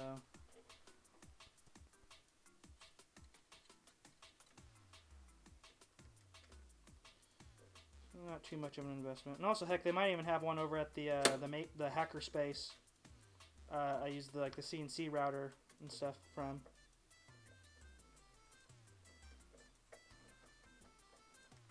So I might not even need to buy one.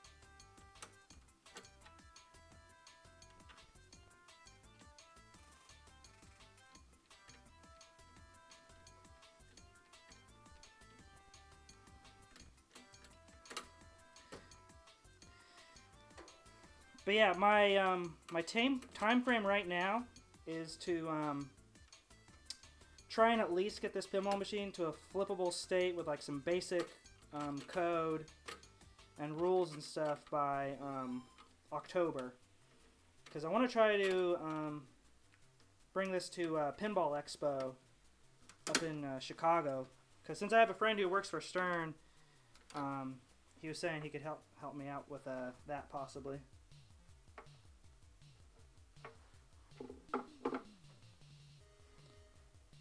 Or that doesn't really have much of the show, but like he said he knows the people who like I think he knows some of the people who help run the show and stuff. So I'd probably be able to have a better shot at getting that in there.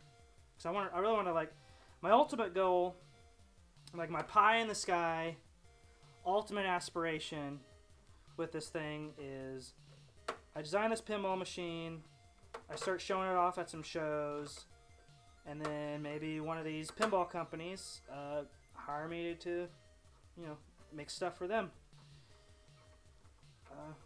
Try to pull like a Keith Elwin or something.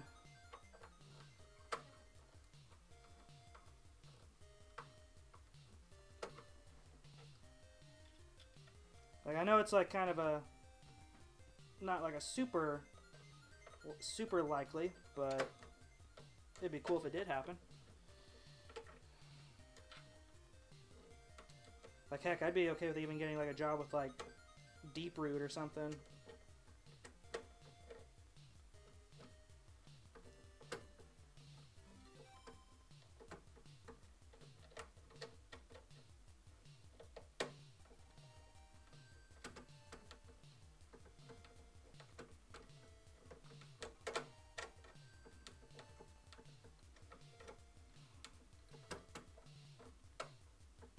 So I feel like a lot of these pinball designers, like a lot of the higher level pinball designers are getting pretty up there in age. So sometime soon they're going to need to, like, you know, hire more new people. So hopefully I'm one of them. That'd be cool. All right.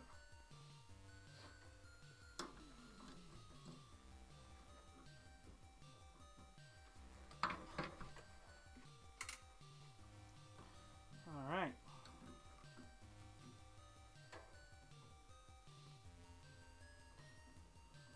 So now I got this auto kicker. And I bought the old like 90s Bally Williams style auto kicker. So it's the kind that where it has like this kind of hole there. So like the plunge, so you can still plunge it manually, but then like if you start like a quick multi-ball or something, it can just spit out the ball and hit it out for you. So like yeah, that'll go like there.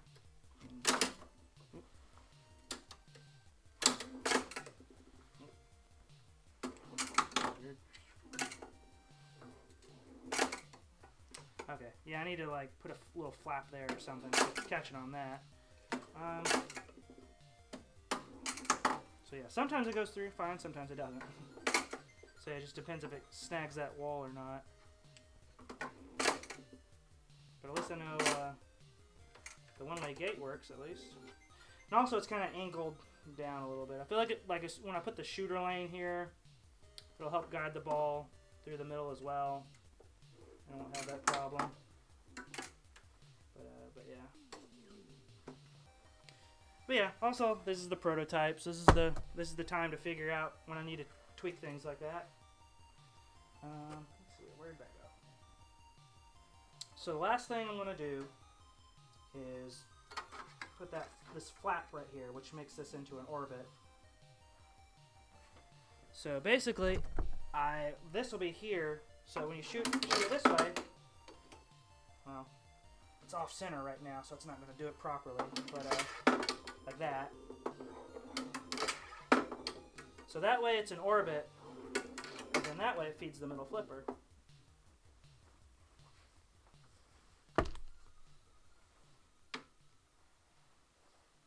So what I was going to do is... Oh, looks like rain.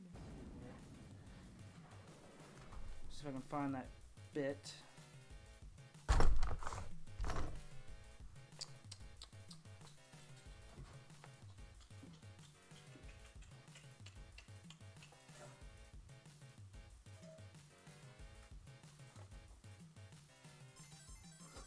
Oh, it's right around here.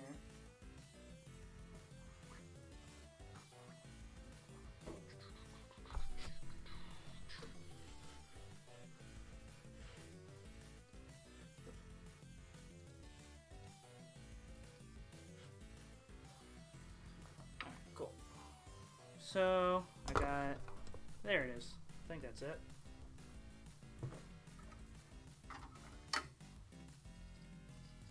No, that's not it. I was going to get a bigger one. That might be in here.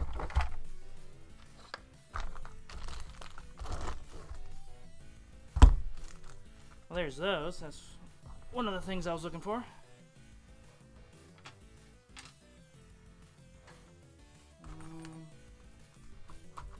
There we go. That's what I was looking for. Bibbidi boom, bobbidi bibbidi boom.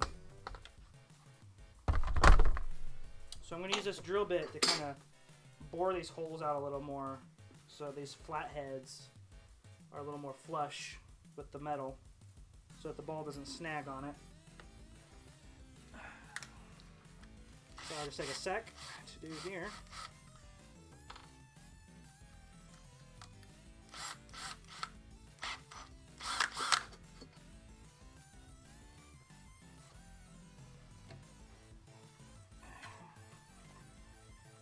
Scrap wood here to lean this against.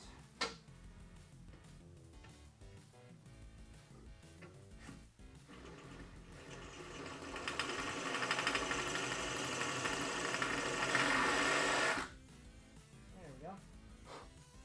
Just about there.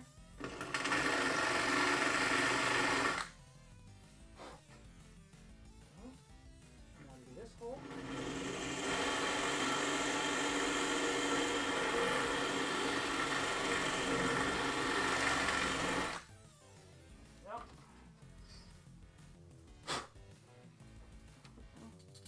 There we go. Now that's pretty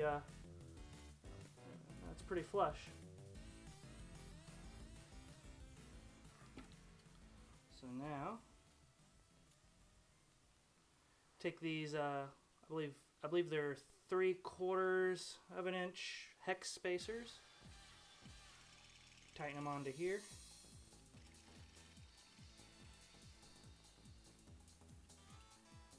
Like that.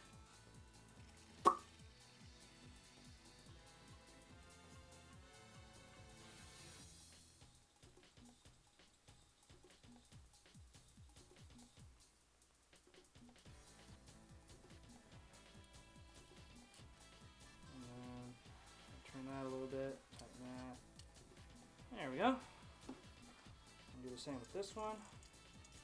Yeah, that's a lot better.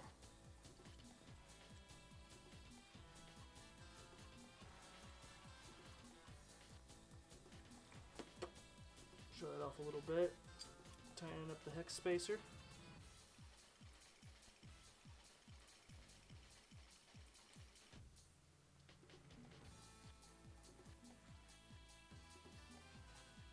There we go.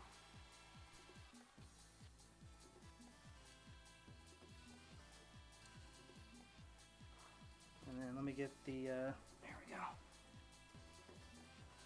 Let's get this, really tighten it on there.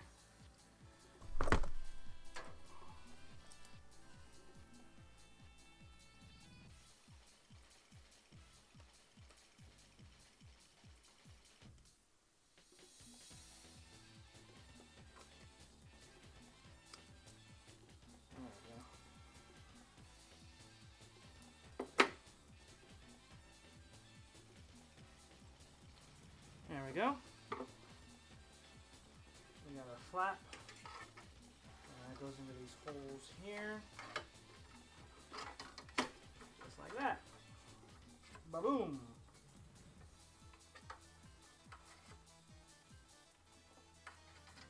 As they'd say on Beekman's World, Zaloom.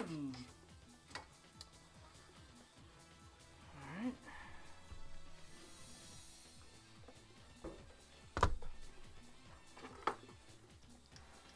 Now, to flip this over and put the lock nuts on the bottom side of this so it stays in.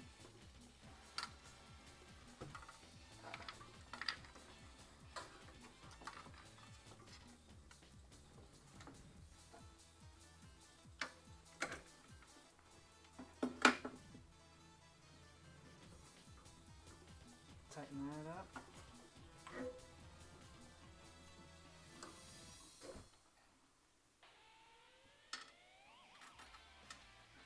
These are a little too big for that. I think I need smaller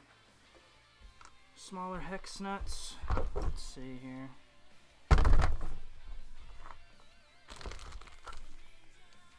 There's one.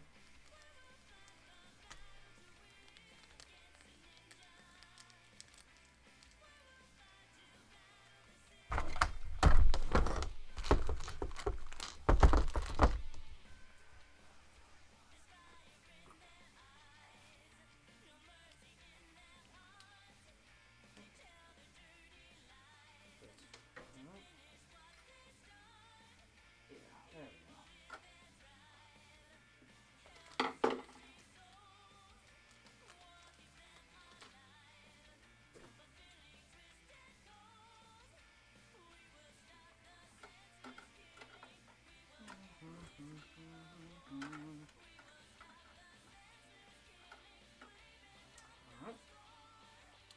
So now I need to flip this on its side. So I can use this screwdriver to hold them in place and the wrench to tighten.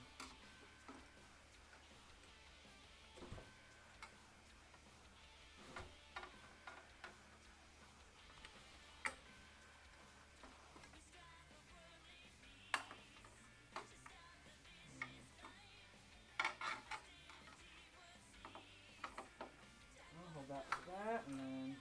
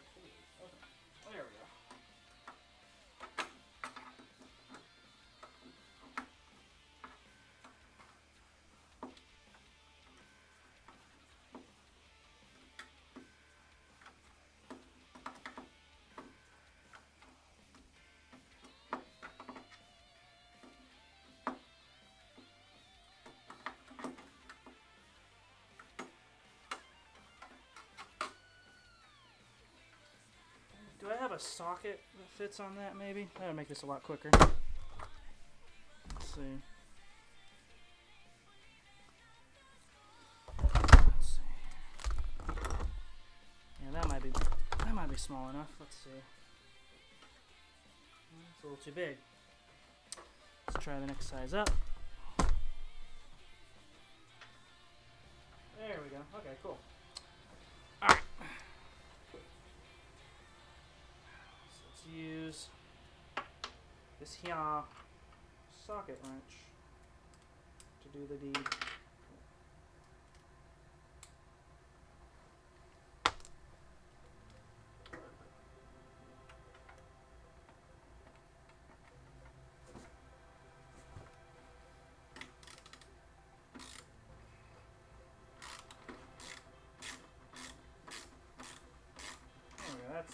So that's some miles easier. Oh, who would have thought using the right tool for the job makes it easier?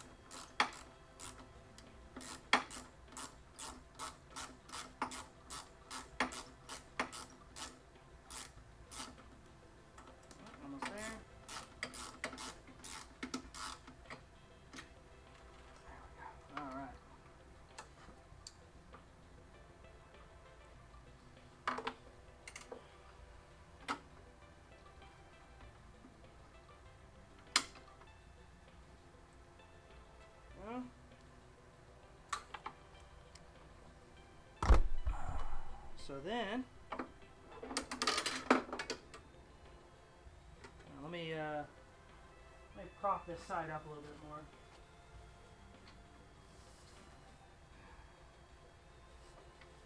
Here. Prop this side up.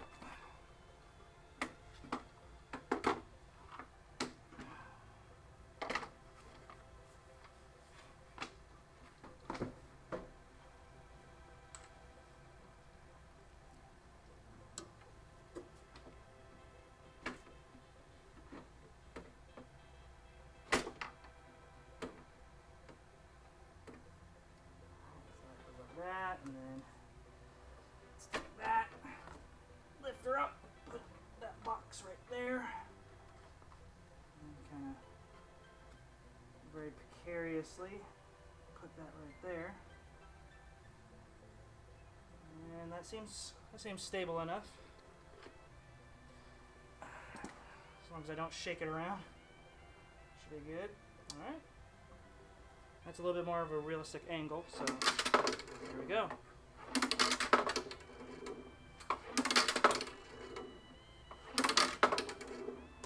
Cool. And yeah, that does. That was another thing I was worried about, is if that feed would come to the flipper good or not. And yeah, seems like it pretty much always comes back to that flipper pretty good.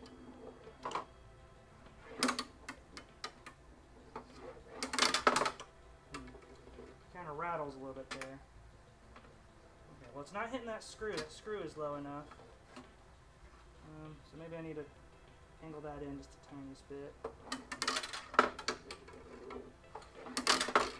There we go. Oh. Okay, I need to take... There's my vice grip. Angle this piece just the tiniest bit more.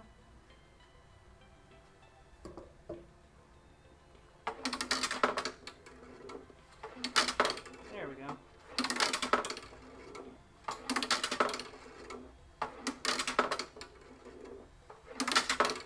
It rattles around a little bit every once in a while, but it gets around.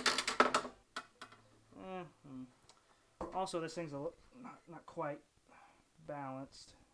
Anyway, there we go. That's a little better. Yeah, there we go. Well, that one went right down the middle. All right, cool.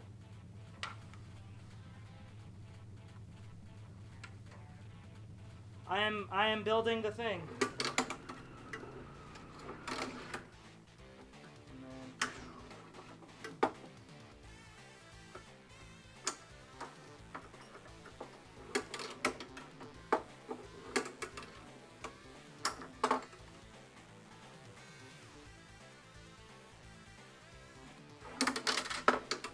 Cool. So it looks like that orbits, once it's properly leveled.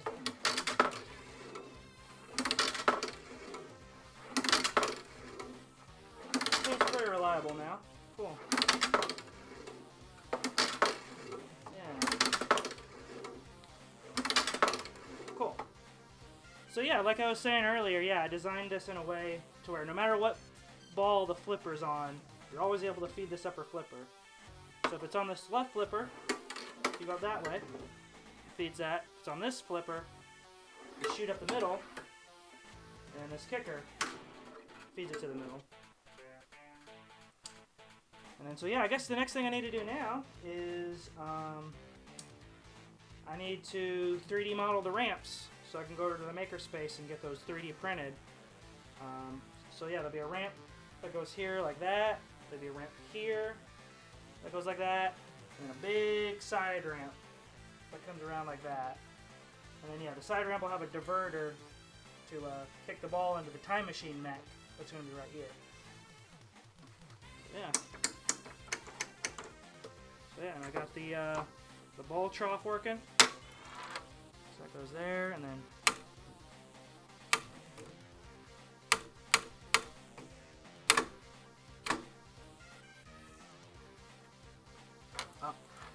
okay, let's see here.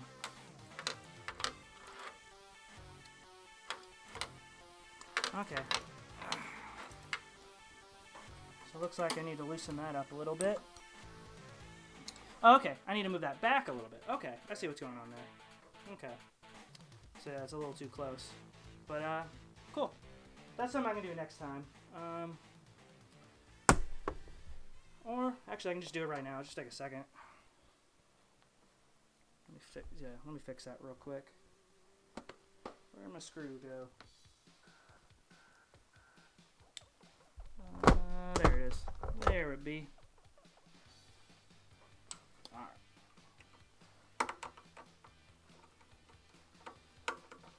So yeah, I guess I need to move these things back just a little bit. Back and over a little. Because yeah, this part's like just close enough. Actually, maybe I need to move it further that way. Is what it is. Yeah.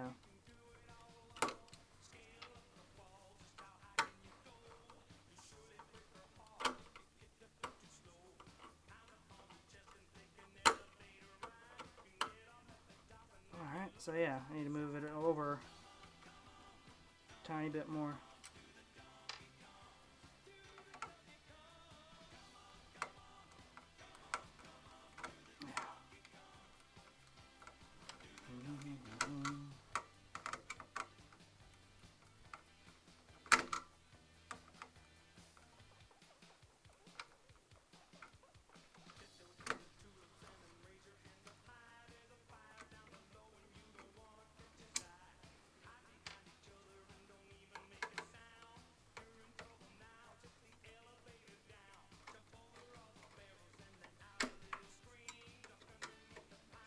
Yeah, I guess I need to go that way a little bit.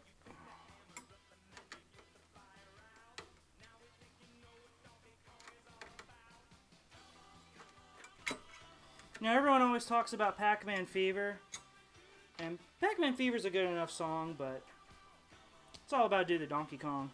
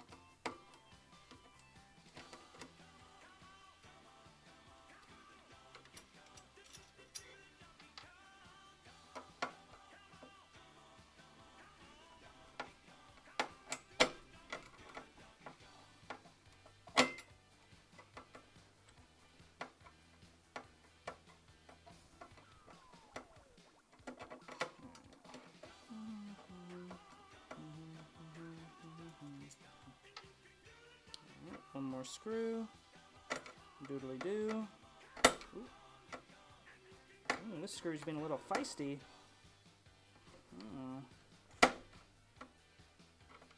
Oh yeah, this screw's a little malformed, like they didn't quite put the slot in there right.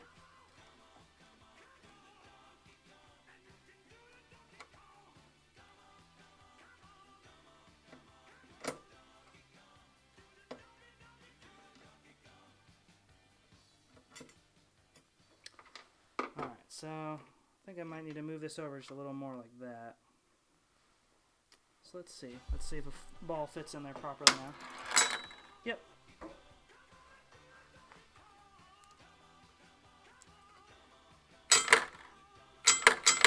But then it doesn't...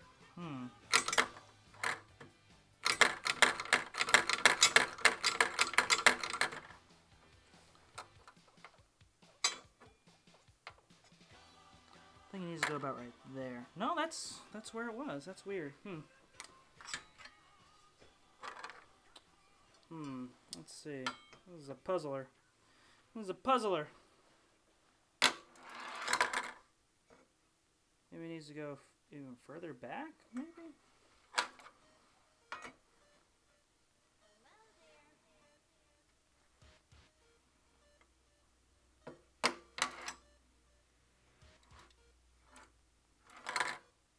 Okay, so right about there. So think about there, maybe? Let's see. I gotta get the alignment of this thing just right, so that the ball flows down there properly. Kind of like that, I guess.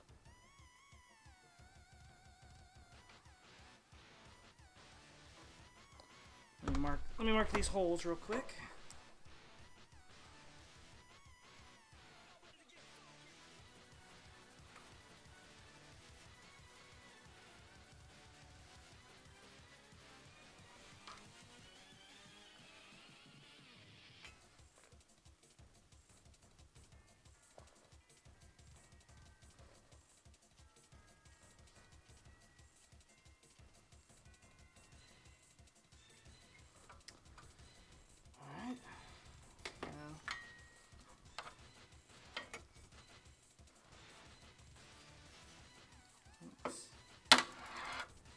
Nope, it still gets stuck right there. That's peculiar. That is very peculiar.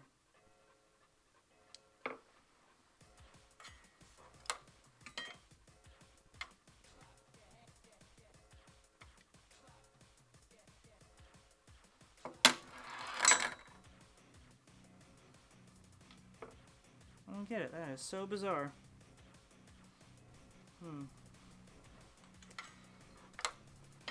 Because yeah, it's sort of just barely getting caught on this steel, like it needs bent a little more or something. Oh, like, that worked.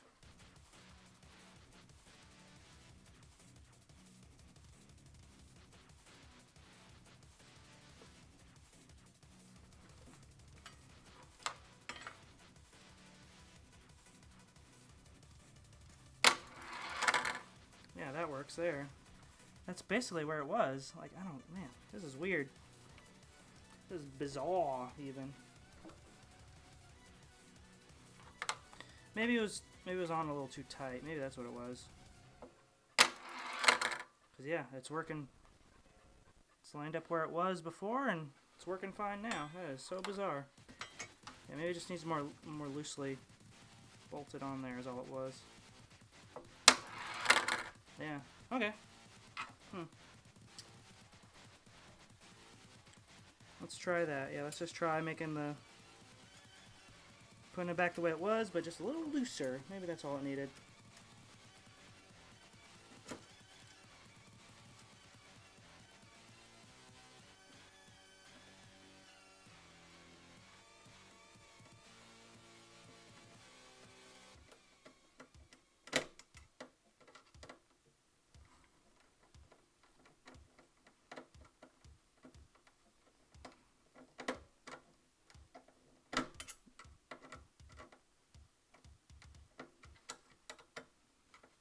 tiny bit tighter, like just enough to where it keeps it down, not enough to like dig into the wood.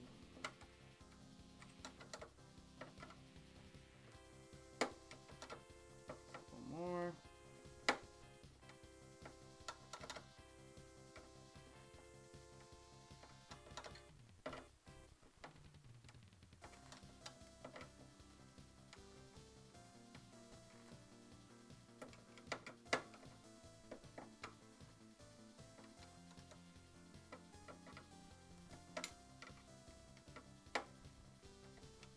There we go.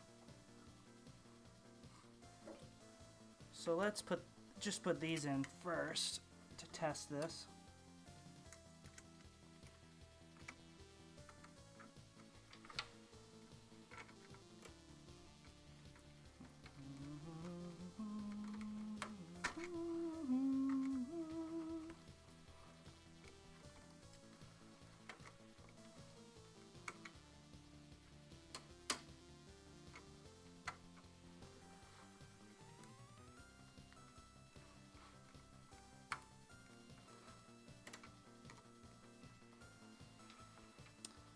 That should be enough to test.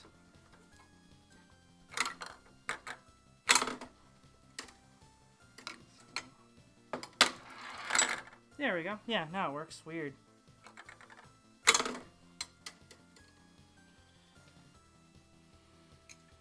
This just needed to be a little looser. That's all I needed.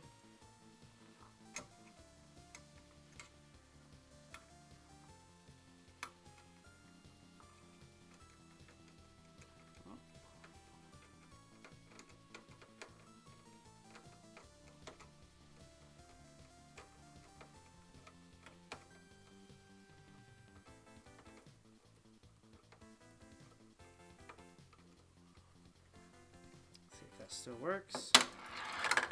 Yep.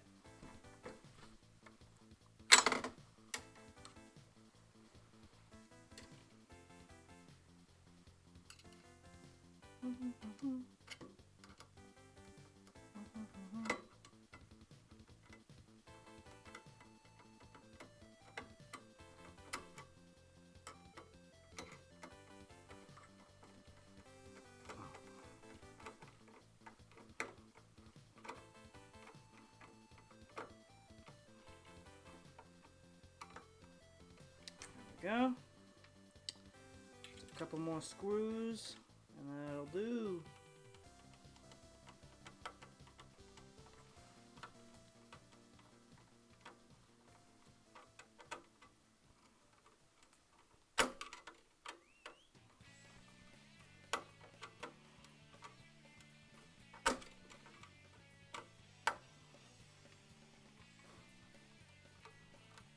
There we go. Now again, make sure it still works. Oh, now it's getting stuck there again. Well, let me loosen that up a little bit, maybe.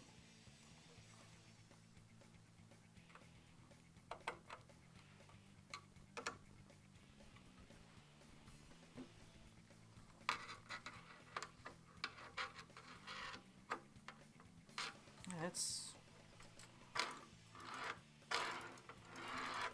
so bizarre. Like now all of a sudden, I put those screws in and now it's too tight.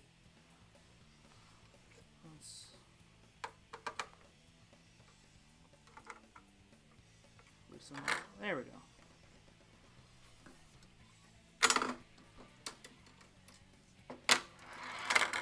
There we go. Okay. So yeah, just finding the right balance of how tight to have each of the screws. It looks like. That means I can retighten these back.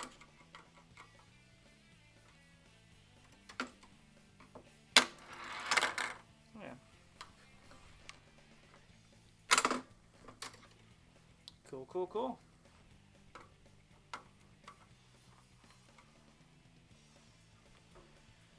Alright. Now these don't really matter. I can tighten these down as much as I want. It was mostly these four, I think, that were messing with it.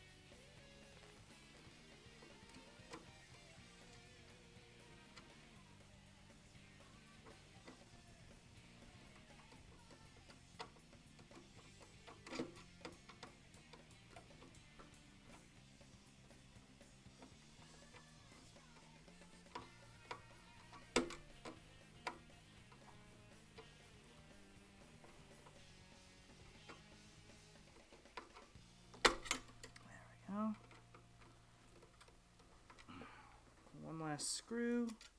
How do you do?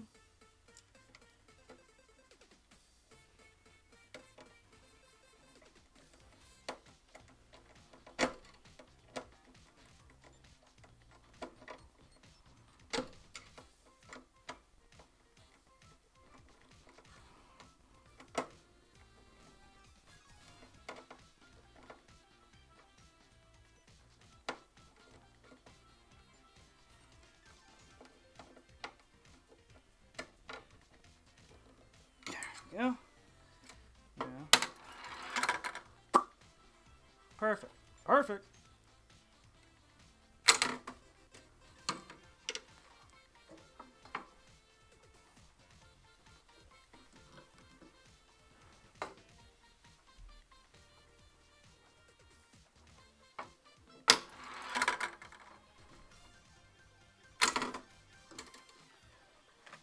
All right, now let's try it with the apron on.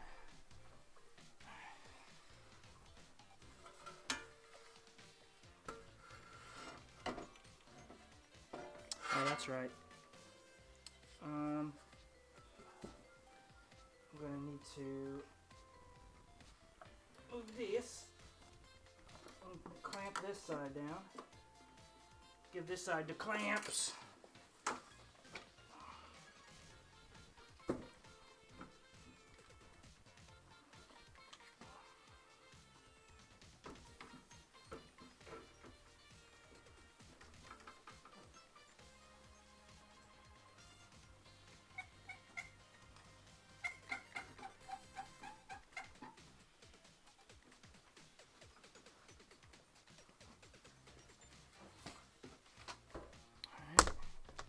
And then remove these clamps.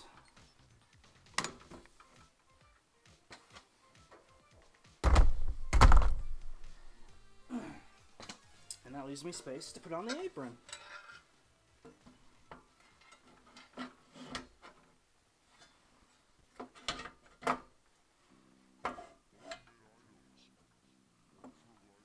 And then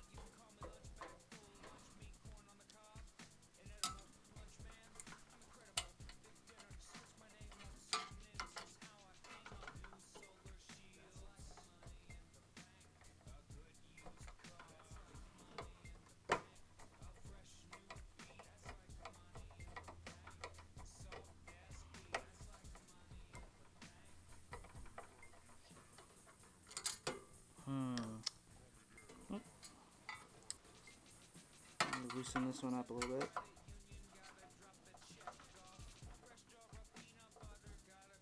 There we go. Whoop.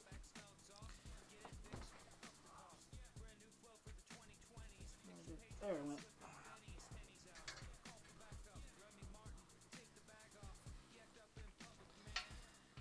All right.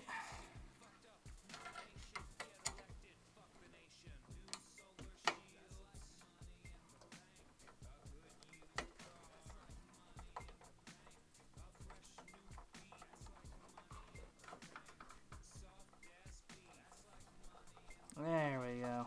There we go. When do I usually stream? I don't know. I kind of have like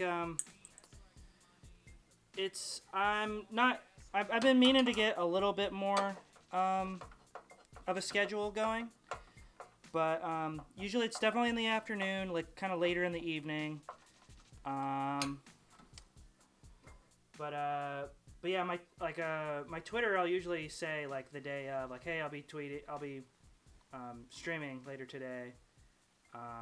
So like RKSMIFF on my Twitter, and that's like the best way to know for sure when I stream, but usually it's in the afternoons. I try to on Thursdays and Fridays, or like Thursdays or Fridays. Usually I try to, but yeah, I've been meaning to get a schedule. But yeah, usually like I'll do at least one stream every Thursday night, but like most nights of the week, usually it's just, you know, whatever night I'm free, I'll be doing something. But also lately I haven't been streaming as much as I would have been, because I've been doing a lot of the work on this pinball machine I've been doing at the hackerspace, and that place isn't really conducive to streaming. So now that I'm back to like a point where I can like stream this stuff, I'm gonna try to shoot for at least like probably like Tuesdays and Thursdays. I'm gonna try to at least stream on those days, and then there might be even more days than that, but I'll probably try to at least Tuesdays and Thursday nights. And I usually try to start around like 8 or 9 Eastern time, so that would be like 6 or so Western time. So yeah, that was probably a little more of a convoluted answer than you were wanting, but yeah. All right, cool. So we got the apron on there, baby.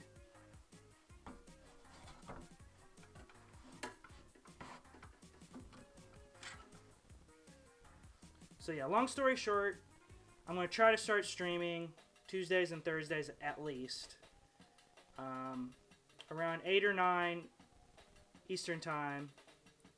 And then I might do more than that, but yeah.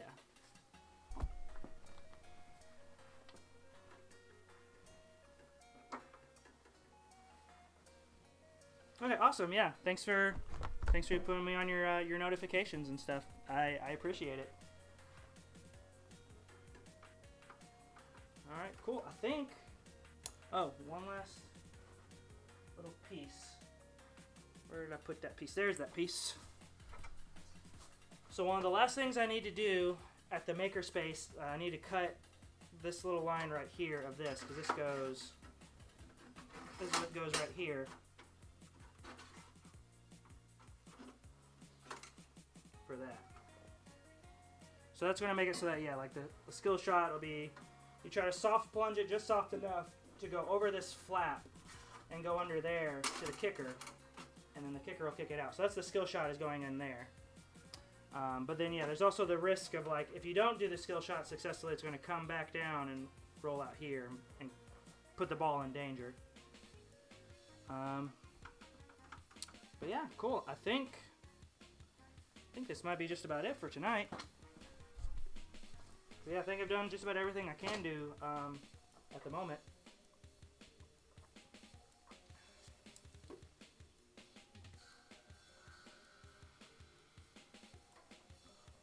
Let's see. Is that ball still in there? I think it rolled. Yeah, rolled up there. Okay. So yeah, real test. Let's see. Ball goes down there. And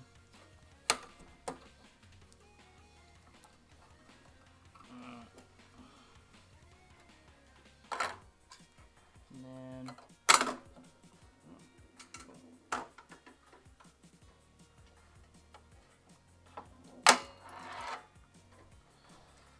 Yeah, it seems like it's still getting kind of stuck there.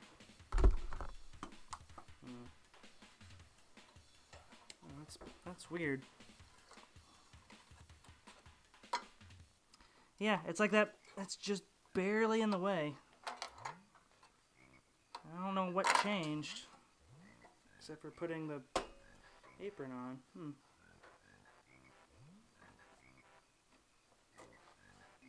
Let's see here.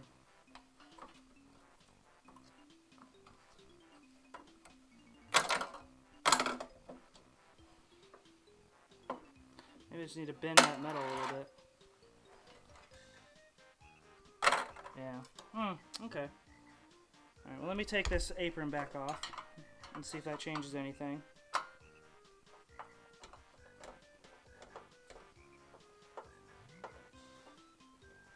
Well, now that trough's bugging me.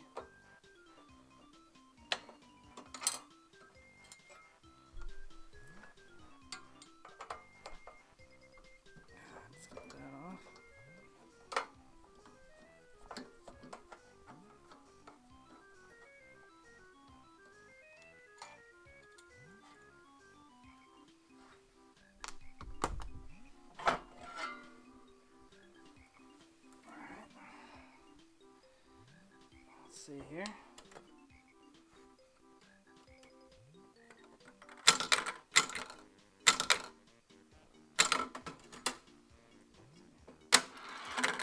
Yeah, now it works just fine. So maybe it needs to be a little looser still.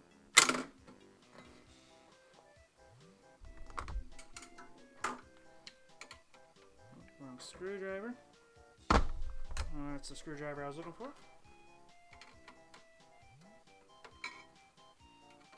Just loosen this up just a tiny bit more.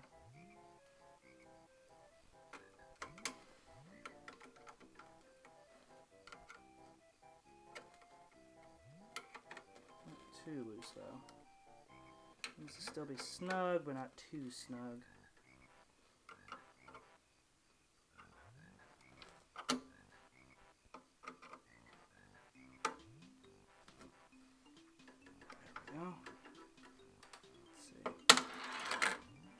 No, still getting kind of caught up on that a little bit. Maybe it does need to go even further that way. I don't know. That's so bizarre. I don't know what's up with this thing.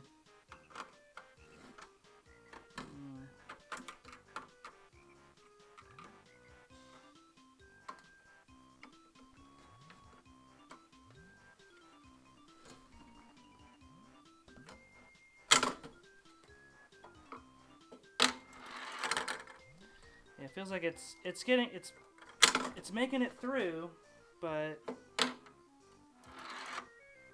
yeah, it needs momentum to get through though. It's just barely getting caught.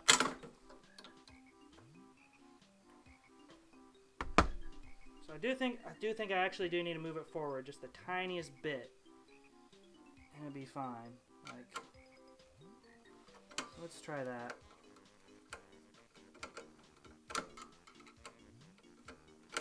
I want to get this trough nailed down before I finish for the night.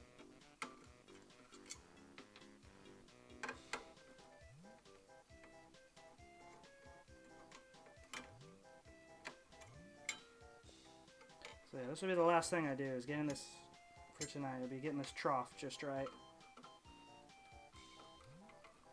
Which I mean, shouldn't take too long. I think it's just a matter of moving it that way, just the tiniest bit.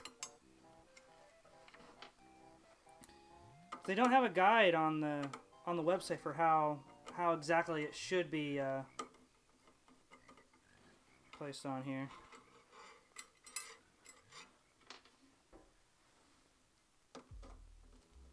I have to keep it realistic on this song as an artist. Just keep it capitalistic, 'cause that's how things work. You need to know how things work if you're gonna keep it realistic. Write me a checkout. Write me a checkout. Or get the heck out. Write me a checkout. Write me a checkout. Or get the heck out. You want work done, Captain? Write me a checkout and see what happens. Hand me a big stack of Jacksons. Those are 20s. Pay me an experience. All I can say is I hope that you like asparagus and the smell of green piss. Write me a checkout. Write me a checkout. Or get the heck out. Oh yeah, Crud Bump is dope. Yeah, I like just recently like remembered. Oh yeah, Crud Bump, and like he had like another like 2 or 3 albums since I'd last listened to his stuff, and they're all awesome. Yeah. I got an indie banana split. 2 scoops of ice cream and eat a big shit. I think Me a checkout. kind of like that maybe actually. Write me a checkout. Or get the heck out. Yeah. Write me a Like that, maybe. checkout. Let's see how that flows. Or get the heck out.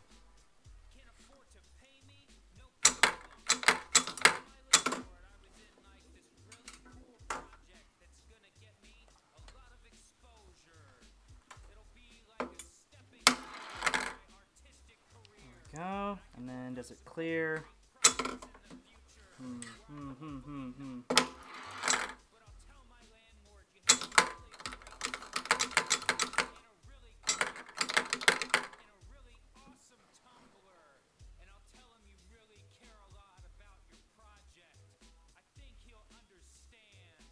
I'm sure he'll want to read your blog and hear about your ideas.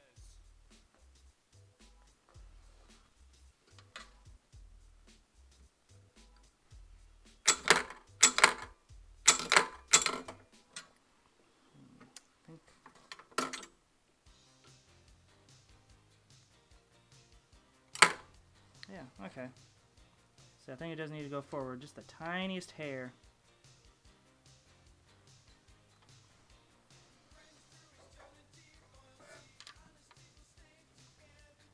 So yeah, I think it needs to be, yeah, flush with that, maybe. Yeah, kind of like that.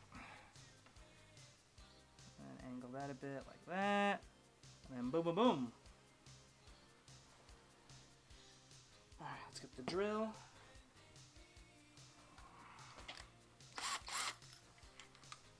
Let's go ahead and, before any disasters happen, let's go ahead and reattach these.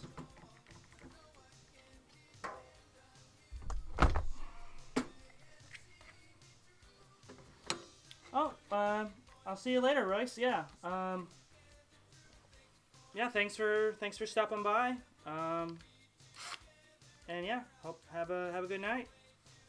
And you won't be missing too much. I'm just about done here. As soon as I get this trough done, I'm probably gonna be packing it in.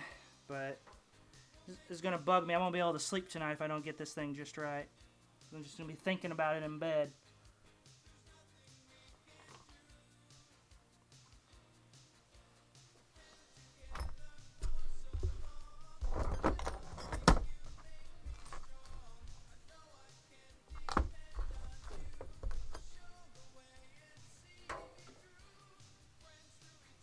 Go. That is the bit I was looking for.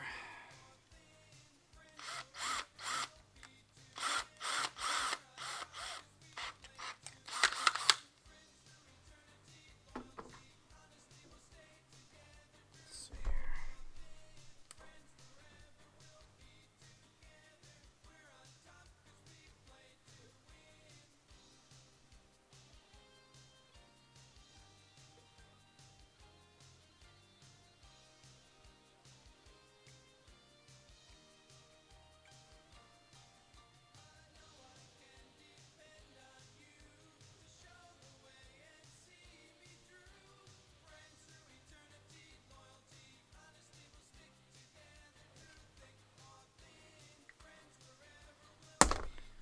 All right.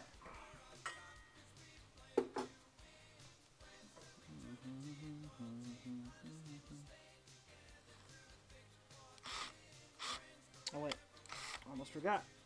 I need to mark how far down on the drill bit I'm going to go, so I don't like drill all the way through.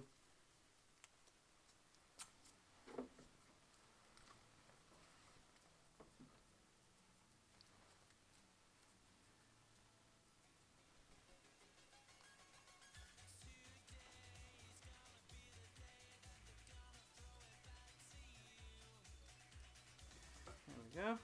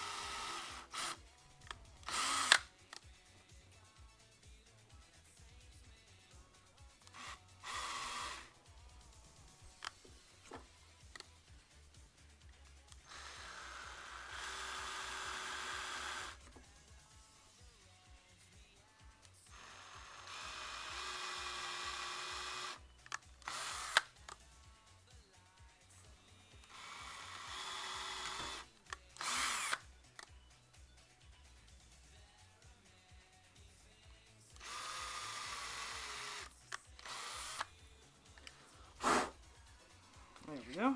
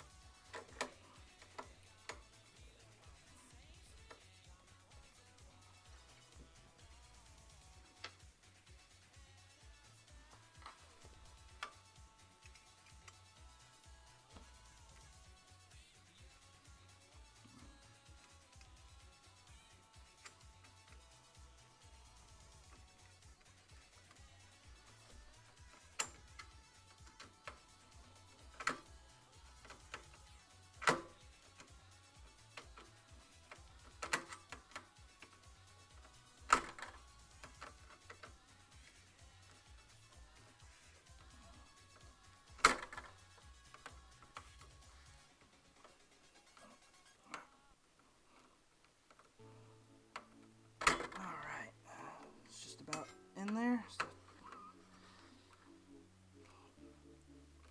There we go. This one is a little bit tighter. There we go. Now let's see if what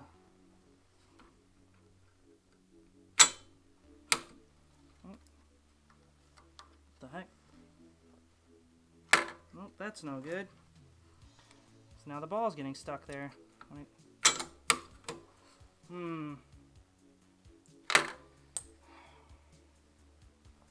I can't crack the code on this thing.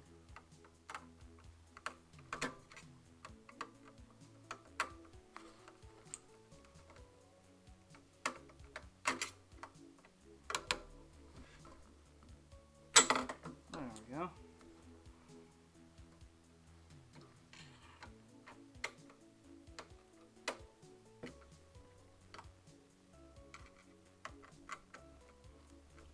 Easy, just the tiniest bit back.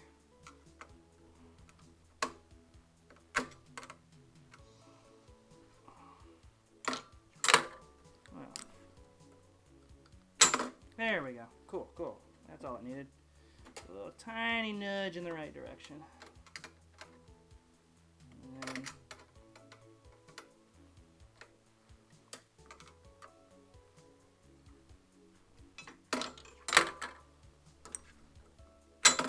perfect, perfect. And now, let's do these. So if I tighten these on and it still works, then that means it's just right.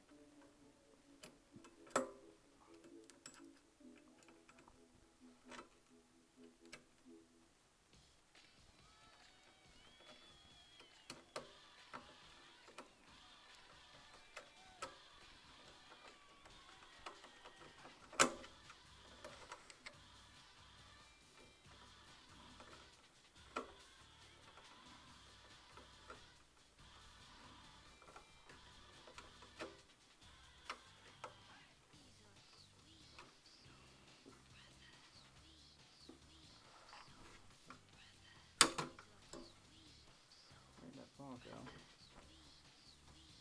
Oh, it's over here.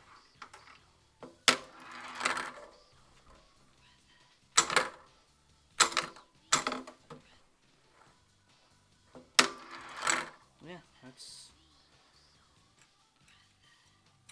pretty smooth.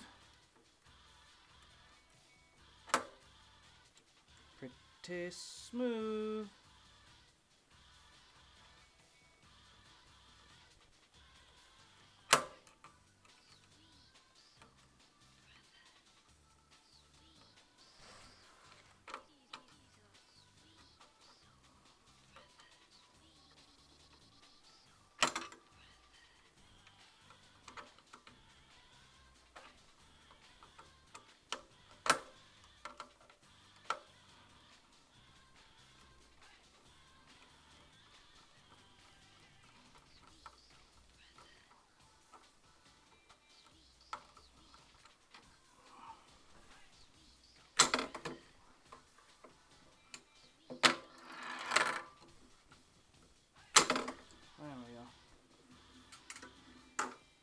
like butter.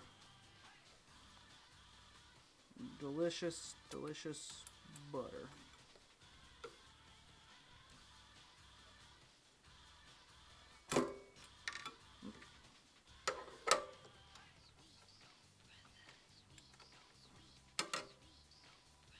Actually, I'm going to do this hole first. Because, yeah, that'll help me line up those.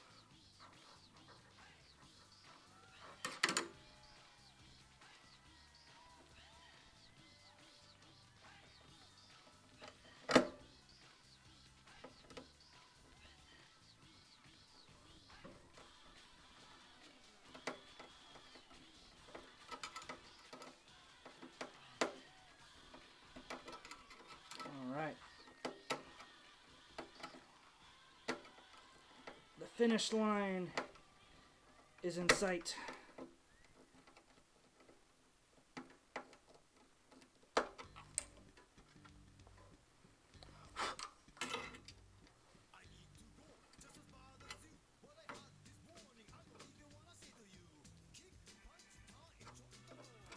Get punch, turn, shop the door.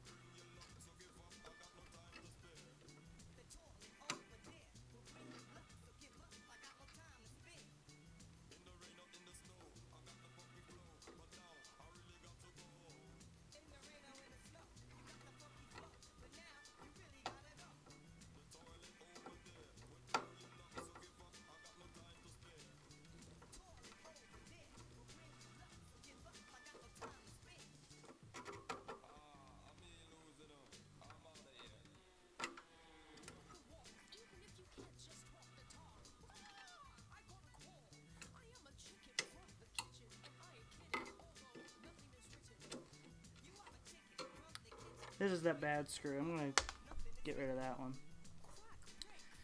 That screw, like the little slot in the top's like only half made, so like anytime I try to screw it in, like the screwdriver has to be like half off the thing. So I'm just going to toss that one because I have extras.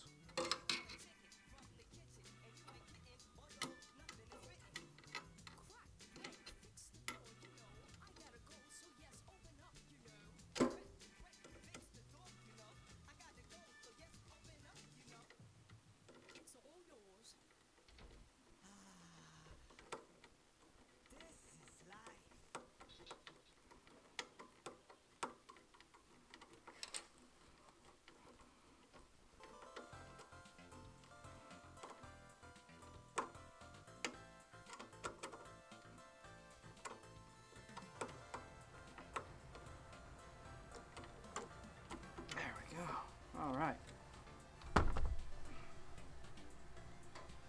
So, now the ball should turn there and then get kicked back.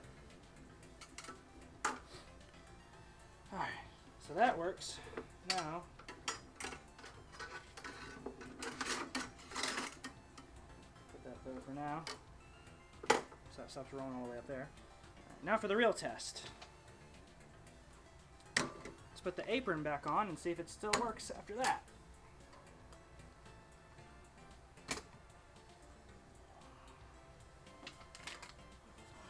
Alright.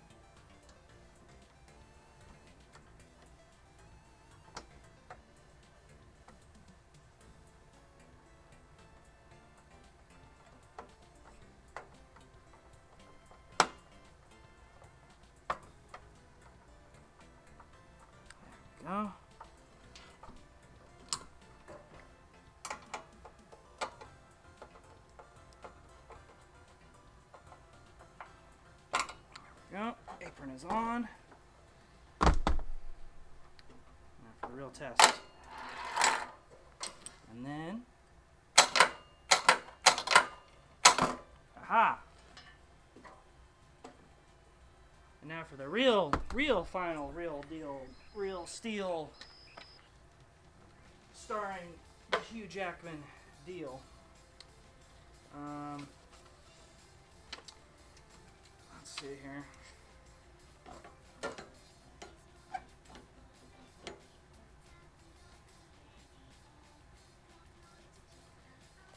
No.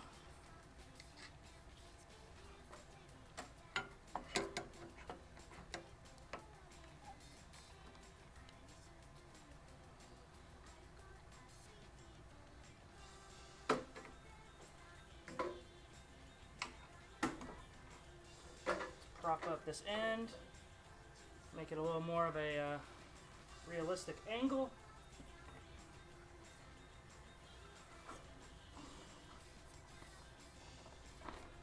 There we go, like that. And then, serum pressure. Okay. Oh, the ball's over here. Okay. So.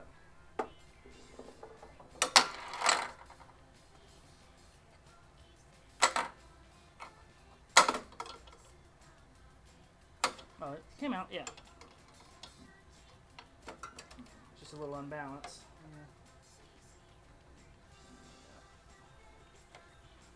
Yeah. There we go. So let's try that again. There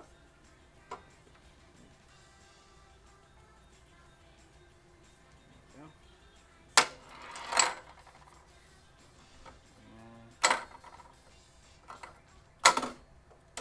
Aha! Cool. Cool, cool. Think it works.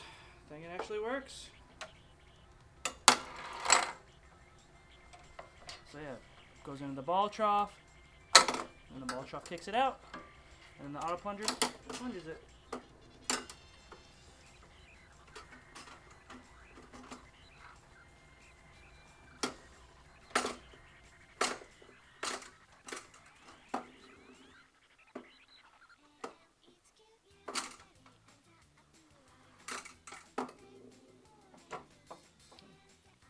So yeah, that's the punt. So like, yeah, you can go for the skill shot, and the skill shot is like it goes just up, just enough to fall down into that kicker under there, and then the kicker kicks it out. So yeah, falling in there is the skill shot.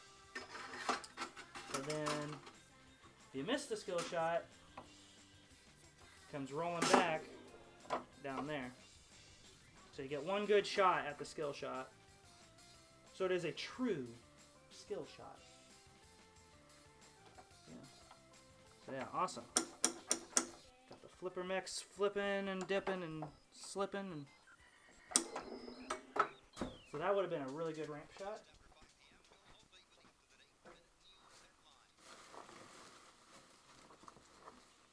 Alright, cool. Awesome, awesome, awesome.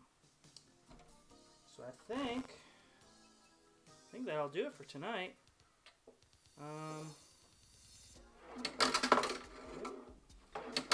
Orbit's looking good, looking sharp. I lowered that a little.